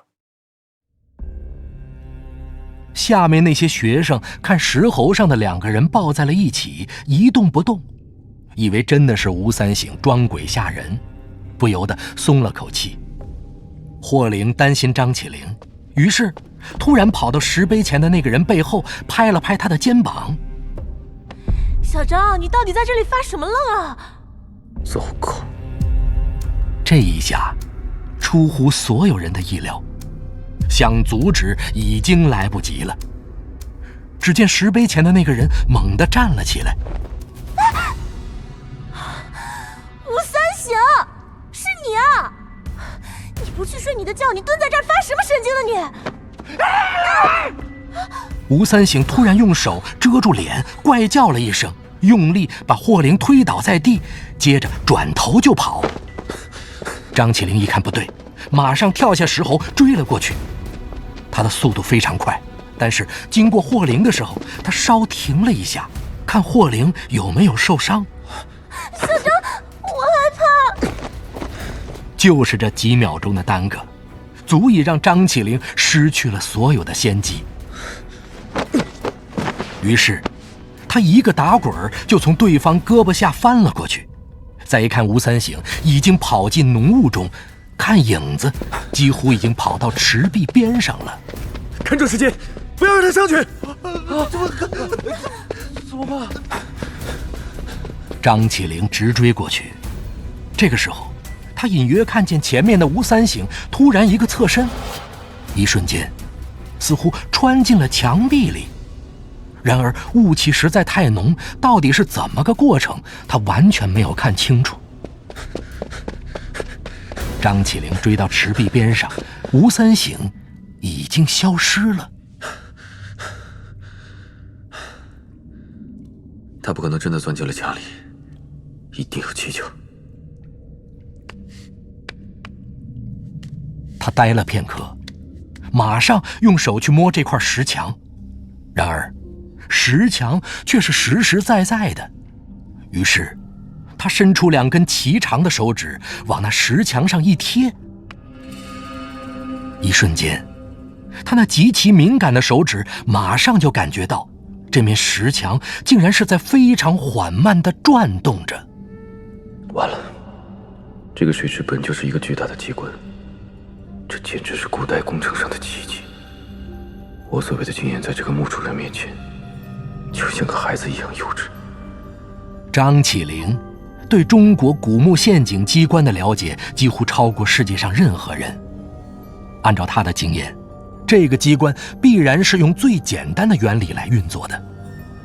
因为一般所谓的巧簧机关、木工按弩，不管是多么好的材料，经过少则几百年，多则上千年的岁月，其用来激发的引信都会腐烂而无法使用。能够阻挡盗墓贼的，往往是最简单的幕墙外的防盗沙层。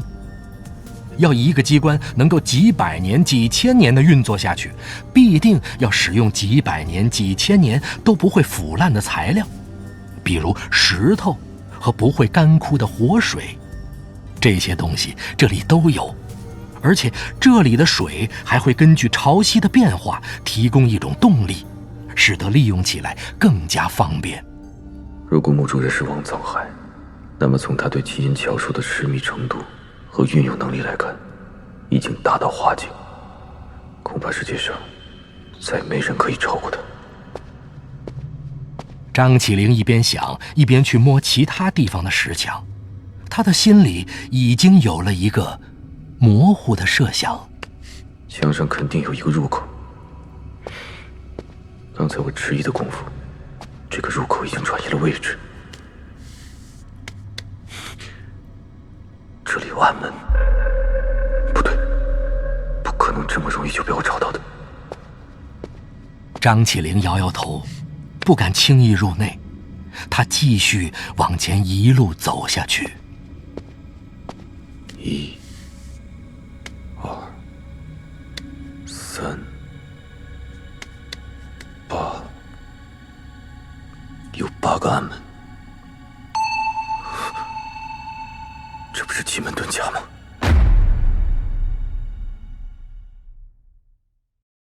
第96集，生门。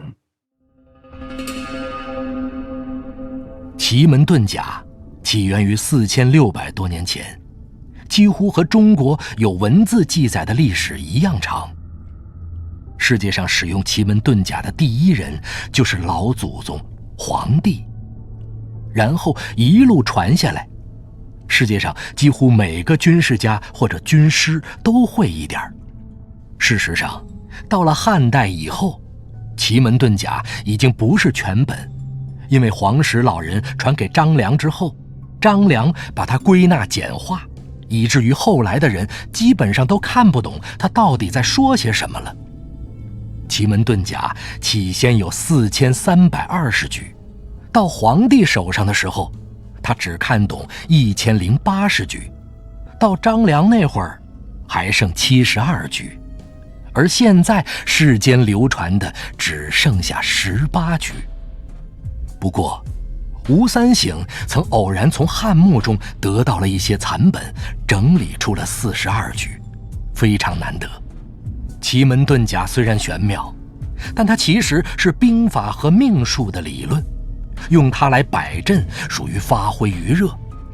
奇门遁甲阵又叫8阵，分8个门：开门、休门、生门、死门、荆门、伤门、杜门、景门。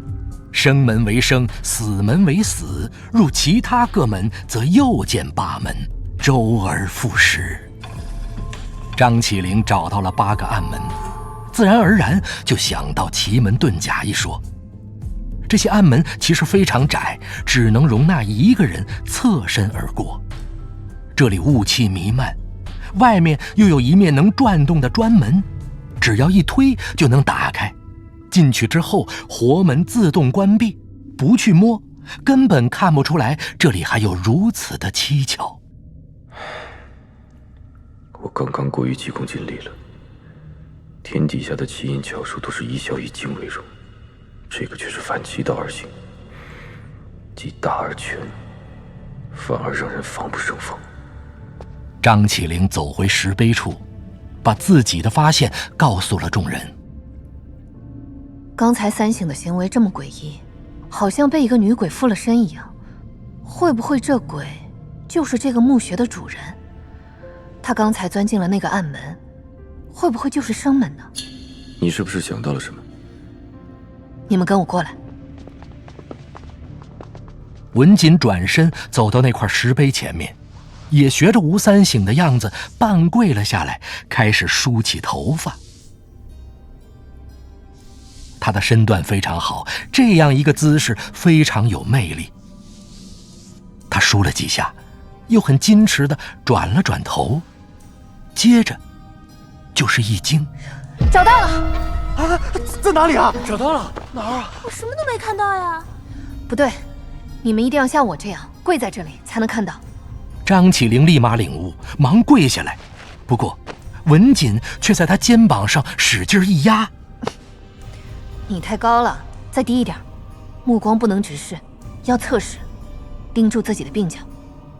张起灵觉得好笑，也学着他的样子梳了梳头发，然后非常女性化的一瞥，突然就看见自己在石碑中的倒影上，鬓角的地方有浅浅的3条首尾相连的鱼，非常模糊。他又动了一下头，发现只要角度稍微一偏，就马上消失看不到了。原来有缘是这个意思。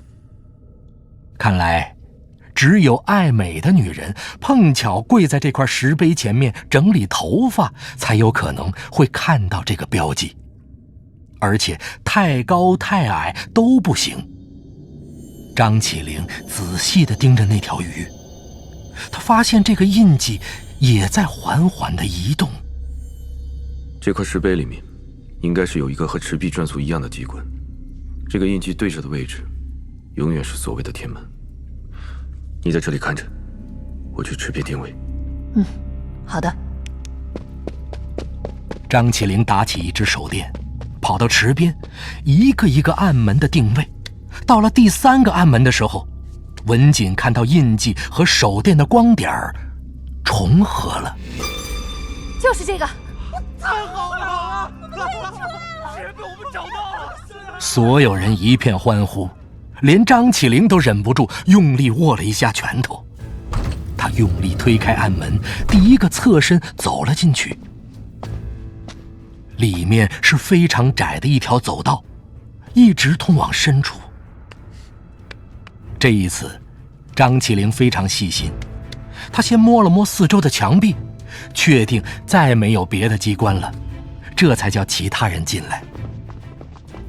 这条走道也是用青钢石板堆砌而成，只有1人宽。张起灵打着手电走在最前面，一眼看过去，黑暗与青钢石的颜色融合在一起，变成了一种清幽幽的感觉，似乎是幽冥里的颜色。他集中全部的精神，走得非常小心，只要有一点奇怪的声响，就立刻停下来。第97集，模型。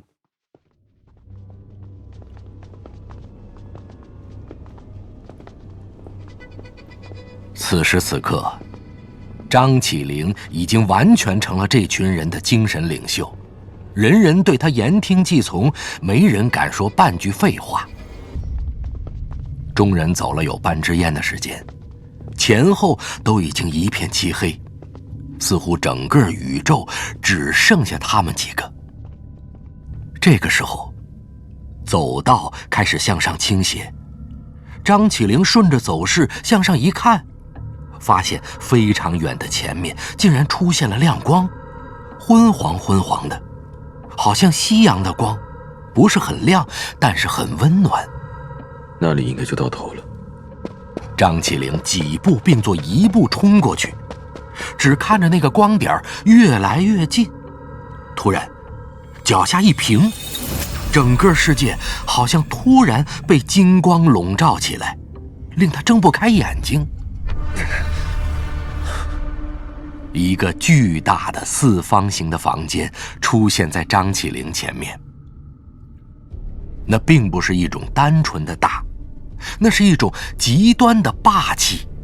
整个建筑的氛围只能用磅礴来形容，让人产生一种不得不下跪的冲动。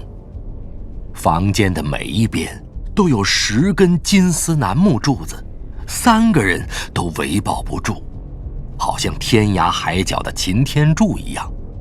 整个房间由黄姜砖砌成，左右10丈，上面雕梁画栋，光五爪金龙就有10条，极端的金碧辉煌。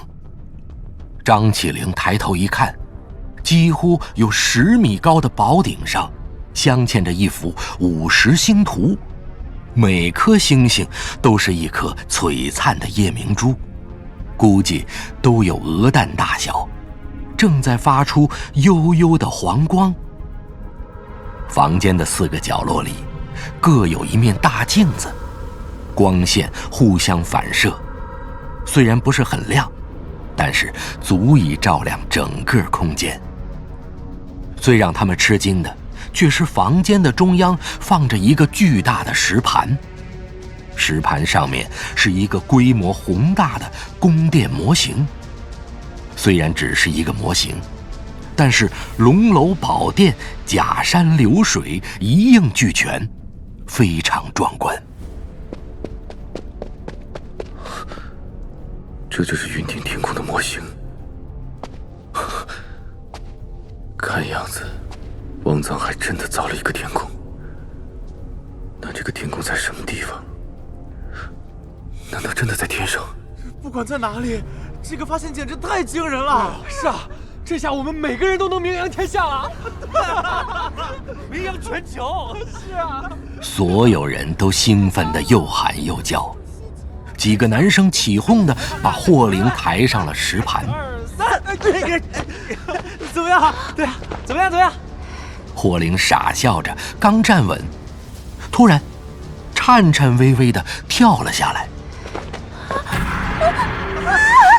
上面有个死人！张起灵一惊，忙飞身跳上去一看，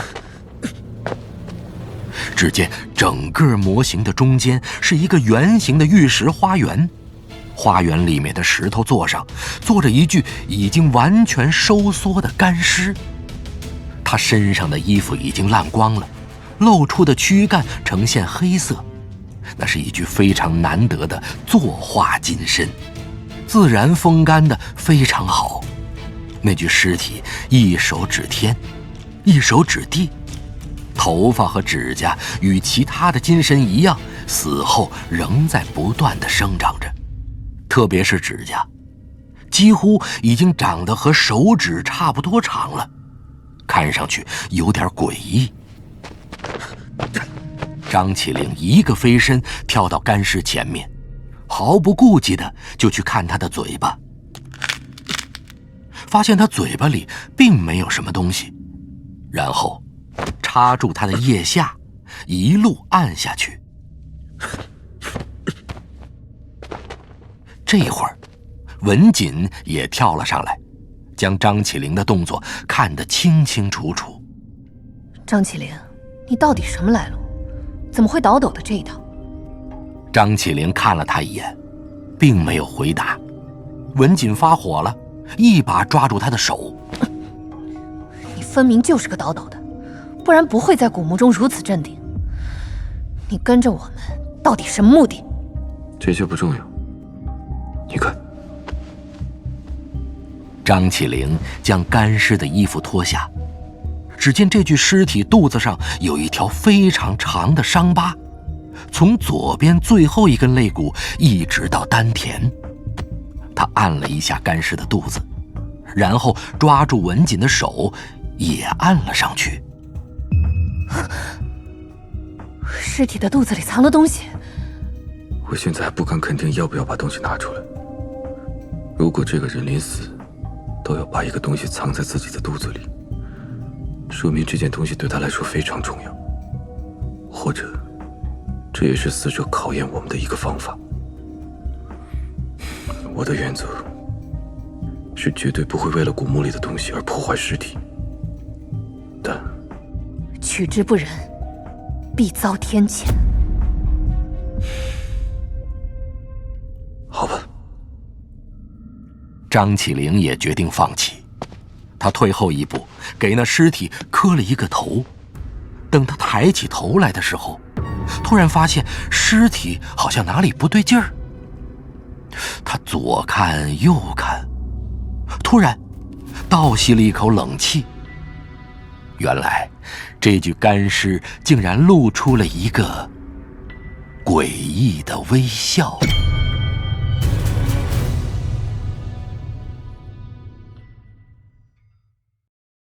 第98集，隐化。张起灵心中一紧，急忙后退了一步，全身戒备，准备应对那具干尸的下一个动作。这时，只见那干尸原本指着天的手，突然一动，变成了水平指向东边。紧接着，整个房间一暗，宝顶上的夜明珠瞬间都熄灭了。怎么了？他们进来的时候，为了节约电池，关掉了手电。这一下，周围瞬间暗了下来。好在并没有变成一片漆黑，靠近四面墙的4颗夜明珠都还亮着，照亮了一小片区域。这个时候，边上传来了李四弟发抖的声音：“墙上有脸呢！”张起灵一个机灵，忙转头一看，只见东边那颗夜明珠所照亮的黄浆砖墙都出现了光影的变化，平白无故地显现出了一张巨大的惨白人脸来。这只是小把戏。张起灵跳下石台，走到东边的砖墙前一看，发现墙上其实是一幅影画。这种画是当光线从一个固定角度射过来时，由墙上沟壑的影子所形成的。如果光线的角度不对，画就不会出现。在人高度紧张的情况下，很容易想象成可怕的人脸。哦，原来是这样的。张起灵又仔细地看了看，突然发现那似乎是一幅叙事画。李四弟也不再害怕了，他凑了过来，看内容应该是在展示云顶天宫刚完工时的情形啊。所谓的天宫其实是建筑在一座陡峭山脉上的宫殿，山顶云雾缭绕，把整个宫殿都包了起来，才给人一种浮在云上的感觉。山上都是雪，海拔应该非常高。张起灵看了看四周，发现四面墙上都有影画，于是他忙转到南面的砖墙继续看。在这幅画中，天宫下方的悬崖上被修凿出很多由栈道相连的石窟，一行匠人正在用一个节篙将一具巨大的棺材顺着悬崖向上拉升，而送葬的队伍则排成一排，沿着栈道艰难上攀。这个天宫竟然是一座陵墓，那这棺材里装的是谁？哎，你看西边那个墙壁啊，那幅影画变得更奇怪了。画面中，悬崖上的栈道燃起了熊熊烈火。这应该是守陵的士兵在入殓仪式结束之后，为了保障陵墓的安全，把入天宫的唯一道路给烧毁了。这样一来，基本上可以杜绝所有的小规模盗墓行为。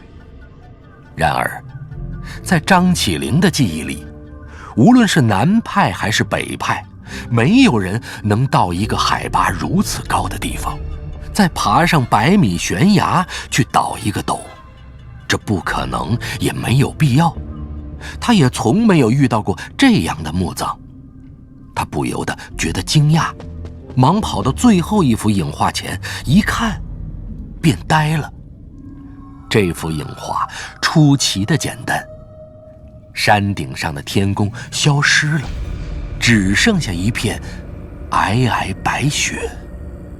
是雪崩，可能是大火使温度上升，天空上方的积雪松动，造成了大规模的雪崩，不仅把整个天空掩埋在白雪之下，还覆盖了整个山头，把那座宫殿变成了一座货真价实的坟墓。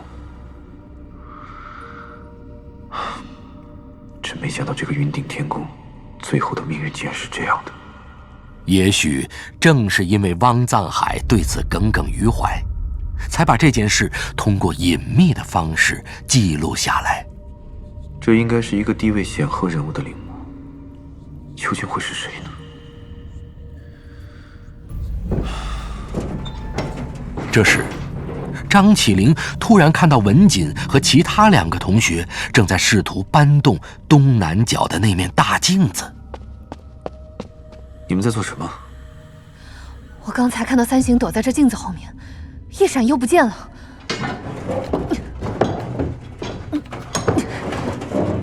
张起灵忙上去帮了一把。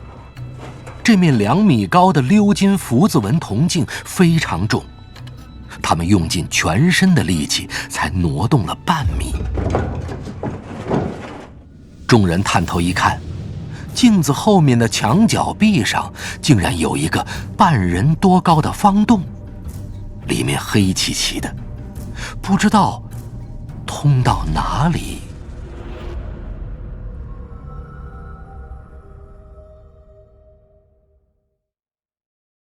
第99集，连环。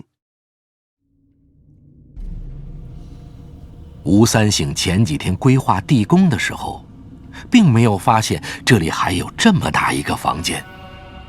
但是张起灵早就知道，地宫并非他规划的这么简单，因为沉船葬和陆葬不同，有一个沉船的过程。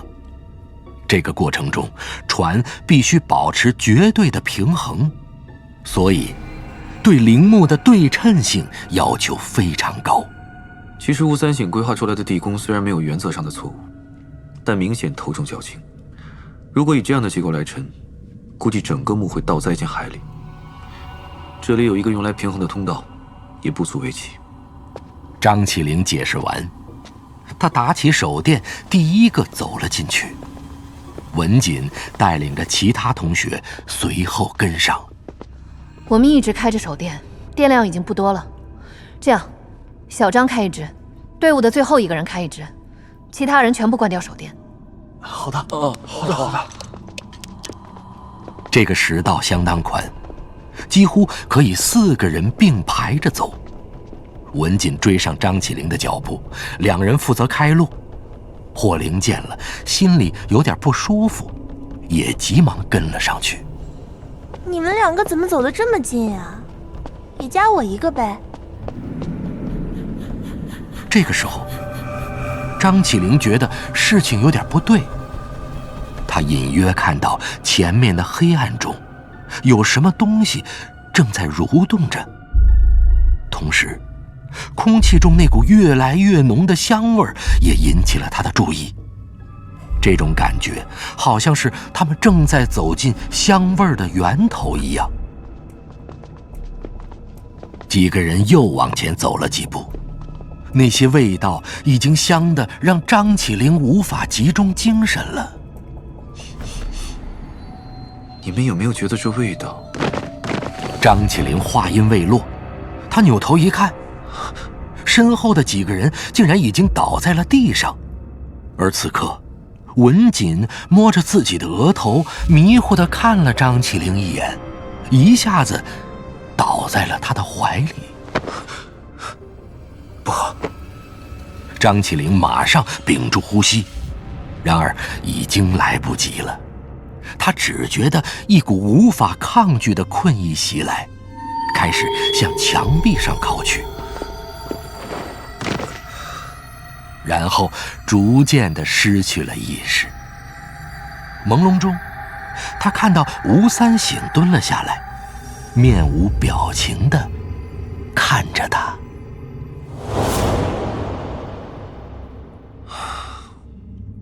故事就到此为止。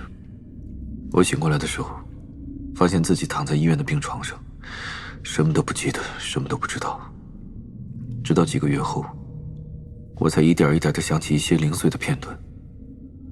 后来又过了几年，我发现自己的身体出了点问题。是不是不会？我现在还不能告诉你是什么问题。不过在3个月前，我碰到了你三叔。我觉得他非常眼熟，为了想起更多的事情，就跟着你们去了鲁王宫。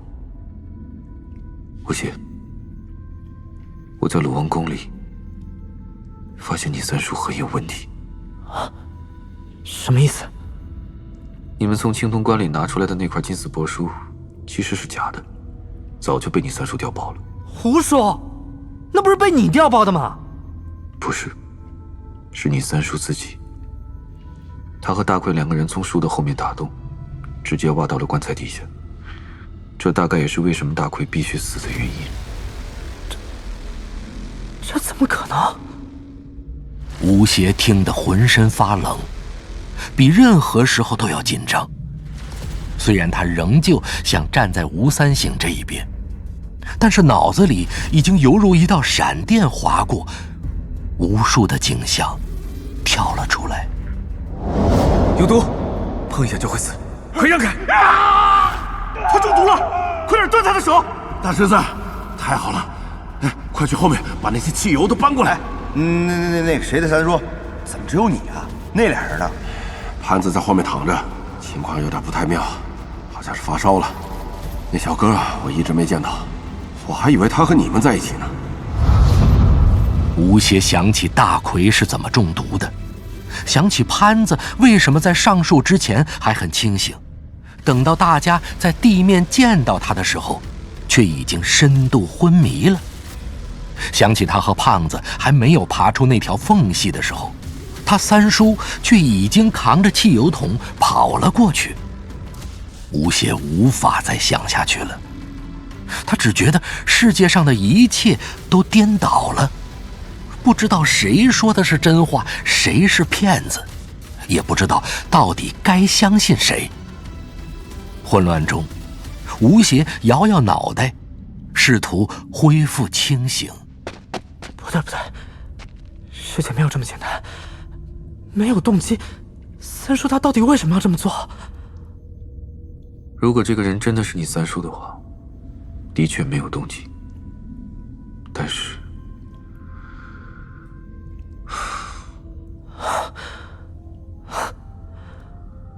我原来一直在想，三叔到底有多少事情在骗我？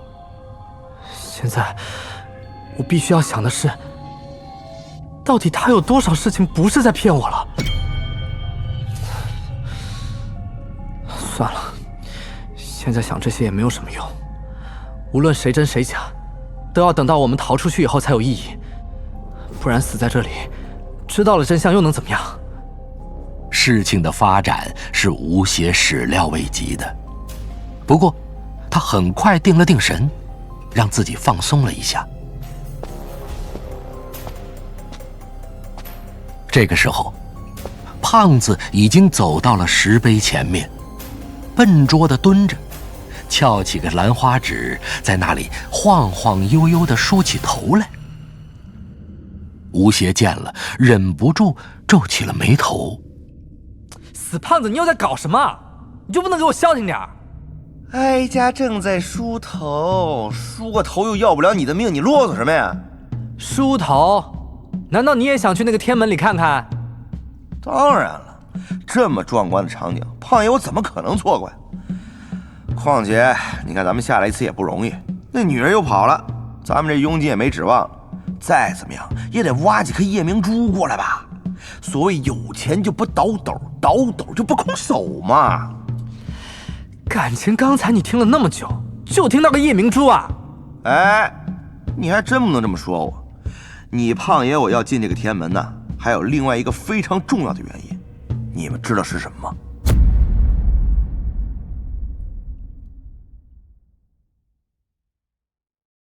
第100集，天道。切，谁知道你葫芦里卖的是什么药？你爱说不说。别忘了我们现在大难临头，要是那些不着边际的事情，还是免了。哎，你别着急，我要说的这个事情，和咱们现在处境可太有关系了。你刚才没听这小哥说吗？这个入天门的走道是个上坡，而且放着天宫模型的大房间又非常高，这高上加高，至少有个10几米。你想想啊，这古墓总共才多深呢？我估计那房间的宝顶应该是整个古墓的最顶端，咱们要出去就应该从那儿动脑筋。你这次倒是说到点子上了。我刚下到水底墓道的时候看过水压计，那个时候是水下13米，再加上这个池底又下去了10几米，也就是说我们应该是在水下20米到30米之间。这样算来，放着云顶天宫模型的那个房间，顶部离海底最多只有10米不到。呵呵，怎么样？关键时刻还得靠胖爷了。小同志光顾着听故事，忽略重要细节了吧？是，这次我真是对你刮目相看了。不过现今知道了这些也不顶事儿，我们赤手空拳，10米高的宝顶，不要说爬不上去，就算爬上去了，手里没家伙，上面几层砖顶怎么下手？我看我们还是先去找几件像样的金属名器来，尽快实施反打盗洞的计划。再磨蹭下去，恐怕就要错过退潮的时间了。是，不过你们发现没，咱们这一路过来看到的陪葬品，除了瓷器就是石器，连一件金属都没有，这有点不合常理啊。这说不定也是墓主人特意安排的。现在只能去后殿找找，要是那儿也没有，那真是天要亡我也了。其实啊，这我也想好了，那大房间四面不是有鎏金的福字同文镜吗？你也是倒腾古玩的，总该知道这镜子是啥样的吧？咱们把那镜子腿给拆下来，那东西老沉的，绝对能当锤子使唤。行吧，虽然我记不太清了，不过我相信你。事不宜迟，我们马上就行动。不过，到了那个地方之后，你可什么都别碰，千万，这地方到处是机关，我们还得长命百岁呢。实在犯不着为了几件死人的东西，把自己交代在这儿。成，胖爷我保证，除了砖头，其他绝对不碰。还有，你也千万别打那些夜明珠的主意啊！行了啊，知道了。你小子烦不烦呢？小哥，你再给我们详细说说那地方的结构，我们好提前预测一下可能遇到的情况，先想好应对的办法。就这样，3个人坐在一起，制定了详细的计划。然后他们依计行事，找到了天门。我拉头，小哥殿后，小吴你中间，出发。天道十分狭窄，刚开始，吴邪只觉得像是在夜晚走进了嘉兴西塘的石皮弄里。可是走了一段时间之后，前后都没了边际，他不由得心慌起来。吴邪走在中间，倒是不怕黑，只是四周太安静了。他们3人都穿着脚蹼，那脚步声在狭长的走道里听起来十分怪异，就像身后跟着个怪物似的。王胖子神经大条，对这些没有感觉，就是走道太窄了，让他很不舒服。这石头也不知道他妈谁造的，摆明了歧视我们胖子。哎，你说这通往天门的天道怎么寒碜成这样子？这要上天都是这样，弥勒佛都不用出门了。哎呀，话也不能这么说，他这样设计肯定有他的道理。这是船葬，船再大也有个限度。估计他是为了突出表现自己的天宫，其他地方只好节约空间了。而且历来倒斗的都是又矮又瘦，谁会想到胖子也能做这一行？那是，说到摸金一派，古往今来别的不说啊，论身板，你胖爷怎么也是第一。不过这胖归胖啊，一点也不影响我这身手，不是？这就不是……啊，你怎么停了？你胖爷我肩膀卡着了。叫你胡吹，自己打自己脸了吧？小吴，谁没笑？这不对呀！咱刚才走的还挺顺，怎么就给卡住了？看来这食道并不是一样宽的，可能刚进来那段略微宽了一点，现在逐渐变窄了。你后退几步，看看能不能抽出身来。不对，不是这原因，这道明显比刚才窄了。我看是这墙有蹊跷，这事儿恐怕不妙了。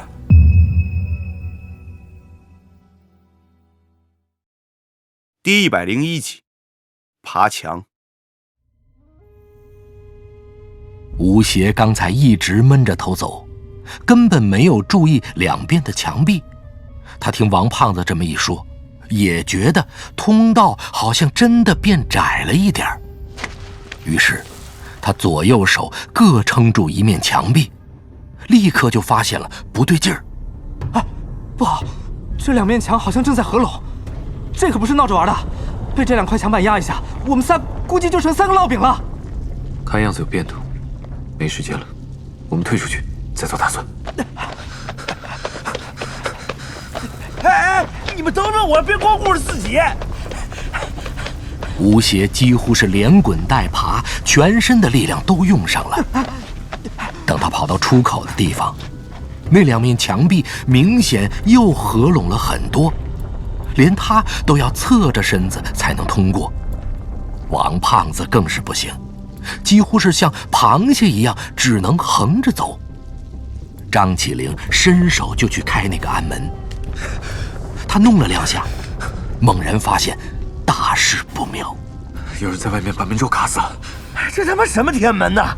这下完了，咱们快想办法，不然哥几个今天都得归位。能有什么办法？往前跑吧，跑得快，说不定还有一线生机。过去起码要10分钟，来不及了，我们往上看看。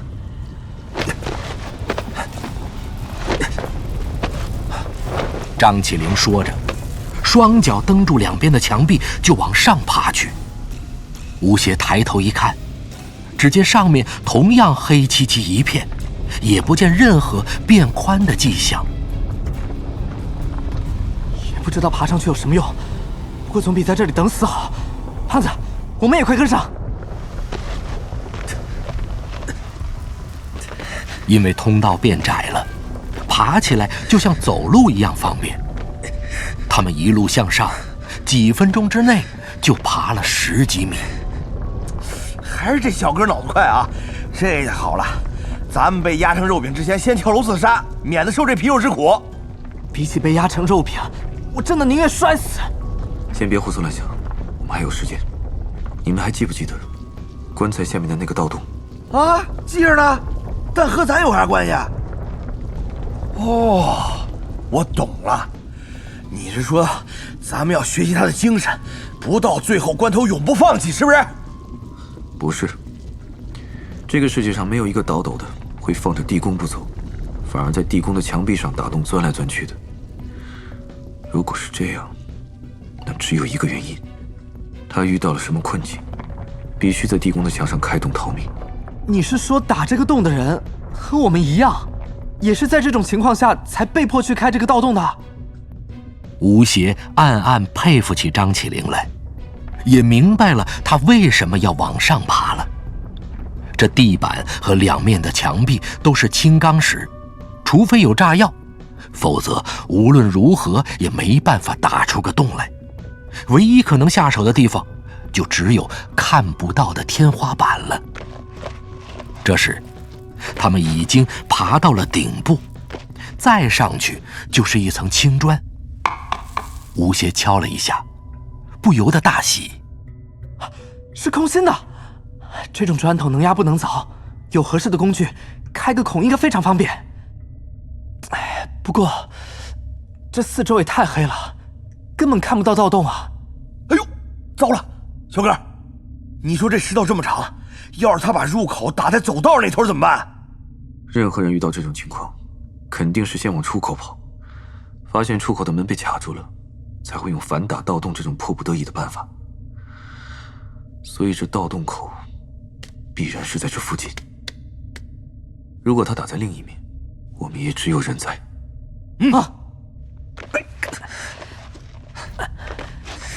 三人打起精神，开始在附近搜索。这个时候，吴邪和张起灵的情况还好，侧着身子，身前身后都还有一个拳头可以放。而王胖子几乎已经到了极限，他要缩着肚子才能在这夹缝里移动。哎，快急死胖爷我了！放轻松，脂肪的压缩比还是很大的，只要墙壁不顶到你的骨头，就不算有事。你还是别他妈废话了。他们从最外面开始，一直往里爬了10几米，但是什么都没有发现。横着爬比爬高更消耗体力，吴邪的脚已经开始发软了，几次都差点滑下去。要是两面墙再合拢一点，我的膝盖就没办法弯曲了，那时候就更麻烦了。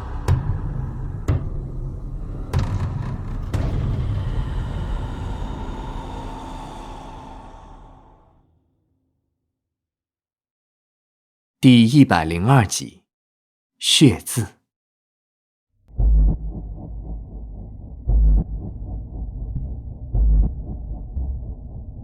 吴邪望着前方看不到尽头的黑暗，心里直打鼓。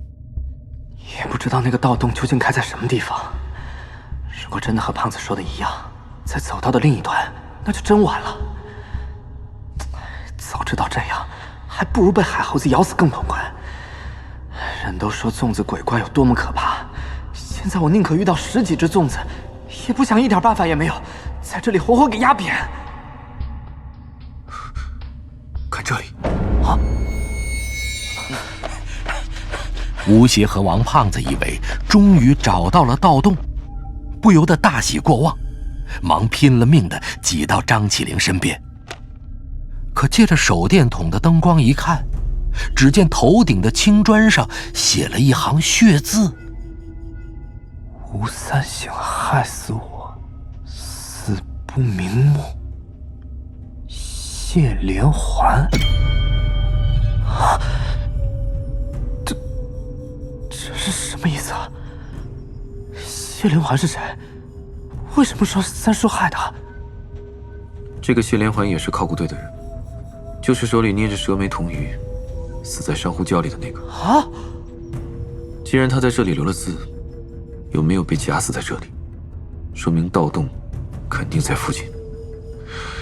现在没时间想他的话是什么意思，我们快往前走。好的。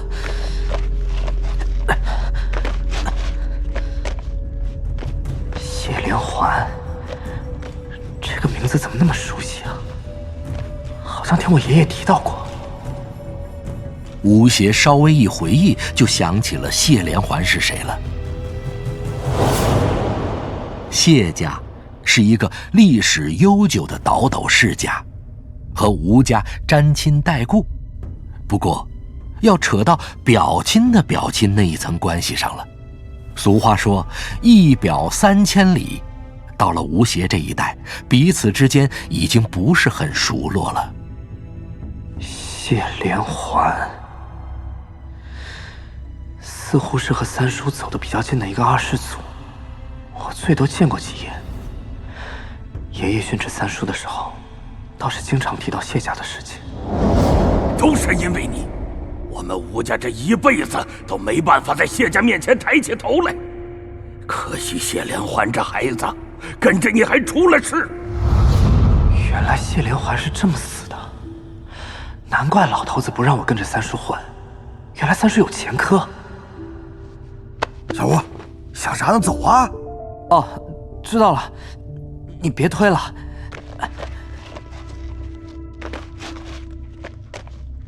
吴邪咬紧牙关，又往前挪了几步，砖顶上出现了一个黑漆漆的洞口。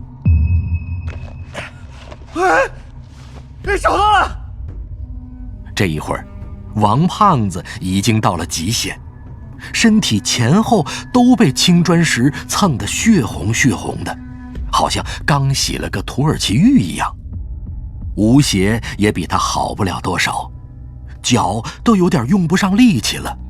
不过他也不急着一时半刻。张起灵先往上一探，钻了进去。他踢了踢盗洞的两壁，确定够结实，才把吴邪拉了进去。不过王胖子就有点麻烦了，吴邪一个人还扯不动他。哎呀，使劲儿啊你！这时王胖子发起狠来，他用力往上一拱，背上的皮都磨掉了一大块，才脱身。此时此刻，两面墙之间已经夹得只剩下一条窄缝了。吴邪站稳之后再往下看，不由得有些后怕。真不敢想，我们要是还没脱身，现在是什么样子？哎，真是天无绝人之路。再迟几分钟，就算发现了盗洞，我们也爬不进来了。吴邪又抬头往上看了看，只见这盗洞垂直向上打了有1人多高之后，马上变了个角度，倾斜着往东打去，估计应该是和上面的那个盗洞相连。此时此刻，吴邪的脚直发软，他已经坚持不了多少时间了。小哥，快点往上爬！3个人爬到倾斜的这一段，都有点吃不消。他们往洞壁上一靠，就直喘粗气。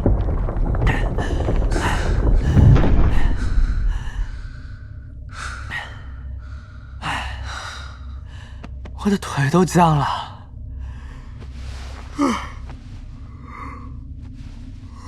刚才太紧张了，现在一放松就开始犯困。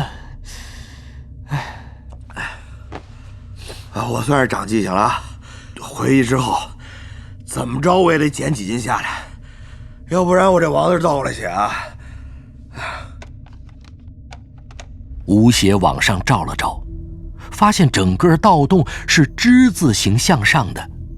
从建筑学上看，这样的打洞方式，就算发生了小规模的坍塌，也不会造成很大的危险。这盗洞打得的确厉害，看样子这个谢连环也不是等闲之辈。哎，我说小哥，这到底怎么一回事啊？怎么20年前走这道还好好的，这次就差点被夹死啊？你是不是带错路了？这个可能性不大，除非那个石碑里指示生门的记号被人晃过了。你看刚才的情况那么险恶，估计我们是进死门了。哎，会不会是那女人发现我们没死，又来暗算我们啊？要说她狠毒，我承认，但我不认为她有这个能力去改动几百年前的古墓机关，这实在太离谱了。但是这里又没有第5个人了，难道是三叔？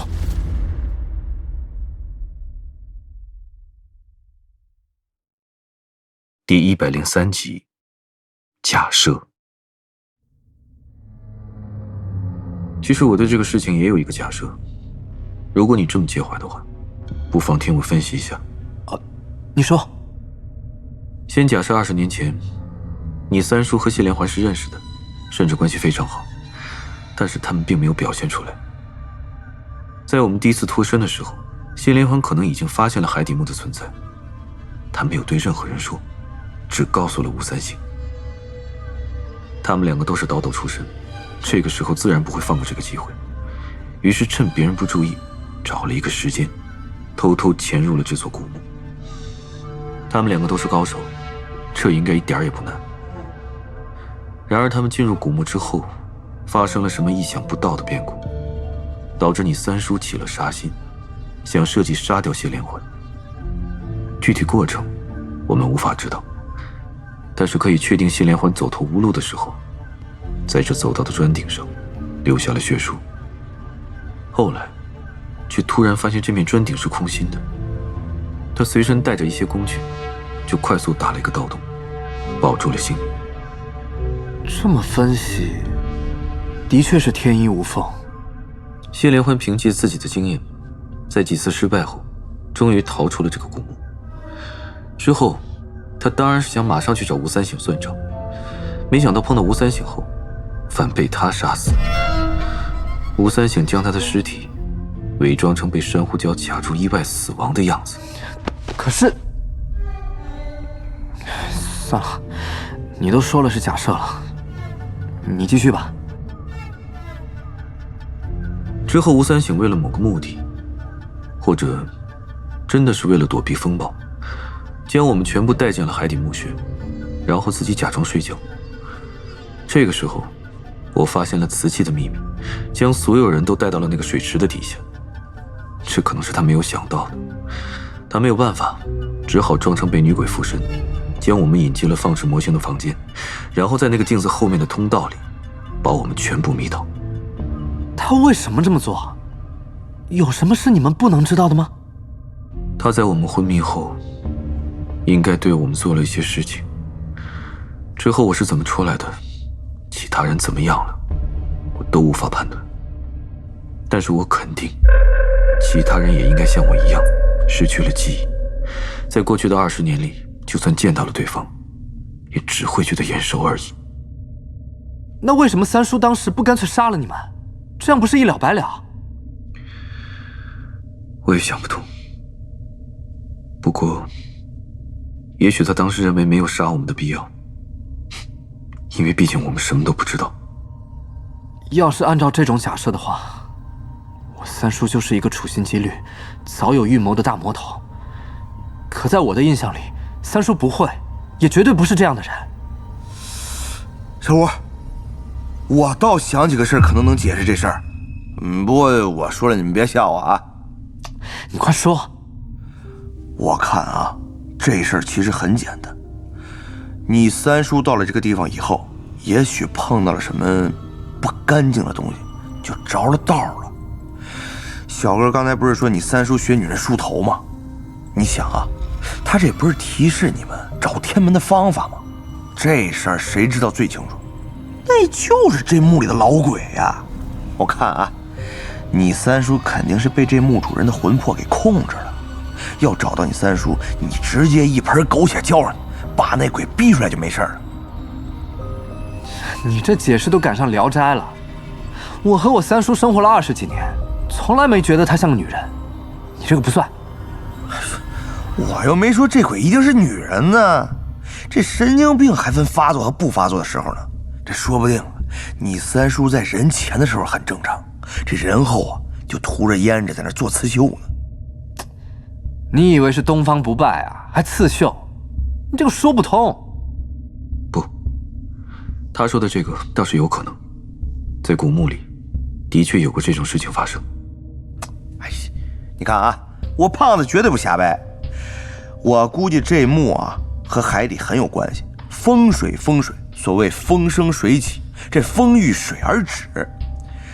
你知道水鬼为什么要找替身吗？因为他魂魄出不去。这古墓建在水里，风水虽然好，但是对墓主人就大大的不利。要不咱们先记着，要真能找到三叔，我搞个开过光的佛印往他脑门上一印，看看有没有效果。哎，我觉得行啊。我看现在咱们也差不多缓过劲儿了，也别在这儿开什么代表大会了。要真像我说的那样，我们要是在这儿饿死，魂魄也肯定出不去，到时候连胎都投不了，那就亏大了。也是，我们继续走吧。哎，对了，小吴，你有没有觉得这进了这古墓之后，这不知道什么时候开始，这身上痒得厉害啊？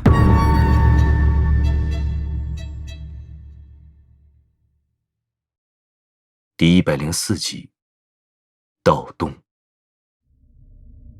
吴邪正准备开爬，听到王胖子的问题，不由得缩了缩脖子。刚才因为紧张，他也没有注意，其实在甬道的时候，他也感觉被莲花剑割破的伤口有点发炎的迹象，不过养着养着又似乎好了起来。他撩开衣服看了一下伤口，发现伤口上的红肿已经消退了。有感觉，不过现在已经不痒了。这里湿气这么重，可能是过敏吧。哎，那这过敏有什么办法可以暂时治一下？我刚才出一身冷汗，现在痒起来没完了。哎呀！哎，你别蹭了，这么蹭都蹭出血了。等会儿，你扭过来我看看。哟，胖子，你多久没洗澡了？啊？洗澡？分这干嘛呀？这属于个人隐私啊，不方便回答。你有日子没洗了吧？我告诉你，你也别害怕啊，你背上好像发霉了，白霉。天下奇观呐，估计你再坚持几个月，还能种出个灵芝出来。什么？白霉？霉还有白的？你说话别那么费劲，到底咋回事？张起灵皱了皱眉头，挤过来用手按了一下王胖子受伤的地方，结果这一按就是一泡黑血。麻烦了，刚才那莲花剑里有蹊跷。啊？但是刚才我也中箭了，我怎么没事啊？难道我的体质比较特别？吴邪忙把自己的伤口露出来，张起灵看了看，也搞不清是怎么回事。这时候，王胖子已经慌了起来。什么毛？别没头没尾的，哪儿长毛了？我怎么摸不到啊？哎，别动！你好像得啥皮肤病了，我再给你仔细看看。你可千万别抓啊，再抓可就留下疤了。哎呦，可是这痒的厉害，你胖爷我根本忍不住啊！小哥，这样下去不行，得想个办法。我听人说过，有些人受不住皮肤病的痒，自杀的都有。我现在就想自杀，可痒死我了！哎，要不你学学那关公刮骨疗伤，把那2块肉给我割下来。剜肉倒不用，你真以为你肉多呀？我也不是华佗。不过我身上还有点爽肤水，给你先涂上，可能有点疼，你忍着点啊。哎，所以你们这城里人就是娇贵，倒斗还带爽肤水，下回我干脆带副扑克下来，咱们被困住的时候还能出会大地呢。吴邪当然不可能带着爽肤水，2口唾液吐在王胖子背上，戴上手套就给他涂开了。没成想王胖子根本挨不住疼，口水一涂开，他就惨叫一声，人直接往前逃去。哎呦，你他妈涂的什么东西啊？我老了，你他妈不如割下来呢！哎呦，这些胖子我真他妈归位了。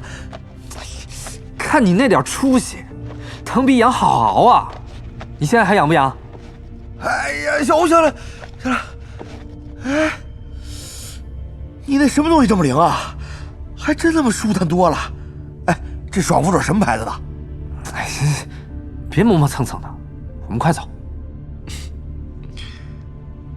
哦，小哥笑了，这还是我第一次看见他不是苦笑。这么看，他还是有点人情味的。看来人与人还是要多交流。快跟上。张起灵笑了笑之后，又变成了一张扑克脸，招呼2人继续赶路。3个人顺着盗洞迂回向上，爬了大概有半支烟的功夫，遇到了一个分岔口，分岔口左右各打了2个通道。吴邪往左边那条照了一下，看到直往里面一点儿就有砖头垒了起来，是条死路。看来砖头外面就是你们从右耳室到左胚室的那条道，也不知道为什么被封了起来。难道是怕什么东西从那棺材那里过来？不过既然封起来了，那最后脱身的盗洞口肯定是在右边。是的，应该没错。走吧。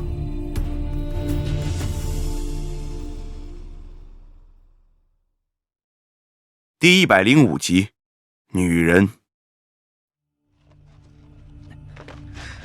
吴邪长这么大，还没有连续爬行过这么长的时间，直爬得汗流浃背。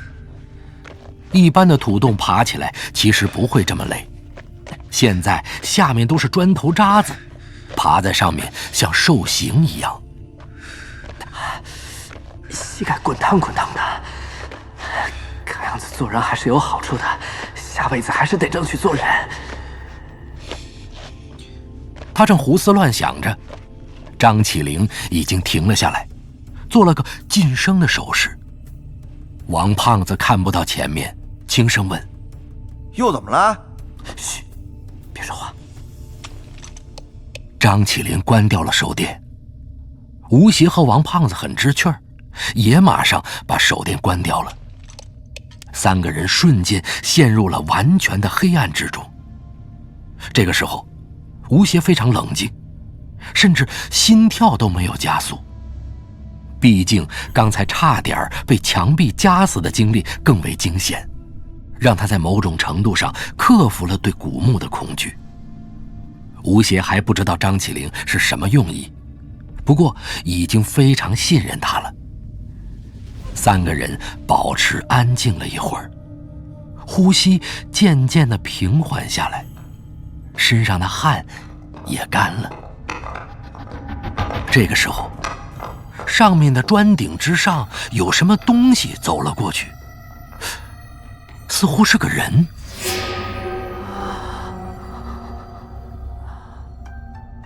看样子，我们上面应该已经是后殿或者是甬道了。这人是谁？难道是阿宁，还是三叔？吴邪正想着，突然他感到后背和脖子上痒痒的，心里一个机灵。难道我也长出毛来了？吴邪忙回手摸了一下，正摸到一团湿哒哒的东西贴在他脖子上。他还以为是王胖子挤过来，用力一推，把那东西推了回去。手伸回来的时候，突然发现指甲里黏糊糊的，还有一股淡淡的香味儿。他觉得恶心，干脆把这些东西蹭在边上的砖头上。胖子的刺猬头上肯定喷了不少发油，待会儿要是找到水源，我得好好洗洗。这胖子头上的头油，指不定是几个月前的呢。没过几秒，他的脖子上又开始痒了起来。这死胖子又在搞什么名堂？哎呀！吴邪不由得发起火来，一把拎住那团东西，把它按在墙壁上。这个时候，他突然发现有点不对劲儿啊！怎么，这胖子的脸这么小？吴邪小心地支起身子，他一摸，心里突然咯噔了一下。那些湿哒哒的东西，怎么好像都是头发？他又摸了两把，发现这些头发全都缠在了一起，手伸进去就会被绞住。胖子肯定没这么多头发，这些头发是谁的？难道是水墓道里那团吃人的头发？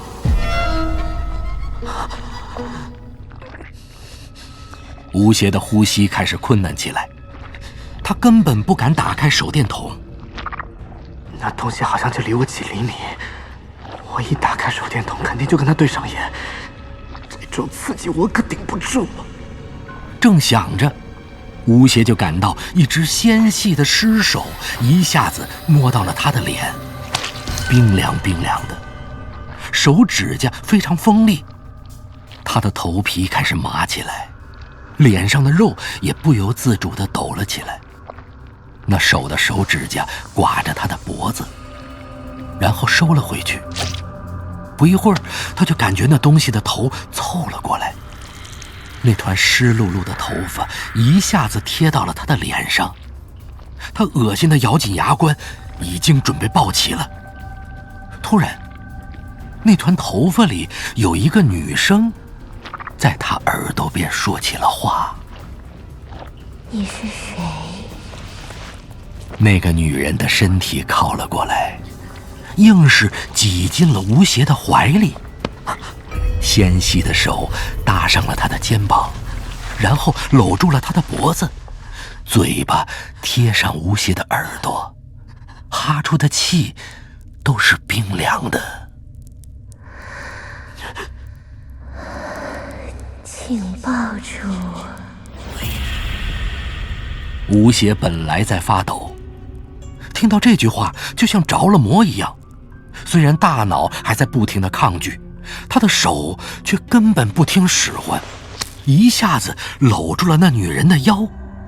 这一搂更不得了，吴邪彻底惊呆了。这女人竟然什么都没穿，皮肤冰凉，还出奇的光滑。这个时候，那女人的嘴巴已经移到了吴邪的下巴上，一碰一碰的，好像在暗示吴邪去吻她。吴邪完全失去了控制，他刚想一头吻下去，突然张起灵的手电亮了，吴邪一下子看到了自己搂在怀里的东西，他不由得头皮一麻，浑身的汗毛都竖了起来。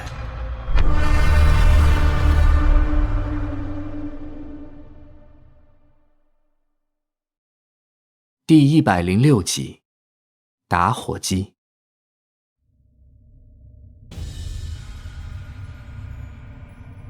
在吴邪眼前一个手掌不到的地方，赫然是一张惨白的人脸，上面的皮肤不知道在海里泡了多少年了，全都肿成透明的颜色。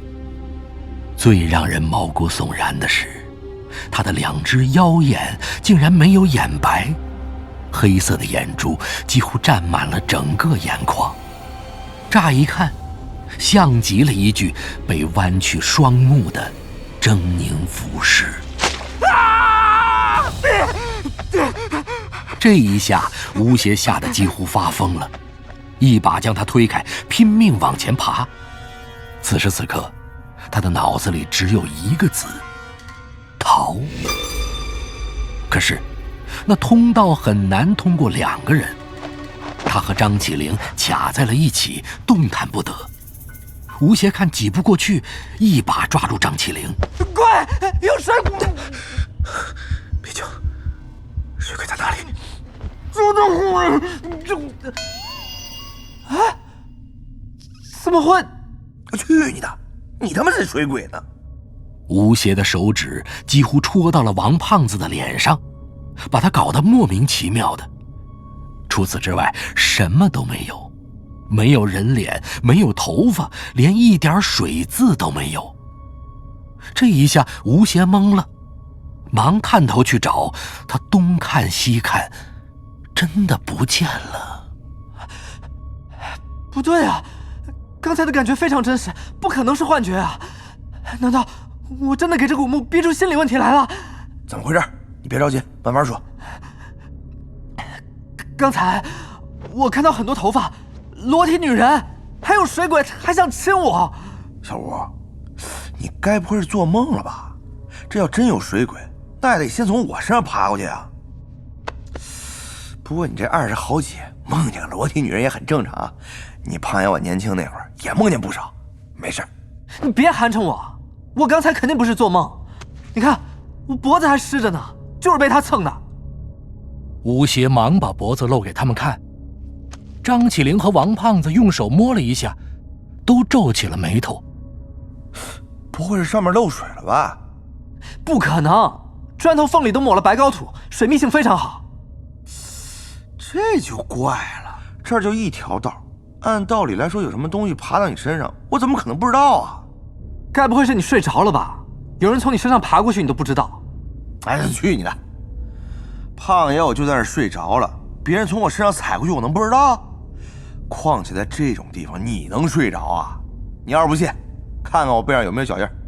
谁知那东西竟然就趴在王胖子的背上。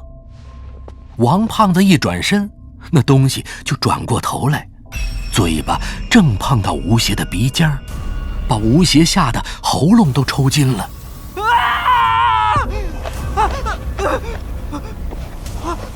吴邪猛地后退脚步，突然脚上一紧，低头一看，发现小腿上不知道什么时候缠满了头发。他用力想将脚扯出来，但是根本挣脱不开。同时，大量的头发开始往他身上缠绕过来，直往他嘴巴里钻。他平生最怕就是嘴巴里有毛，忙用手乱挡。慌乱间，张起灵一把扯住他的领子，将他向自己那里拉去。然而才拉了没几步，自己的手也被绞在了头发里，再也拉不动了。此时此刻，王胖子已经被裹成像蛹一样在里面直扭，可那东西却又不见了。整个墓道里面都是头发，就像进了黑色的盘丝洞一样。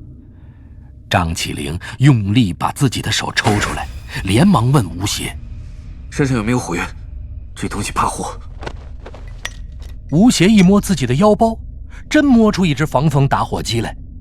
这东西是在船上吃鱼头火锅的时候，他从船老大那儿拿来点煤油炉的，点完之后直接就揣在了兜里。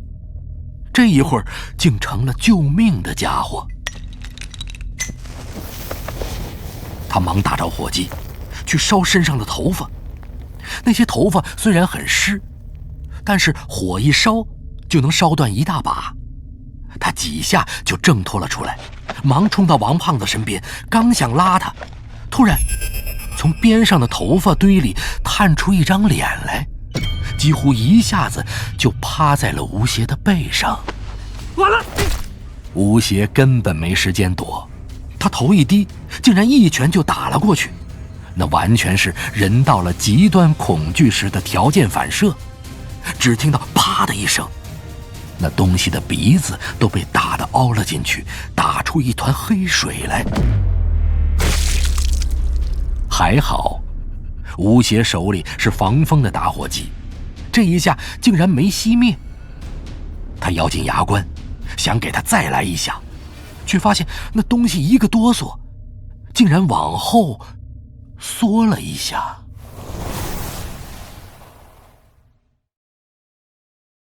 第107集，晋婆。有用！果然是神鬼怕恶人，这鬼还怕拳头。吴邪心里一亮，竟然兴奋起来，抬脚就朝他面门踹去，把他的脸都踢歪了，直踢回到头发里去。吴邪怕再踹又被缠住，忙退回几步，把打火机举起来和他对峙。那张脸藏在头发里，表情十分怨毒，但是他明显忌讳火，不敢贸然上前。这个时候，张起灵不知道从哪里掏出几只湿了的火折子，往吴邪的打火机上蹭了几下，就烧了起来。火势一大，那怪物尖叫了一声，竟然开始往后退，一下子就缩得很远，把王胖子给让了出来。吴邪忙趁这个机会把缠在王胖子头上的头发给烧掉。张起灵一直把那怪物逼得消失在了黑暗里，才停下。这时火折子都快烧到他的手了，吴邪低头去看王胖子，只见他的鼻子和嘴巴里全是断发，脸都憋青了。喂，你没事吧？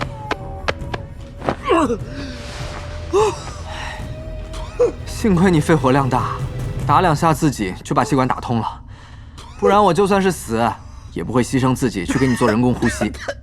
我怎么姥姥的？那东西到底什么玩意儿啊？这应该是晋婆。啊！我倒是在英雄山的古玩市场上听说过，还真的有晋婆这东西啊！传说这一带很多，应该不会错。哎呦天哪，这玩意儿到底是怎么来的？晋婆是水里孕育出来的，我知道她肯定怕火，其他的就不清楚了。就像粽子一样，从古至今，我们只知道粽子怕黑驴蹄子，但是她为什么怕，谁都不清楚。我只是没想到这东西还有思想，我们一定要小心，她肯定还躲在我们后头。奇怪了，这墓风水这么好，怎么里面这么多稀奇古怪的东西啊？这个墓风水好不好，我现在还真不敢肯定。不过，晋婆在这里应该不是偶然，说不定还是墓主人故意安置的。这你都能猜出来？关于晋婆，我其实查过一些资料。这晋婆在山区的少数民族里，其实代表的是巫师和灵媒，可是，在海边的老传说里，就是天下间最恶的鬼。要是被人抓住，一般都是直接切断手脚，然后活埋。有的资料里说，晋婆和孕妇有关。放养尸棺的那个耳饰，恐怕和这东西脱不了干系。还有那些我三叔看到的大肚子壁画，估计也跟晋婆有关。先别说了，等一下那东西又会跟过来，我们继续前进。盗洞顶上也没声音了，我们在下面折腾的动静这么大，说不定已经被他听见了。此地不宜久留，快走吧。没问题，胖爷我1秒都不想多待。胖子，你把手电打开，挂在自己腰带上，这样在后面我们也能随时注意。吴邪把打火机攥在手里，3个人继续前进。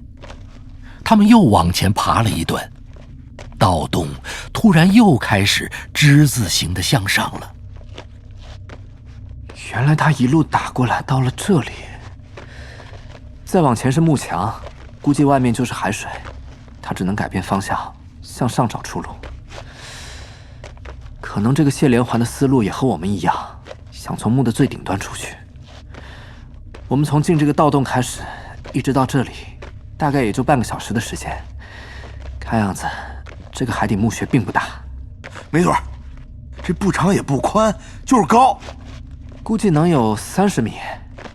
如果按照现在的标准，3米1层楼房的话，这座墓深入海底应该有10层楼这么高。虽然雄伟，但也算不上是奇迹。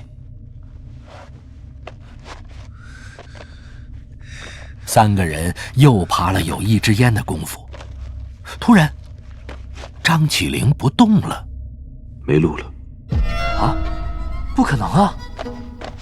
吴邪忙挤上去看，只见上面果然已经到了尽头，被几块很大的青钢石岩板挡住了。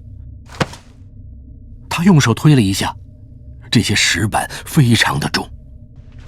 吴邪和张起灵2个人试着用力往上一抬，抬起了一条小缝，马上他们就发现上面的那个墓室里竟然有光露出来。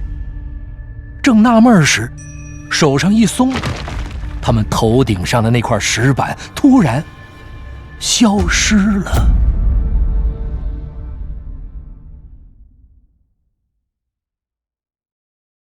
第108集，混战。吴邪愣了一下，他马上就明白了是怎么回事。头顶的石板肯定是被什么人抬上去了，要么是三叔，要么是那个女人。毕竟这古墓里除了他们，也没有其他人了。然而，当吴邪一抬头，却看到一只魁梧的、长满鳞片的海猴子，弓着背，正居高临下地俯视着他。那只海猴子的肩膀上血肉模糊，还插着一只梭镖。真是冤家路窄，这东西还真贴上我了。吴邪有些不知所措。这时，有人拉了一下他的裤子，是张起灵。原来，张起灵见这海猴子身躯庞大，难以对付，眼神示意吴邪赶快退下来。吴邪忙往下爬，然而下面的盗洞是一个斜坡，几个人挤在一起就行动不便。这一下手忙脚乱，更是慢了半拍。才下去几步，那海猴子猛地把头探了过来。妈呀，快跑！吴邪吓得脚下一滑，一屁股撞在了盗洞壁上。然而因祸得福，这么一撞，吴邪竟顺势滑了下去。真是天助我也，这样就能直接回到盗洞里了。那海猴子个头这么大，打死也钻不进来。可是天不遂人愿，吴邪才滑下去半米，便被卡住了。他低头一看，王胖子正堵在下面，一个劲儿地往上钻。哎，少姐，那金婆又爬上来了！我靠，真是福无双至，祸不单行，怕什么来什么。胖子，你先挡一下。吴邪将打火机扔给王胖子，抬头看看上面的情况，谁知他刚一动脖子，肩膀便传来一阵剧痛。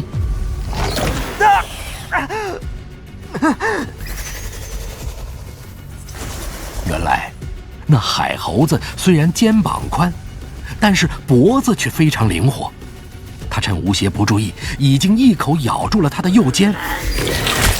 那獠牙深深地刺进了皮肉之中，虽然没有伤到筋骨，但是疼得吴邪几乎要昏厥过去了。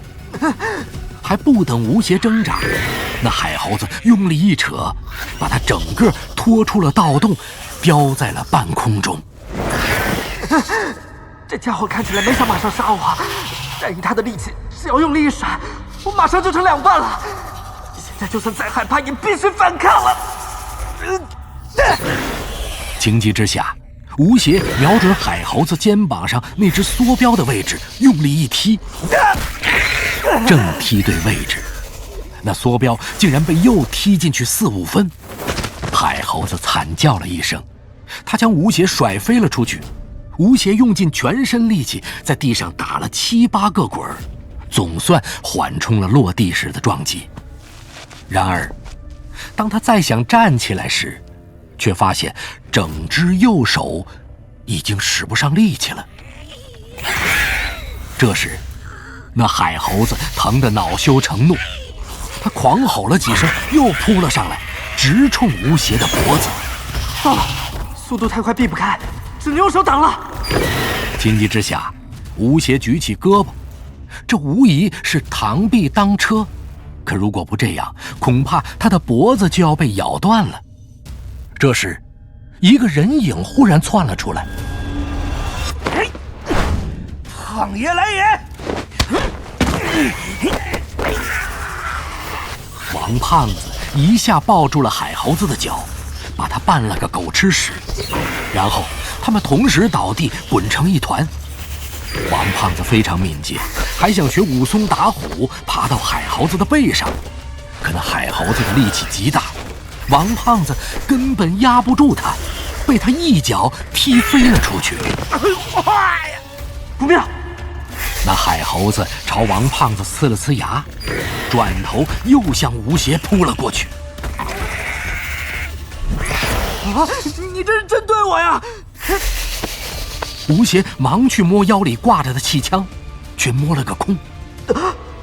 糟了，刚才爬石壁的时候嫌它太长，早就扔了，现在可能被压成一团麻花了。现在后悔也来不及了。海猴子瞬间冲到了吴邪面前，一下子将他撞倒，似乎是为了撒气，一脚狠狠地踩在了吴邪肚子上，差点把他的脊椎给踩折。吴邪一口血吐出来，疼得几乎失去了意识。海猴子仍然不罢休，他又抬起脚想踩他的胸口，可是脚刚抬起来，突然当的一声巨响，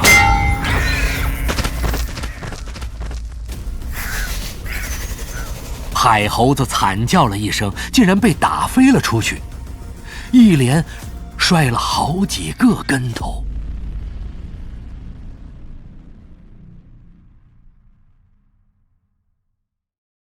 第109集，秒杀。吴邪转头一看，王胖子天神一般的走了过来，他手里举着一面大铜镜，现在还在不停地震动着。妈呀，这胖子手真黑，这要是人，铁定就给拍死了。以后可千万不能得罪他。王胖子此时正在气头上，他不等海猴子爬起来，冲上去反手又是一下，海猴子的脸都被敲得变了形，又滚出去了好几米。可惜这海猴子体格健壮，这几下没对他造成重创。不过他也总算知道了王胖子的厉害，再也不敢冲过来。只见他几个飞窜，爬上了一根柱子，居高临下的吼叫起来。趁此时机，吴邪环顾了一下四周，发现房屋四面墙上有4幅巨大的影画。看来这就是闷油瓶说的放置天宫模型的房间了。虽然不确定那些画是不是和他说的一致，但可以肯定，这里的情景在他们离开20年后一点也没有变。不过这个房间并没有闷油瓶说的那么大，也就是边上的金丝楠木柱还算得上壮观，的确是货真价实的3人环抱。其他的顶多算是豪华而已。另一边，王胖子一击得胜，已经嚣张起来。老子粽子都不知道敲死多少个了，你一只破猴子在我面前人五人六的，简直不把你爷爷当回事儿。王胖子想把镜子甩上去，可铜镜的分量也实在是太重了，胖子卯足力气却压根儿没举起来，在原地晃了好几个圈儿。这海猴子非常狡诈，见王胖子发力不成，突然从柱子上跳了下来，猛地把他扑倒在地。王胖子反应不及，被压在了下面，一时也推不开他，结果结结实实的挨了一爪子，直接被刮掉了一块皮。你胖爷我走南闯北，什么时候吃过这种海？海猴子脸上的鳞片被撕下了一大块，鲜血淋漓。他跳起来逃出去好几步，这一下他更谨慎起来，开始远远地观察，想找到王胖子的破绽。呸！王胖子这个时候已经累得上气不接下气了，完全是硬撑着。双方对峙了几分钟，不过海猴子毕竟是动物，没办法和人一样，精神渐渐的难以集中了，甚至还打了个哈欠，开始左顾右盼。这时他看到张起灵正咬牙把盗洞口的石板盖回去。那石板非常重，一个人实在很难抬动，只能一寸一寸地拖着。海猴子见张起灵落单了，杀心又起，大吼着冲了过去。小哥，当心！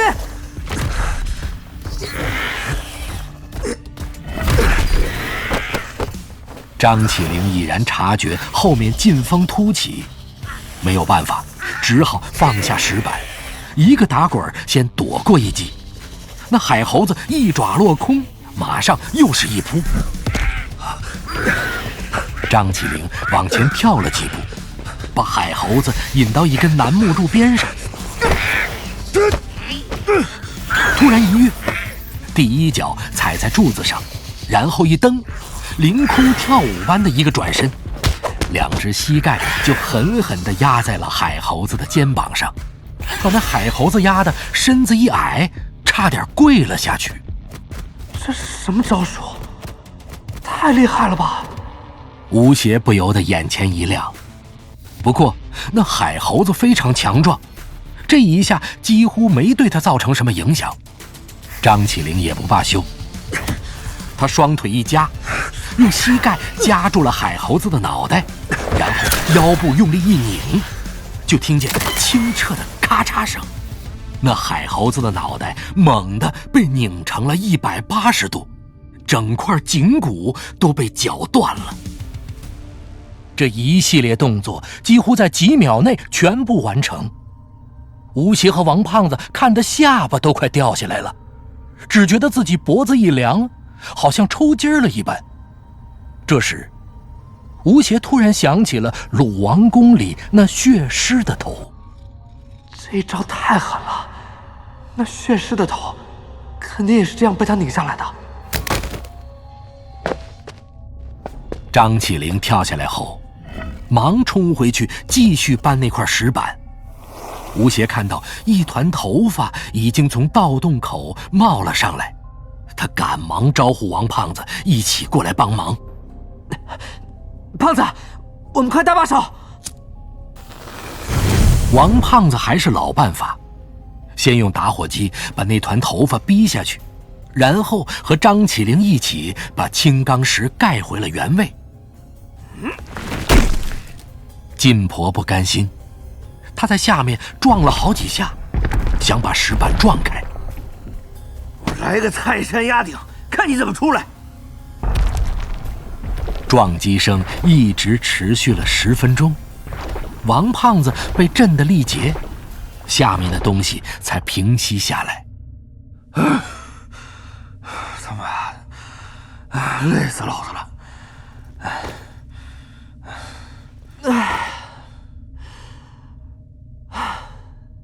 见危险过去，王胖子躺在地板上休息，吴邪也长舒了一口气。此时，吴邪的右手已经恢复了知觉，可以稍微做一些活动了。吴邪看到张起灵走到东南边的角落，忙跟了过去。那里的镜子已经被移开了，墙上果然有一个黑漆漆的半人高的洞口。里面看上去很深，会通向哪里呢？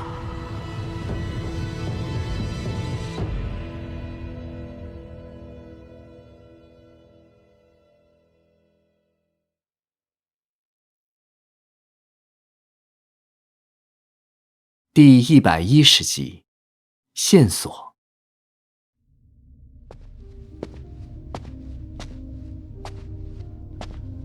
吴邪仔细打量着眼前的洞口，这个洞口是整个事件中的关键一环。张起灵的回忆到这里就中断了，之后的事情成了一个谜。洞中有什么？他是怎么出来的？其他人是否像他一样也失去了记忆？吴邪到目前为止一无所知。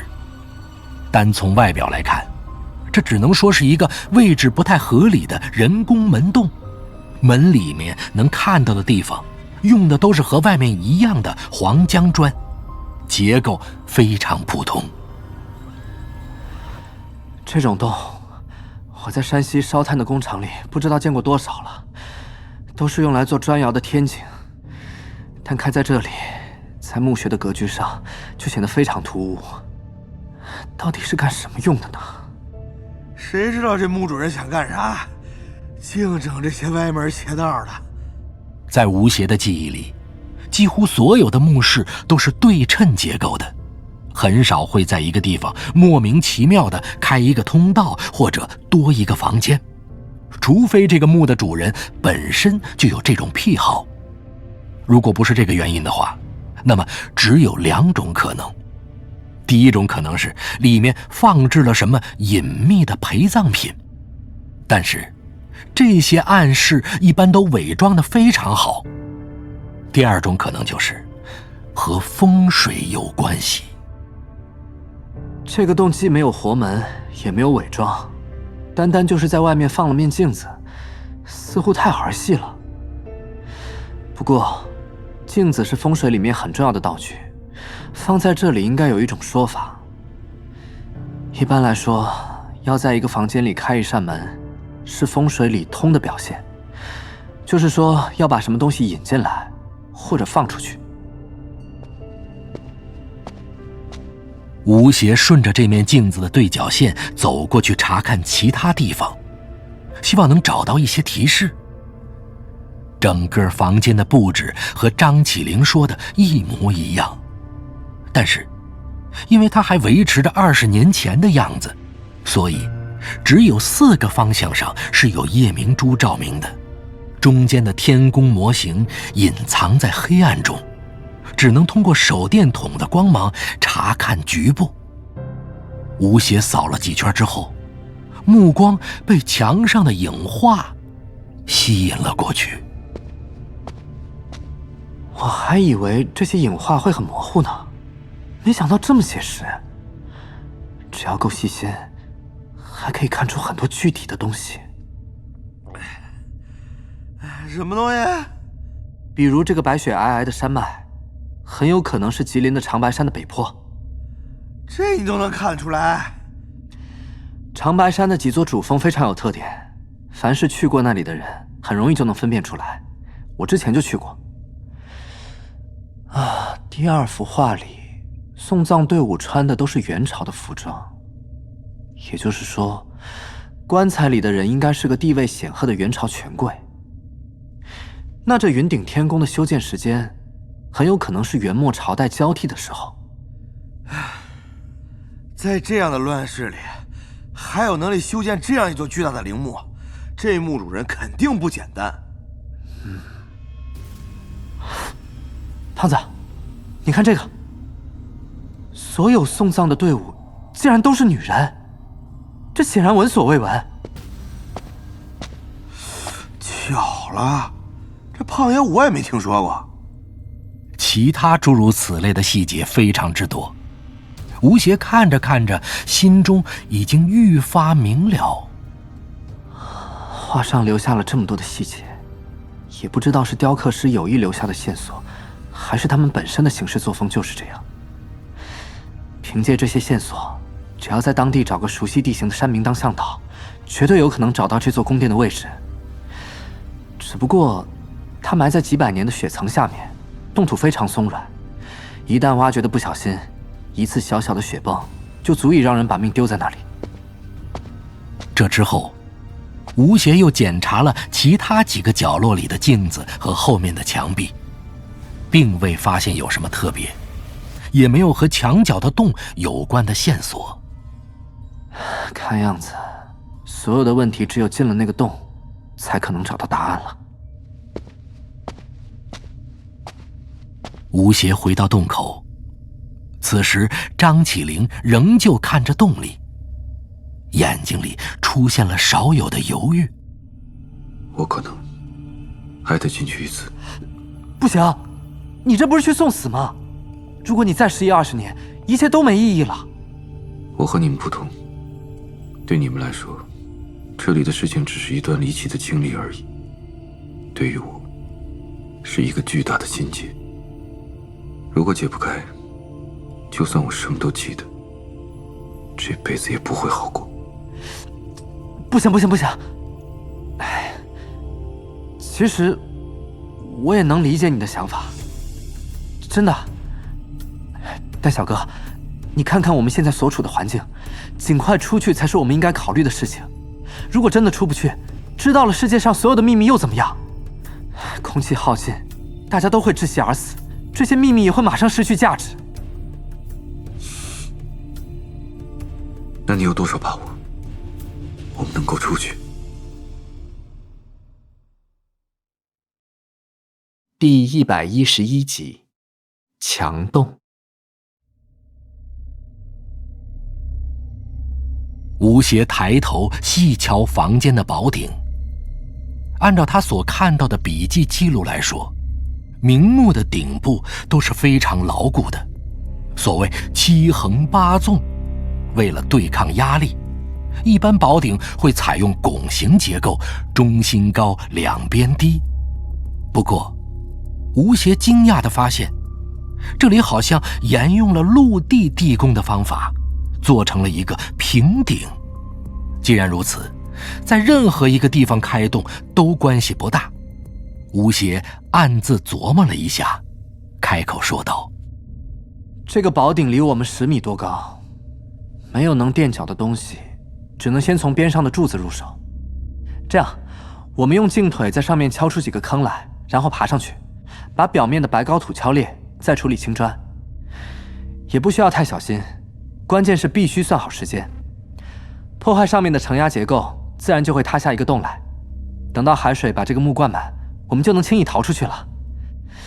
但如果不是在退潮的时候，承压结构一旦破坏，说不定整个宝顶都会被狂涌进来的海水冲垮，把我们压死在里面。我明白了。我们出去的机会非常大，只不过一出去，这个墓就要彻底完蛋了。但它不会消失的，里面该有的东西都还在。小哥，你要真想进这个洞，大可以过几天备好装备再回来，不急于这一时。好。哎，既然这样说，还等什么呀？咱们干脆就动手，先把这柱子搞定，免得待会儿手忙脚乱的。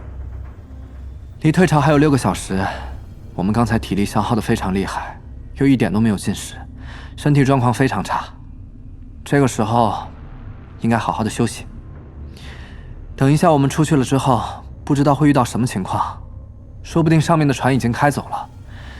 如果没体力出去又淹死，那太亏了。还要等？那行啊，我先睡会儿啊，什么时候开工了叫我。大家各自找了个地方靠着休息。不过吴邪的脑子仍在飞速运转着。海水灌进来之后，要大概怎么走呢？现在往池底10倍的通道已经封闭了，虽然不是完全密封，但是出水肯定比进水慢。水进来后，肯定会先涌进那个奇怪的墙洞里。也不知道那个洞到底通到哪里，万一和其他房间连通的话，那可就麻烦了。这里会形成一个漩涡，把我们全都卷进去。想到这里，吴邪不由自主地看了一眼洞的深处。有什么办法可以把这个洞堵住呢？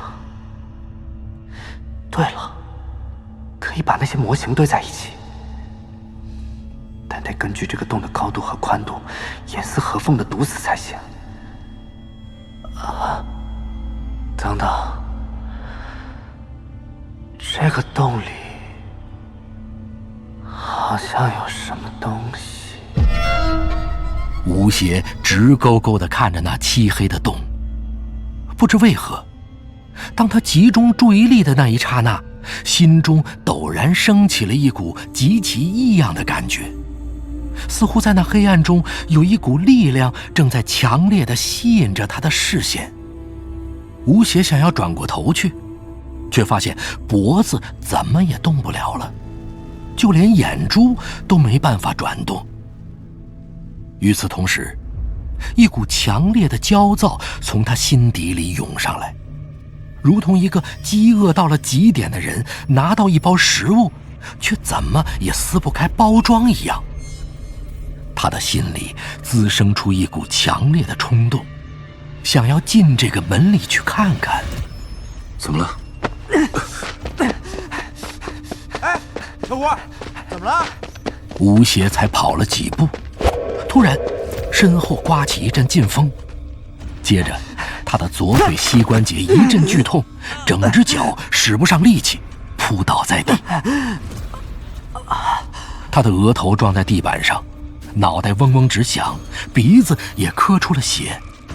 但这么一摔之后，他的脑袋忽然变得清醒了起来，心里的焦躁感也突然消失了，一切都恢复了正常。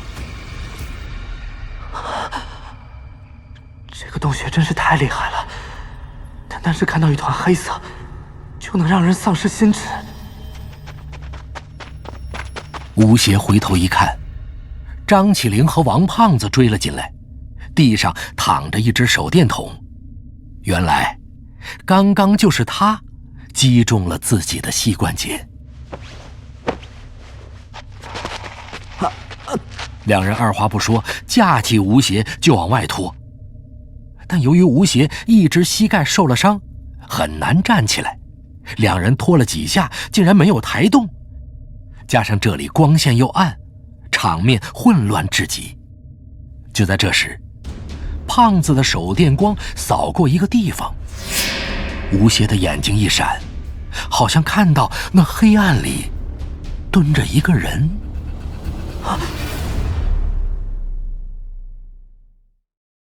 第112集，下杀。难道是三叔？等一下，前面有人！哟，还真有人！快追！张起灵反应最快，飞也似的追了上去。王胖子也迅速跟上，只有吴邪因为膝盖受伤，使了几下力，才勉强站起来，一瘸一拐地追了过去。等吴邪赶到的时候，张起灵已经和那个人扭打在了一起。王胖子急忙扑了上去，两人一前一后，直接把那个人按在了地上。胖子拿手电筒一照，脸色一变：“啊，是阿宁！”吴邪大吃一惊，凑上前一看，果然是阿宁小姐。这一会儿的阿宁小姐蓬头垢面，身上的潜水服都被勾破了，散发着一股难闻的味道。她鼻子和嘴角都有血迹。啊，她到底遇到了什么事情？怎么会搞成这个样子？哎呦，我说小吴，且别看她了，你看看咱仨，身上哪儿还有好肉啊？我说你呀，阿宁，让你他娘的当初害我们，现在落到你胖爷手里了吧？等一下，他有点不对劲儿。吴邪和王胖子这才意识到，阿宁小姐的表情非常木然，甚至可以说是呆滞，和以前那种神采飞扬的样子大大不同。此刻，她被张起灵按在地上，既不挣扎也不说话，甚至看都不看他们。是有点怪了，我骂这么难听他都没反应，要搁平时我怼他那几句，他早一脚踢过来了。刚才你有没有下重手？你看他话都说不出来了，你手那么黑，10有8九是下手太狠，把他给打懵了。嘿，你少胡扯啊！我能这么对待一个女士吗？刚才我就按住她的脚，还是轻轻的，连个印子都没留下。你要不信问小哥？现在不是吵架的时候，你们放心，他身上没什么大碍，只是神志不太清楚，可能受了什么刺激。哎，会不会是这娘们看到什么东西给吓傻了呀？这女人狠得要命，身手又好，她怎么对我你也看见了，这种人怎么可能会给吓傻？你可千万别被她给骗了，说不定她这样子是装出来的。你说的没错，最毒妇人心，咱们还是小心点好。哎，要不咱们一人甩几个巴掌给她，看她什么反应？这女人要强的很，咱们几个巴掌下去，任她什么贞洁烈女、铜头铁臂也……打住打住！你谍战片子看多了吧？你看她这样子啊，你下得去手吗？我……王胖子举起他的大巴掌，对着阿宁小姐的小脸儿象征性的甩了2下，结果真下不去重手，只好重重的打了自己2下。还真下不去手，可惜你胖爷从没打过女人。那你说怎么办？我和他相处的时间不多，要通过他的动作判断是不是假装的，根本不可能。要我看，我们先把他绑起来，带出去再说，到时候直接报警，让警察去处理这事儿。我说，你是真傻还是假傻呀？咱们爷仨是倒斗的，你知道啥叫倒斗不？交给警察，你脑袋撞猪身上了啊！哎呀，我前几次下盗洞都是赶鸭子上架，心里一直还当自己是个好市民，习惯了有困难找民警，嘴巴一块就说出来了。你就当我放屁，我重新说。得，我看您也没什么好办法。哎，咱们还是看这位小哥的吧，指望你啊，黄花菜都凉了。不用争了，他瞳孔呆滞，反应很慢，比吓傻了要严重得多，这不可能是装出来的。那能不能看出来是怎么造成的？这方面我只懂点皮毛，也是自己做检查的时候听到的。要再进一步判断，我就无能为力了，得去专业的医院。唉，那行，我看一时半会儿也搞不清楚到底哪里出了问题。我们也别在这里胡思乱想了，先把他带出去再说。那就这么着，也别磨蹭了。这地方邪乎很，咱们四处看看啊，如果没什么东西，就赶紧出去吧。吴邪本来已经忘了自己身在何处，王胖子这么一说，觉得一阵寒意，只想马上离开。不过看他们两个各有各的目的，也不好说出来，只好硬着头皮点了点头。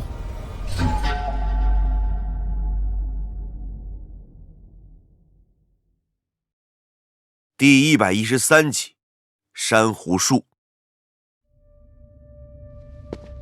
王胖子用手电照了照洞的深处，吴邪顺着手电的光看了过去。这个洞似乎并不是很长，几十步外已经可以看得见底部的东西了，但是手电的穿透力不够，只照出了个轮廓。果然有什么东西。哎呀，希望这胖子什么都看不到，赶紧死了这条心吧。这个地方我是1分钟都待不下去了。然而王胖子的视力却十分出色，他仔细照了一下，突然皱了皱眉头。两位，你们看这最里边是不是一棵树啊？啊？古墓里怎么可能有树？这里又没阳光，又没人给它浇水，要真有树也早烂了。胖爷不跟你玩虚的，你仔细看看，好像真是棵树。我看不清楚，不过那肯定不是树。那，你看，还闪着金光呢。你要不信，咱过去看看。我看你那是醉翁之意不在酒，别以为我不知道你打的什么算盘。就算里面是棵金树，你扛得走吗？王胖子被吴邪拆穿了，却也不以为然。能不能扛着走啊？要过去看看才知道，说不定这边上还有些小件的。你说咱们要是没进去也就算了，现在都进来了，看到有好东西，咱们也要观赏一下吧。况且，咱们既然到了这里，不深不浅，要出事早出了，没什么可怕的，是不是？得了吧，你心里那点小九九我还不知道。别吵，全部跟着我，别掉队。张起灵说罢，头也不回地向黑暗里走去。王胖子一看，心中大喜，背起阿宁小姐就跟了上去。吴邪心中暗暗叫苦，但因为不想落单，只好也一瘸一拐地跟在后面。这个砖洞从里到外都是一样的宽度，没有多久，三人便走到了最里面，也就是那棵所谓的树的前面。张起灵举起手电一照，他的真面目终于呈现在了众人面前。这是珊瑚树啊！那是一只白色的巨大珊瑚，有1人多高，分成12个枝丫，呈发散状，造型的确像极了一棵树。珊瑚雕琢得十分精美，但质地非常普通，并不是什么非常名贵的东西。它种在一个巨大的瓷盆里，用卵石压着，枝丫上还挂着很多金色的小铃铛。刚才王胖子所看到的金光，就是由这些铃铛反射出来的。哎，小伙，你说这珊瑚值不值钱？你看哈，这些铃铛的缝隙里已经出现了铜绿，这说明它们不是黄金做的，而是黄铜，只是外表经过鎏金才能保持现在的光泽度。哎，不是我打击你，这品质，市场价格16块1斤，已经算不错了。吴邪对这个其实有所研究，但想到王胖子刚才的德行，便有心挤兑他。王胖子半信半疑看向张起灵。哎，小哥，这小子说的是不是真的？我靠，我还以为这次发达了，结果还是一场空。胖子，你也别泄气。我告诉你，珊瑚虽然不值钱，但你看这上面的铃铛，这些可是好东西。我看你这一脸坏笑，你可别胡诌啊！这破铃铛我也捣鼓不少，也就1000来块钱。你说这值钱在什么地方？就你那点生意头脑，当然看不出来。实话和你说，具体价值我估计不出来，但是肯定比等体积的黄金值钱。你看，这些铃铛上的花纹，年代比明代还要早，在那个时候也算是件古董，懂我意思不？吴邪见王胖子被自己砍得一愣一愣的，表面上强装平静，但内心其实早已乐开了花。就想去吧，我哪有那么大本事，能一眼看出这铃铛的来历呀？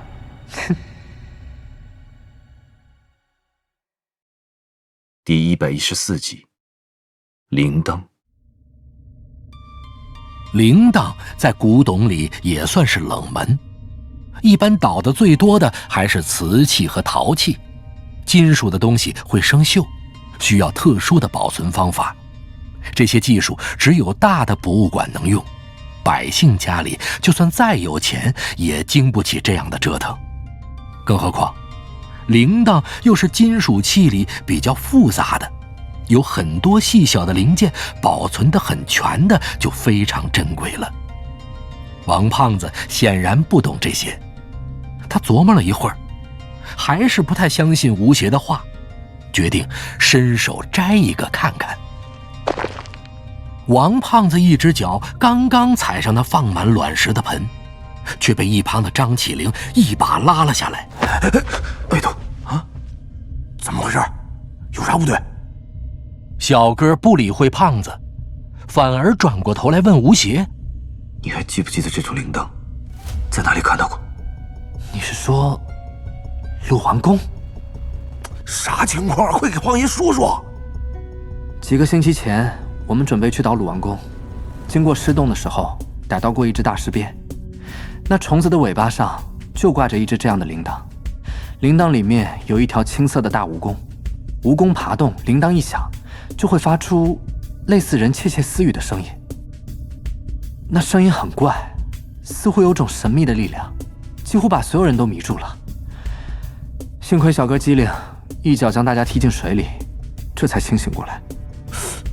难道这个铃铛和你们当时在尸洞里碰到的一样？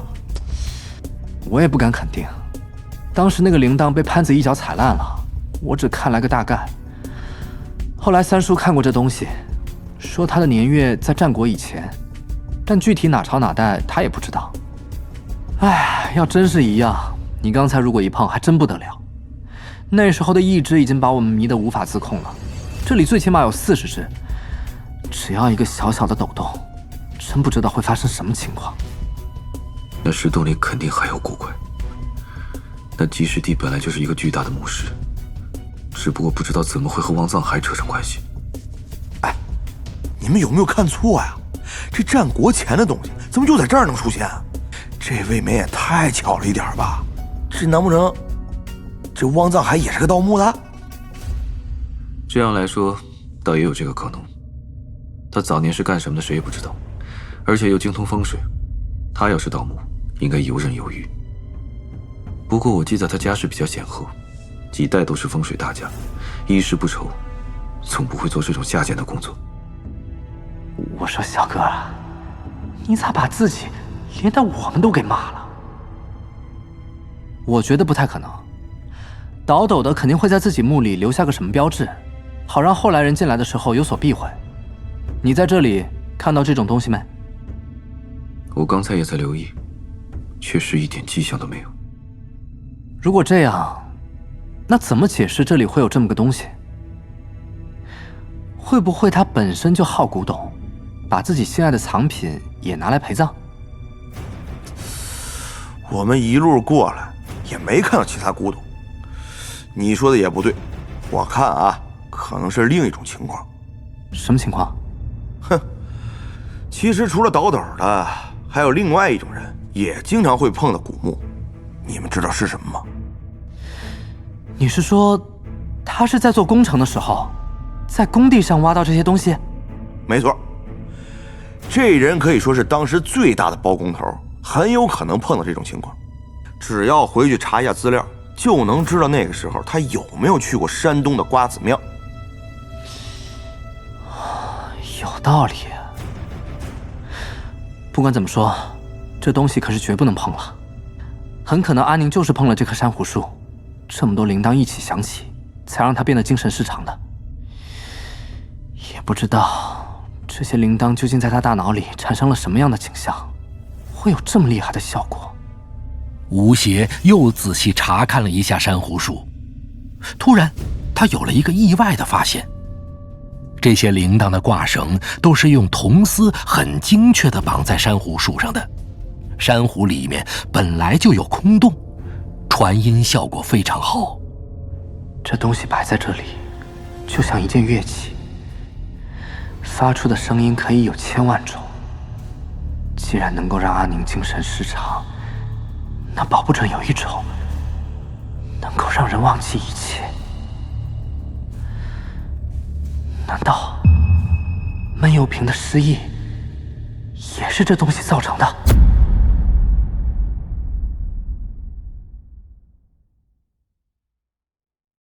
第115集，凿洞。吴邪觉得自己的想法有点天马行空，就没好意思说出口。3个人待了片刻，再没有别的发现，王胖子率先打起了退堂鼓。看来这洞底也就这么点花头，这犄角还在这些铃铛上面，要不撤了？退潮的时间也快到了，在这里待着也没意思。我们走吧。3个人带着阿宁小姐向出口处返回。回想起刚才的事，吴邪心里又有了新的疑问。闷油瓶20年前进这个墙洞的时候，是被三叔引进去的。和他一起晕倒的那些人，现在在什么地方？是不是三叔把他们运了出去？还有，闷油瓶当年进去的时候，闻到了一股非常奇特的香味儿，现在却没了。难道20年前，这洞还有什么其他东西在？这些疑问萦绕在吴邪心头。想要知道一切的谜底，还得找到吴三省。可要找到三叔还不知道猴年马月，说不定他再也不会出现了。那这些疑问岂不是就变成千古之谜了？如果真像那胖子说的，三叔是被这墓里的冤魂给缠住了，那他会到什么地方去呢？还有，他在看到闷油瓶照片时说的我明白了，又是明白了什么呢？谜团越来越多，吴邪总觉得似乎整件事情还缺少那么一点点线索，能让他把所有的事情连起来。我感觉这东西应该和鲁王宫有关。正想着，吴邪他们已经走出了那个矮洞。王胖子把阿宁小姐放在地上，已经跃跃欲试了。现在时间应该也差不多了，我们怎么样也该动手了。其实我也没真正开过明目的宝典，咱们只能走一步看一步了。吴邪交代了一些注意事项之后，3人依计行事。王胖子老早就憋了一肚子的劲儿，他抄起家伙，开始在一根柱子上猛凿。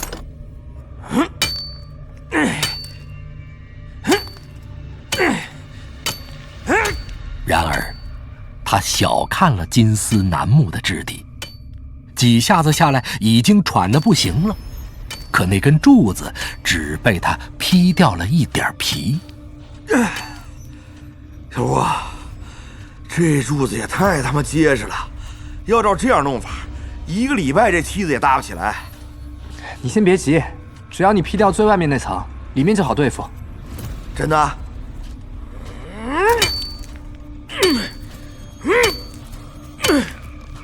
王胖子半信半疑，他使出12分的力气，才勉强有了点起色。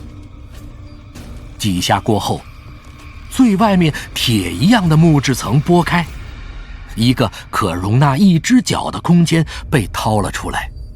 经过刚才的历险，吴邪已经确定，那矮洞是死路，海水进来只能透着砖缝往下渗，不用担心会产生漩涡。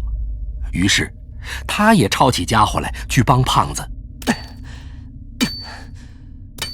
不过吭哧吭哧没凿几下，吴邪便已经累得手都抬不起来了。哎呀，这活还真得这胖子来干。他这力气大不说，耐力还好，折腾了这么久，他这生龙活虎的，真是天赋异禀啊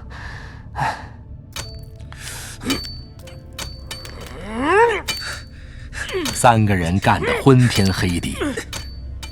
3个小时之后，终于在一根柱子上凿好了脚洞。只是这根柱子底部的脚洞尚且好凿，可一旦要凿上面的，就需要踩着已经凿好的洞爬上去，悬在半空中，这一下力气就使不上了。最后只能浅浅地弄出一只只能放进前脚掌的印子。不过不管怎样，还是搞定了。3人将潜水服都脱下来，割成一条一条的，结成一根绳子，像墨西哥人爬树一样做了一个绳套，围着这根柱子圈起来。3个人3个方向，将绳子绷直后，便艰难地向上爬去。上升的过程尤其艰难，吴邪每上去一点儿，就像是死了一次一样。王胖子也累得直叫唤。哎，你们2个跟来干啥？我上去凿就行了。这反正水上来你们能浮起来，就现在这皮绳，快给我扣成东坡肉了。小郭，你给我下去，不然我顶不住了。你以为我想上去啊？我是没看到实际情况，不想你送死。这上面不知道有没有夹层，如果有的话，你一家伙下去，流沙下来就直接把这个房间整个埋了。第116集，困境。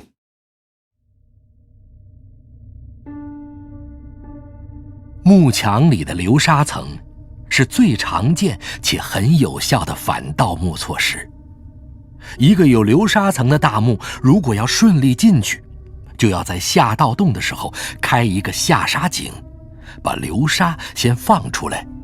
有时候遇到流沙量惊人，光放空一面墙就要几天几夜。我们现在根本没条件释放流沙，如果这墓真有流沙层，只能另想办法了。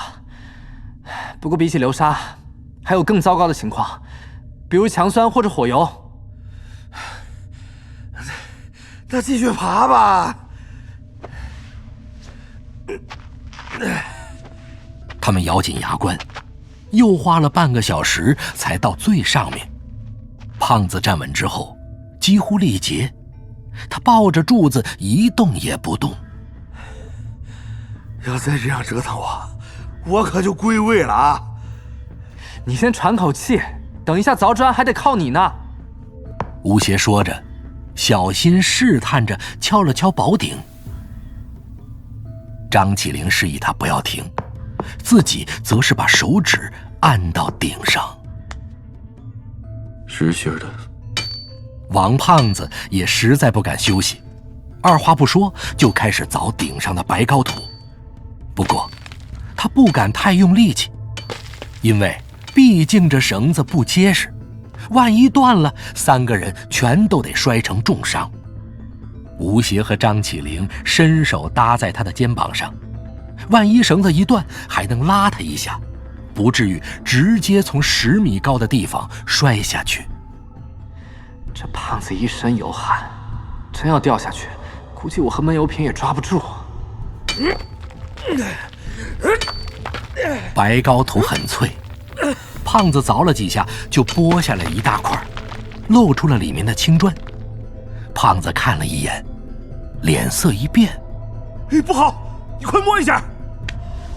这些砖头之间浇了铁浆。”三个人面面相觑，脸色都变得很不好看。砖头用铁浆浇死后，其强度与现在的钢筋混凝土差不多，就算在平地上用大锤子猛砸，那也是无济于事。更糟糕的是，在这上面最起码还有7层这样的结构，而且互相错落，要砸开这里没有现代化的设备绝无可能。见此情景，吴邪心中懊恼极了。我怎么就没想到这一层呢？平顶的抗压性大不如拱顶，那上面的砖头肯定要用东西加固。明目里对这套东西没别的办法，千篇一律用铁水浇死，我早该想到的。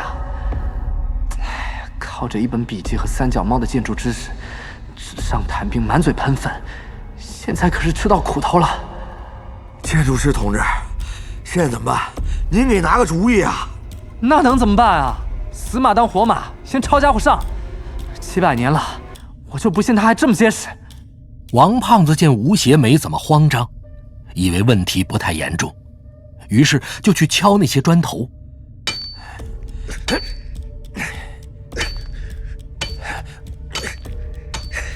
空心的砖头很好敲碎，但是砖头敲碎之后，边上铁浆凝固成的铁条还在，即使用10分力气打上去，也只能在上面敲出几个印子。不行，这铁浆条的往上都有1个巴掌厚，你开辆解放卡车来都不一定能撞得穿。吴邪不信邪，也用力敲了几下，只震得虎口发麻。他意识到蛮力的确无法搞定，不由得有些泄气。看样子我们小看古时候的建筑工艺了，这铁条子纯度很高，根本凿不动。要不咱磨磨看？古人不是说了吗？只要功夫深，铁杵磨成针。哎，拉倒吧，这么厚的铁浆条子，你磨到猴年马月去。再说还有20分钟就退潮了，等你磨完了，我们早圆满了。那你说怎么办？哎，你没听那女的说吗？这一带不久就是封界，起码要持续1个星期。咱们现在出去，就只能在下面待个7天。7天，不闷死也饿死了。你们这方面的经验比我要丰富得多。就这种幕墙，如果是在平时碰到，你们会用什么办法？炸药。第117集，炸药。你不用奇怪，这种墙的结实程度远超你的想象。老子以前倒过这种斗，洞一般都是开在底部，如果非要在这种墙上硬打进去，只有用炸药。哎，你说的情况我也知道，但是在这几百年的古墓里，叫我到哪里去弄炸药呢？得，幼稚了吧？哎，如果还有下次，我绝对不能这么儿戏。看样子从上面出去是行不通了，我们还得从长计议。还从长呢？我们只有20分钟不到了。我看啊，要实在不行，咱们还原路摸回去，说不定放着咱们潜水设备那墓室已经回来了。唉，虽然我不想再进到盗洞了，但是现在也没有别的办法。等等，你们先待在这里别动，我想到有一个地方可能有炸药。不等吴邪和王胖子反应过来，他就突然一松绳子滑了下去。王胖子看了看吴邪，一脸的迷惑，吴邪也摇了摇头。以他这种一本正经的性格，不可能开玩笑。但这里就这么大，还有哪里能有炸药呢？而且他现在和我们一样，已经脱成光条了，就剩一条内裤，也不可能藏在什么地方呀。吴邪目不转睛地盯着张起灵，只见他一个飞身跳上了房间中央的天宫石盘上。蹲到石盘中心的一具打坐的干尸前面，依靠手电筒的光亮，不停地摸索着什么。那具尸体应该就是他提过的作画金身，不过他在找什么呢？啊，我明白了，原来是这样。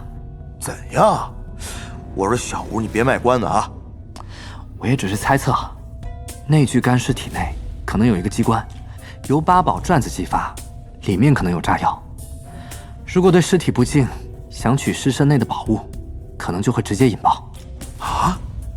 他怎么会知道这种事情？20年前他摸过这具尸体，那个时候可能已经知道了。你看他刚才只是说可能，就是说他也不确定，只是不知道这几百年前的炸药现在还管不管用。此时张启灵已经把整具干尸小心翼翼地抬了起来，干化的尸体几乎只剩下骨头的重量，因此没费多大力气。紧接着他把干尸搬到柱子底下，抬起头看向半空中的两人。下来一个帮忙。我来。你下去实在太麻烦了，就在这待着吧，让我来。吴邪顺着绳索滑下来，张启灵将干尸过到他背上，用绳子捆住，叮嘱道：千万别撞它，如果里面的机关还管用，一触即发。吴邪近距离看到这具作画金身，只觉得张启灵的描述不及这真实的1/1000。这尸体全身发黑，黑到发亮的感觉，好像不是肉身，而是用什么光滑的材质雕刻而成的，肌肉都已经凹陷了，特别是嘴角似笑非笑，打眼一看，便让吴邪起了一身的鸡皮疙瘩。你确定这尸体没问题吗？我总觉得他好像有什么诡计。你看他的表情，怎么这么的妖异。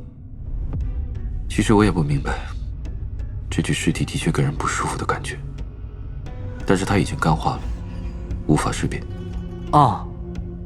那就好。你确定这里面的炸药还能用？只要八宝转子能用，炸药肯定能用。现在就怕这机关老化了。此刻背上了这么一具干尸，吴邪感到浑身的不自在，尤其是看到他的指甲这么长，横在眼前，鬼气森森的，更加让人感到双腿发软。吴邪不由得联想到湘西的赶尸匠，人家赶尸匠好歹还是里3层外3层的包起来的，我倒好，干尸裸体，我也裸体，肉贴肉的，别提多瘆人了。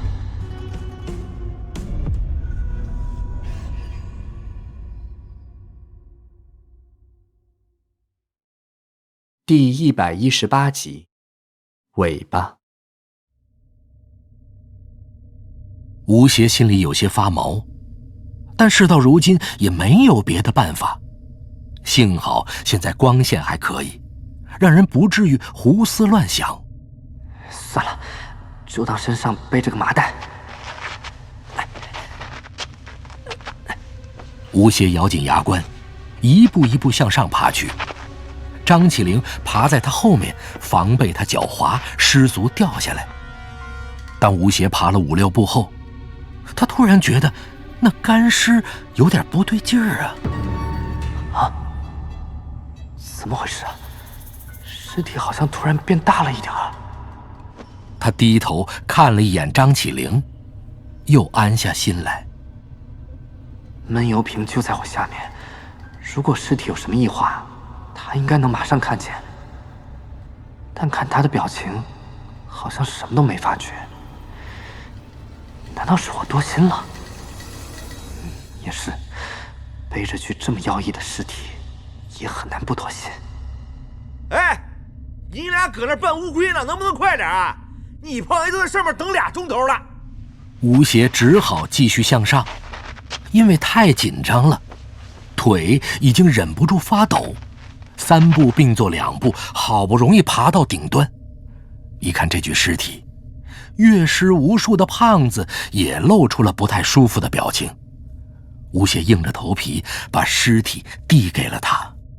胖子，你把这个固定到宝顶上去，然后马上下来，我们在下面引爆。如果里面的机关还能运作，应该没有问题。你唬我呢？我怎么固定啊？吴邪抬头一看，宝顶上面果然没什么可勾挂的地方。如果要把爆炸的能量全部释放出来，必须把整个尸身紧紧地贴着宝顶，这的确是个问题。实在不行，就把他头朝下绑在这个柱子上。快点，时间快到了。真奇怪啊，这尸体怎么还有条尾巴呀？哪来的尾巴？我刚才怎么没看见？你可别拿我开涮啊！那这不就是吗？不是我说，您这眼睛也太神了吧！这么明显一根东西你看不见啊？王胖子的表情是罕见的一本正经。吴邪顺着他的手指方向一看，只见作画金身的尾骨上真的有一根凸起，3寸长，2根手指粗细，黑黝黝的，看上去与尸体本身的干化程度一样，有点像硬化了的牛尾巴向上弯曲着。奇怪，真有这么个东西。那刚才怎么好像没见过啊？难道是刚长出来的？算了算了，现在不是怪力乱神的时候，而且就这么一根干巴巴的东西，也不能肯定就是尾巴。管它是什么，反正待会儿炸完后连渣都不会剩下。喂，你再研究，过几年就该别人研究我们了。对，干活要紧。被这么一提醒，王胖子当下反应过来了，也不去管那根奇怪的东西，忙下手干活。吴邪帮他将尸体倒了个个，取下本来要辅助爬柱子的绳子，艰难地把干尸固定到柱子上。也不知道爆炸会有多剧烈，不过以前听三侠武艺的时候，里面的9子连环炮能把10层的金刚岩崩裂，照理说这玩意儿也不会差到哪里去。慌慌张张的，绑得也不是很结实，不过应付一段时间应该足够了。吴邪检查一遍，见一切妥当，就准备下去。一想到爆破的时间就要到了，他心里忍不住有些紧张。行不行？现在就看这一招了，只求上帝保佑，其他的事情出去了再说。我也不奢求什么都顺利，至少给我小命保住。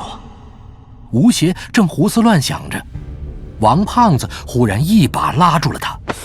等一下，我还缺一点没弄好呢。缺什么？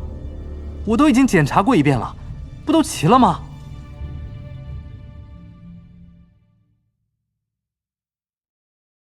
第119集，转变。胖子让吴邪先别下去，然后转过头去对着那干尸说起话来。这位尾巴前辈，不管您是人啊是猴子，您都已经归西了，这臭皮囊对您也没什么用处了。虽然我们拿来当炸药包是过分了一点啊，但实在形势所逼，您大人有大量，千万别和我们计较。等一下您就当蒸个桑拿，与世无争，百无禁忌。王胖子说完，双手合十，对那金身象征性的拜了拜。都什么时候了，你还有心思玩这一套？你不懂，这东西看着就邪，难保不会找我们晦气。而且人家在这儿做得好好的，咱们把它拿来当炸药包，本身就是咱们不对。怎么样，过过场子的话还是要说的吧？少来！你搬12首诗的时候干嘛去了？也没见你给人家磕头啊。现在他只不过长了条尾巴，有什么大惊小怪的？王胖子听得不爽，转头不再理吴邪了。两人一前一后下到地面。来这边。张起灵背起阿宁小姐，招呼他们去到墓室的角落。他们将其他几面铜镜挡在自己的面前，当成盾牌竖起来，如果炸弹威力太大，也不至于被碎石误伤。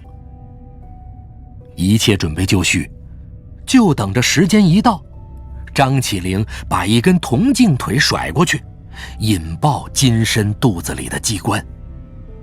吴邪想起张起灵在鲁王宫展示过的飞刀功夫，心下倒也并不担心。在鲁王宫里的时候，他用飞刀几乎把胖子钉死，对他来说应该不成问题，剩下的就靠老天保佑了。吴邪一边祈祷，一边集中精力看表。海水涨落潮有着固定的规律和时间段，每天涨潮2次，相隔12个小时。高潮时间一般能维持1个多小时，之后才开始退潮。最低潮时间在2次高潮中间的时间，这个时候海平面最低，有时甚至会露出海底。不过根据吴邪的估计，这里的海底应该不至于这么浅，否则搁浅的船会比现在多得多。如果能降到2米以下就非常理想了，但不知道低潮能维持多久，我记得是非常短的时间。我们需要等水把上面的坡口冲大，这会耽搁一段时间，所以刚开始1分钟都不能耽搁。不过这也是比较乐观的估计，可能还会有其他突发情况，到时只能随机应变了。吴邪越想心里越没底，整个人不由得紧张起来，不禁想到最坏的可能性。如果等一下情况没按我想的那样发展，而是顶整个塌下来，那可真对不住他们几个了。这时王胖子注意到了吴邪的表情，察觉到了他的心虚。哎，两位，实话告诉我，你们是不是也没啥把握？现在这情况都不好说，反正箭在弦上，你等一下看着就是了。真是，你越说我越觉得慌。你说等一下要是这东西不爆，你们还有没有其他对策？先说出来，也让我安心一点。办法倒是有，就你刚才说的一条，原路回去，看看我们进来的墓室有没有重新出现。要不然，还有个不是办法的办法，就是在这里待着，等第3波人进来救咱们。哼，那哪能等到啊？啊，合着他们不来，咱们怎么办？等一辈子，那不变成西沙海底活死人墓，摸金校尉，绝技江湖？我的意思是说，这里虽然险恶异常，我们一时走不了，却也不会马上死。只要有时间，我们再从长计议，总能想出办法来。你看这里空间大，空气还够用几天的，我想1个星期问题不大。我们多睡觉，少运动，尽量节约着用。空气够，你也得有吃的东西啊！这啥也没有，连西北风都没得喝，我宁愿闷死啊，也不想饿死。办法是人想出来的，看你这身膘，饿上个把星期也饿不死。你要是真饿得不行，还有这海猴子呢，吃了海猴子药还不顶饿，就把下面那晋婆也逮来剥了。行，你这句话说的颇有我胖爷的风格，干大事就得天不怕地不怕。看样子这一次你的确长进不少啊。哈，看样子的确是被你影响了。部长，我可绝对不想变成你那样。第120集，引爆。吴邪不再和王胖子扯皮，他将注意力集中在手表上。现在还有5分钟，这个时候如果引爆，应该区别不大。小哥，做好准备，别等一下失手了。那金身绑的本来就不牢固，别待会儿掉下来在下面爆了，那可就不好玩了。哎，那干尸呢？吴邪和张起灵不约而同一愣，同时抬头，那柱子上的尸体竟然没了。啊？难道是刚才没绑结实，掉下来了？不对，地上也没有啊！妈的，这下可真是邪了门了！这节骨眼上怎么会出这种事啊？你看，我说吧，有尾巴的东西肯定邪门，快找找在什么地方！ 3个人一起冲了过去，到柱子附近一看，原来那东西正趴在柱子后面的宝顶上，用指甲紧紧地抓着上面的浮雕，身上的黑色硬皮已经尽数皲裂，正一片一片地掉下来，里面血淋淋的，不知道是什么。而他的腰间还绑着绳子，因为是脊骨潜水服的材料做成的。 绑一个人非常牢靠，所以他没挣脱开。不过看情况也支撑不了多久了。哎，快，趁他还没掏现引包再说。一道青光闪电一般的从眼前飞过，直插那干尸的肚子。不，这闷油瓶动作也太快了，我们都还在外边，这样一下，万一爆炸，我们可就遭殃了。不等吴邪做出反应，眼前忽然白光一闪。 王胖子已经一把将他扑倒在地，只听一声轰然巨响，整个墓室猛烈震动了一下，一股滚烫的气浪将吴邪直接掀了起来。他在空中足足打了6、7个转，被炸到3丈外，才一头撞在墙上。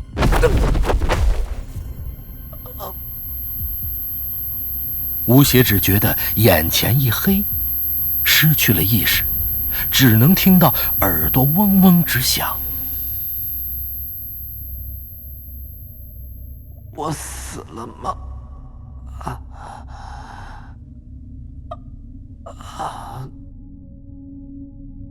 过了好一会儿，眼皮间忽然漏进来一点光。吴邪试着睁开眼睛，却感到天旋地转，满眼的黄灰。 头昏得只想呕吐，他艰难地爬起来，听到很多乱七八糟的声音，头疼欲裂。混乱中，他看到张起灵从烟雾里跑了出来。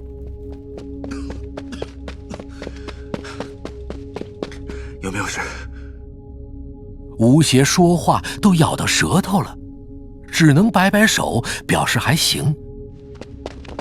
2人捂着嘴巴去找王胖子，没跑几步，就看到王胖子坐在地上，肩膀被一块碎砖削去了一块皮。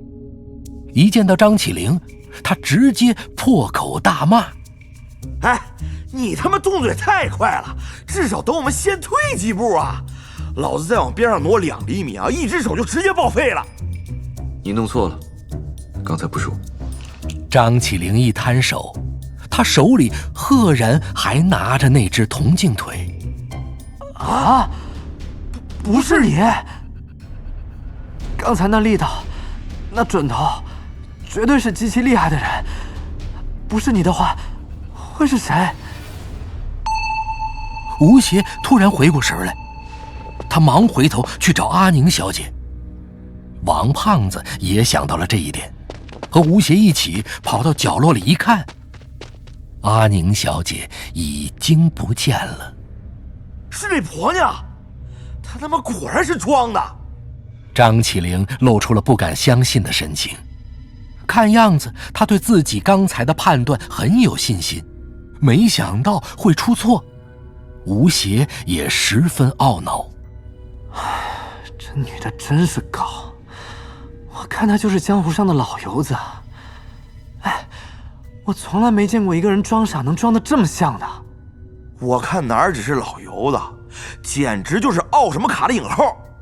下次我逮到他，他装什么我都不信。我找他去。没时间了，算了。没错，不要节外生枝。我们现在最重要的是去看看有没有把宝顶炸开。你要咽不下这口气，也等出去了再说。吴邪话音未落，只听头顶传来一声十分悠长凄凉的声音，似乎是一根东西正在缓缓地断裂。那声音不大，却让吴邪一下子把心提到了嗓子眼儿。不会吧？就这样一炸你就要他，也太给我面子了。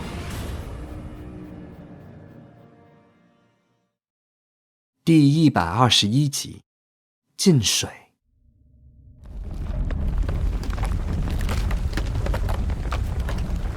王胖子本来还惦记着追杀阿宁小姐，一听头顶上传来的这声音，他的脸立马白了。哎，这什么声音？小伙，看这情形，好像比你说的炸出个洞还要严重的多呀。吴邪抬起头，一看到那个炸出来的洞，不由啧舌。干尸肚子里的炸药威力之大，超出了他的想象。上面的铁浆条子已经全部都炸断了，足足炸出了一个直径将近半米的洞。砖顶上方的防水层被炸裂了，海水涌进来，形成了一个小瀑布。那种奇怪的声音，正是瀑布不断变大的水声。照这趋势看，估计再过不久，洞口就会被完全冲垮。这时，吴邪注意到，边上的金丝楠木柱子已经被炸断，一条巨大的裂缝一直从上面裂到底部，而且有倾倒的迹象。塌不塌就只是时间问题了。不过没事，胖子你放心，这木比一般的木要结实多了，只要现在不地震，肯定塌不下来。话还没说完，脚下的地面突然开始震动起来，而且越来越剧烈，越来越恐怖。吴邪早已预料到，这个海底古墓的气密结构会被破坏掉，下面的海水肯定在不断向上涌，只是没想到动静竟然有这么大。此时，他也不由得紧张到有些眩晕。要按这样的速度发展下去，恐怕这宝顶还没塌下来，我们站的地面都要塌了。我的乖啊，怎么这会儿又地动山摇的？该不会真是地震了吧？我说小吴，你刚才炸的到底什么部位？边上的金丝楠木柱子断了，上面有一条横梁受到了影响，应该是裂了。没事，正常现象。我们做好准备，说不定等一下这里所有的缝里都会有水冲出来，小心被水喷到。这压力不得了，就像拳头一样，碰到能冲你个跟头。话音刚落，突然一声怪响传来，那块盖着盗洞口的青钢石岩板被一股急流冲飞，海水就像喷泉一样直冲到7、8米高。紧接着，又有一个东西从那盗洞里喷了出来，直撞上宝顶，然后摔到中间的石盘上。虽然速度太快，看不清是什么，但吴邪已经猜到了。这盗洞里也没其他的，估计是那禁婆，在水里也没办法点火，要是被他缠住，后果不堪设想。不过，紧急关头，大家也顾不上更多了。此时，盗洞口边上的整个地面拱了起来，就像火山喷发一样汹涌澎湃，而且水位上升得非常快，几乎就是瞬间，3个人已经飘到了离地面5、6米的高度。我去找阿宁。吴邪四处去找阿宁小姐，爆炸产生的烟雾已经消失得差不多了，但是仍旧没发现她的身影。算了，阿宁可能躲在某根柱子后面，这里就一个出口，等一下我们肯定会碰到一起。我光自己游都费劲。王胖子水性不太好，他一边费劲地划着水，一边频频朝吴邪使眼色。吴邪知道，他是想等个机会找找阿宁小姐的晦气。不过，吴邪却对女人下不去手，于是也没去理会王胖子。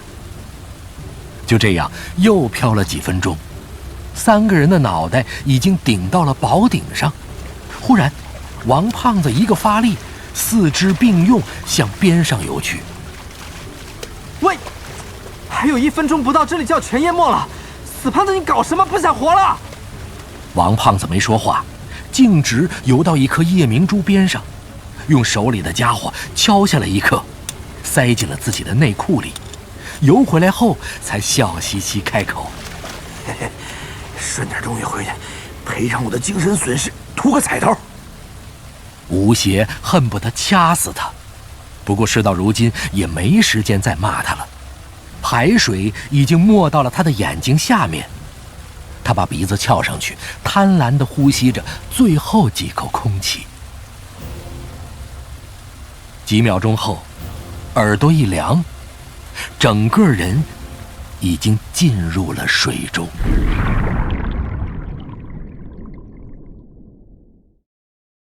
第122集，拖出。吴邪在水下给胖子做了个手势，让他第一个上去。可谁知胖子摇了摇头，原来他是觉得自己太胖了，万一卡在洞里，大家只能一起死。于是吴邪点了点头，第一个游进了破洞。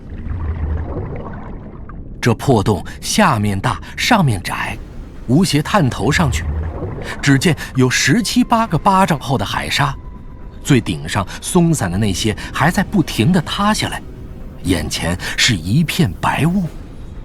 他连眼睛都很难睁开，只好大力的蹬踏，一下子飘了上去。时间算得很好，这会儿海水已经非常浅了。不过吴邪也已经到了憋气的极限，手忙脚乱地浮出了海面。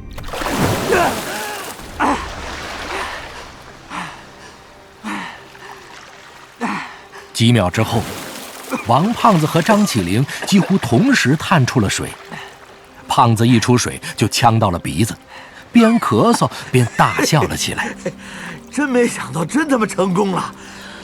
我胖爷终于出来啦！此时已是夕阳晚照，海平线上的火烧云倒映在海水里，分外妖娆。太阳是深红色的，发出红艳的光芒，把一切裹在一团柔和里，形成一幅非常瑰丽的景象。我这一辈子还没见过这么美的日落。劫后余生，吴邪感慨万千。不过马上他就被脚抽筋的感觉拖回了现实。他忙转头去找船，发现船就靠在不远的一处礁石上，立刻又安下心来。哎，船还在，马上就能脱离这苦海，好好睡一觉了。这时王胖子好像又想到了什么，他突然潜入水中。吴邪心中起疑，也跟着一起下潜。只见阿宁小姐正卡在那个洞里，拼命地挣扎着，就是出不来。真是奇怪，这女人比胖子苗条不知道多少倍，胖子都出来的这么顺利，她没道理会被卡住啊。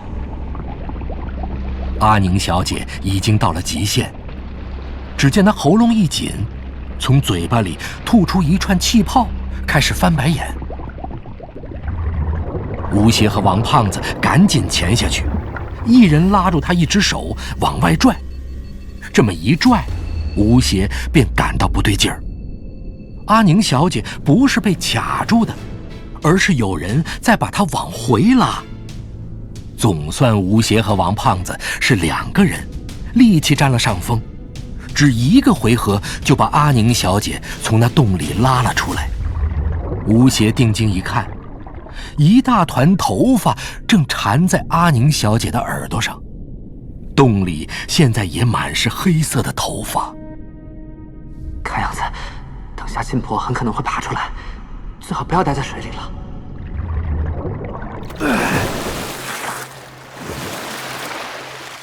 2个人拉着阿宁小姐浮上水面，胖子探了探她的呼吸，她全身软绵绵的，像虚脱了一样，呼吸倒是还有。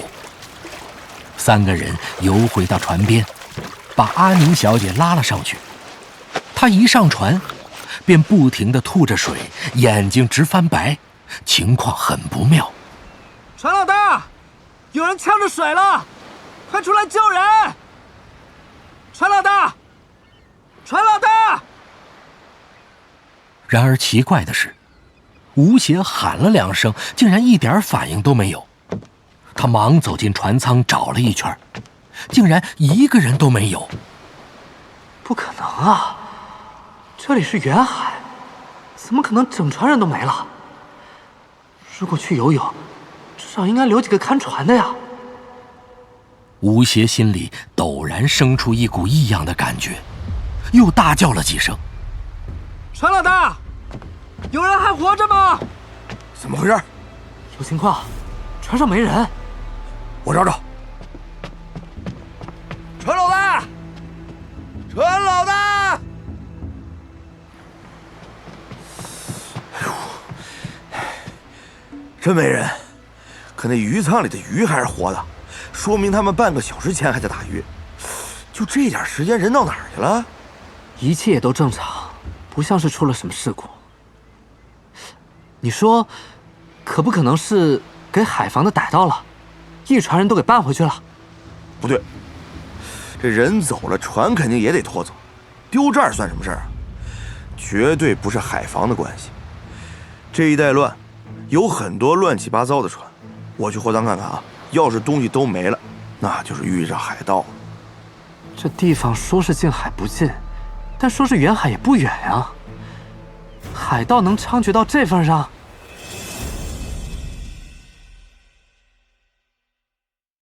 第123集，空船。多新鲜呐！你真当军队是万能的？老虎也有打瞌睡的时候。我告诉你啊，在这片海，越南人也有，日本人也有，马来西亚的都有。表面上看不出来，其实暗潮汹涌。你知道这私底下有多少毒品、走私、偷渡、海盗的船吗？而且他们一个个手里都有枪。就在这儿出现一艘无人船，不稀奇。2人走进货舱，刚一进去就闻到一股茶叶的味道。2个人里里外外的看了一遍，物资都还在，摆的和他们下水之前一样，甚至在他们躺过的那床板上还放着一杯茶。吴邪伸手摸了摸，哎，真是奇怪了，还是温的。哼，这怪事儿天天有，今天特别多。这难不成这整船人都被鬼给叼走了？你看这茶才喝了几口，但是杯盖却盖着，说明他们走得很匆忙，但是不慌乱。哎，在什么情况下你会走得很匆忙，但是不慌乱？我怎么知道？吴邪一时也没有任何的头绪，于是2人又回到驾驶室。王胖子扯起无线电就开始大声求援：“救命啊！救命！”根本无人回应。就在这时，吴邪注意到无线电旁边有一台收音机，便赶忙打开。台湾渔业电台紧急报道，热带台风将在几小时内抵达福建海域，带来狂风、暴雨和风暴潮等极端天气，对海上作业造成严重影响，请海上船只进港避难，请海上船只进港避难。这老天爷也真会跟我们开玩笑，现在一船人都没了，我们怎么办啊？哎，这看样子咱们在这儿待着也不是办法。就这小破船，等一下咱们都得飞到天上去。我先把这船开出去，在深海里碰到台风还能颠簸一下。这里都是暗礁，一起浪肯定触礁。哎，你去把那锚给起了。王胖子说着，点上一支烟，利落地开了几个仪器，动作有模有样。吴邪觉得有些奇怪：“喂，你到底会不会开船？这事儿可不是开玩笑的。我们4个好不容易出来，别等一下你给整个撞到礁石上，一起喂鱼。”哎呀，嘿嘿，这是你胖爷的天赋。别说船啊，就算飞机，给我鼓捣起来也能开天上。真的假的？耶！以前上山下乡的时候，我可干过鱼队的生产组长，这套最基本的东西还是没问题的。而且来的时候，我看他们操作过，这些高科技的东西啊，其实没什么难的。如果不遇到什么大风浪啊，开回去绝对没问题。其实王胖子所谓的生产组长，就是撑着竹筏在小溪里摸鱼罢了。不过，他说的信誓旦旦，不像忽悠，吴邪竟然就信了，赶忙屁颠儿屁颠儿的跑去起锚。船缓缓开动后，王胖子对吴邪挥了挥手：“哎，现在还在暗礁区，我得集中精力，你别来烦我啊。”哦。吴邪见他一脑门子的汗，表情严肃，知道他在说正经的，便走回甲板。这一会儿，张启灵正在给阿宁小姐揉手，促进血液循环。阿宁小姐的状态已经比刚才好了一些，但脸色还是很难看，呼吸长出短进，很不稳定。情况怎么样了？张启灵没有说话，只是点点头，表明问题不大。吴邪拿出干粮，让大家都吃了点儿。虽然目前还没有脱离险境，但经历了这些事儿之后，总算回到了熟悉的地方。人一放松下来，就开始犯困。吴邪换上便服，裹上毛毯，靠在驾驶室门外，打起了瞌睡。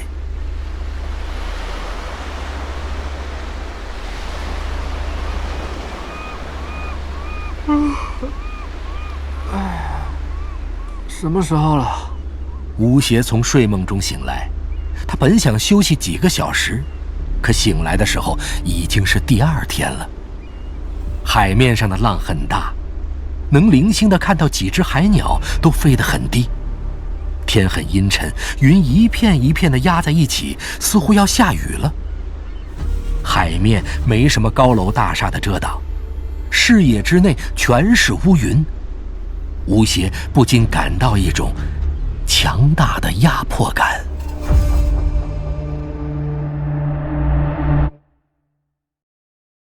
第124集，鱼眼石。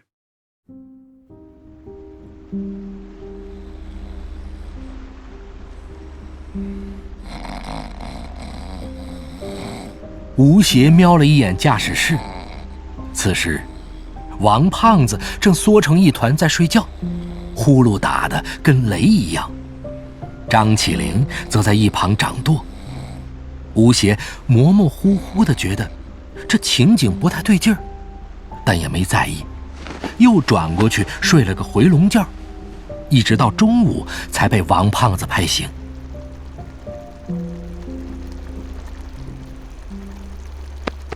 天神吴邪同志，吃饭了啊，自己拿筷子。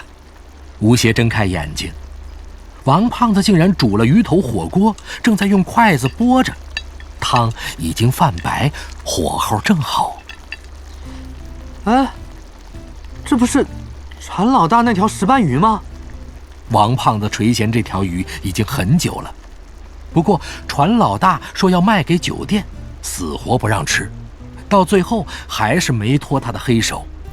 这一会儿，他正忙着掰蒜、放辣椒、拍鱼，看样子是个老手。行啊，胖子，有两下子啊，这招哪学来的？老子上山下乡的时候，没娘没老婆，什么都得自己来。那时候在老山区里，打猎、捞鱼、掏蜂窝，什么事儿没干过呀？这区区一锅鱼汤，小意思。胖哥，胖爷，哎，我很少真心佩服人，你太厉害了，我得向你学习。马屁少拍啊，要吃就快吃，不吃滚一边去，口水别喷进去啊。吴邪当然不会拒绝美食，他马上动筷子抢肉。20分钟不到，一条3斤多的石斑鱼就被他们下了肚。吃饱喝足后，王胖子换下张启灵的班。这条船自带导航装置，但是3个人都不会用，只能手动操作。王胖子一手扶着轮舵，一手掏出夜明珠来欣赏，嘴里还哼着小曲儿。竹篓里的好姑娘，光彩夺目像夜明。哎，我说小吴，你闲着也是闲着，帮我估价，看看这大概能搞多少钱。假的，这不是夜明珠。什么？别激动，假的也值钱。这叫鱼眼石。你知道啥叫鱼目混珠吗？就是指这个。这东西呢也极少见，就看有没有买主。我刚才看见的时候就知道了。你想啊，一个宝顶上安这么多夜明珠，你以为他汪藏海是什么人？可能吗？中国皇室几百年积累下来，就能搞来那么10来颗。哎，你以后说话能不能别说一半？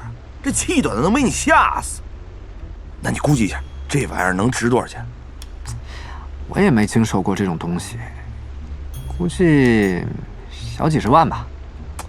这可是老子拿命拼回来的，要是没好价，老子宁可不出手，放家里当台灯。哎，那行，我上次在济南认识了一个大客户，回头给你问问。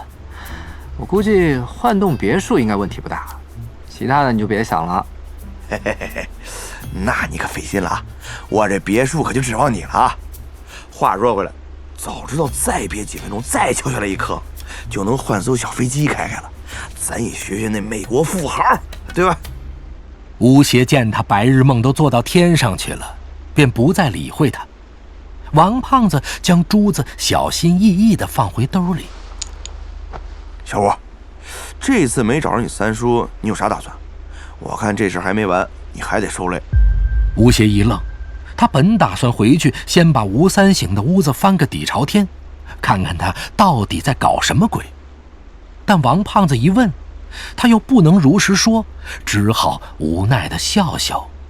哈哈，我还能有什么打算？回去继续开我的铺子。这斗我是绝对不敢再下来了。这赚的是钱，亏的是命，不合算。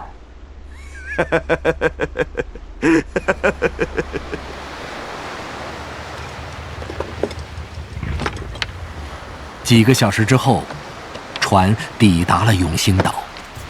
此时，岛上正在做着防灾准备，避难的渔船很多。他们收拾好行李，趁乱逃了上去，船就干脆扔掉了。胖子背着阿宁小姐，先送到了岛上的军队卫生院，然后3个人找了个招待所，住了下来。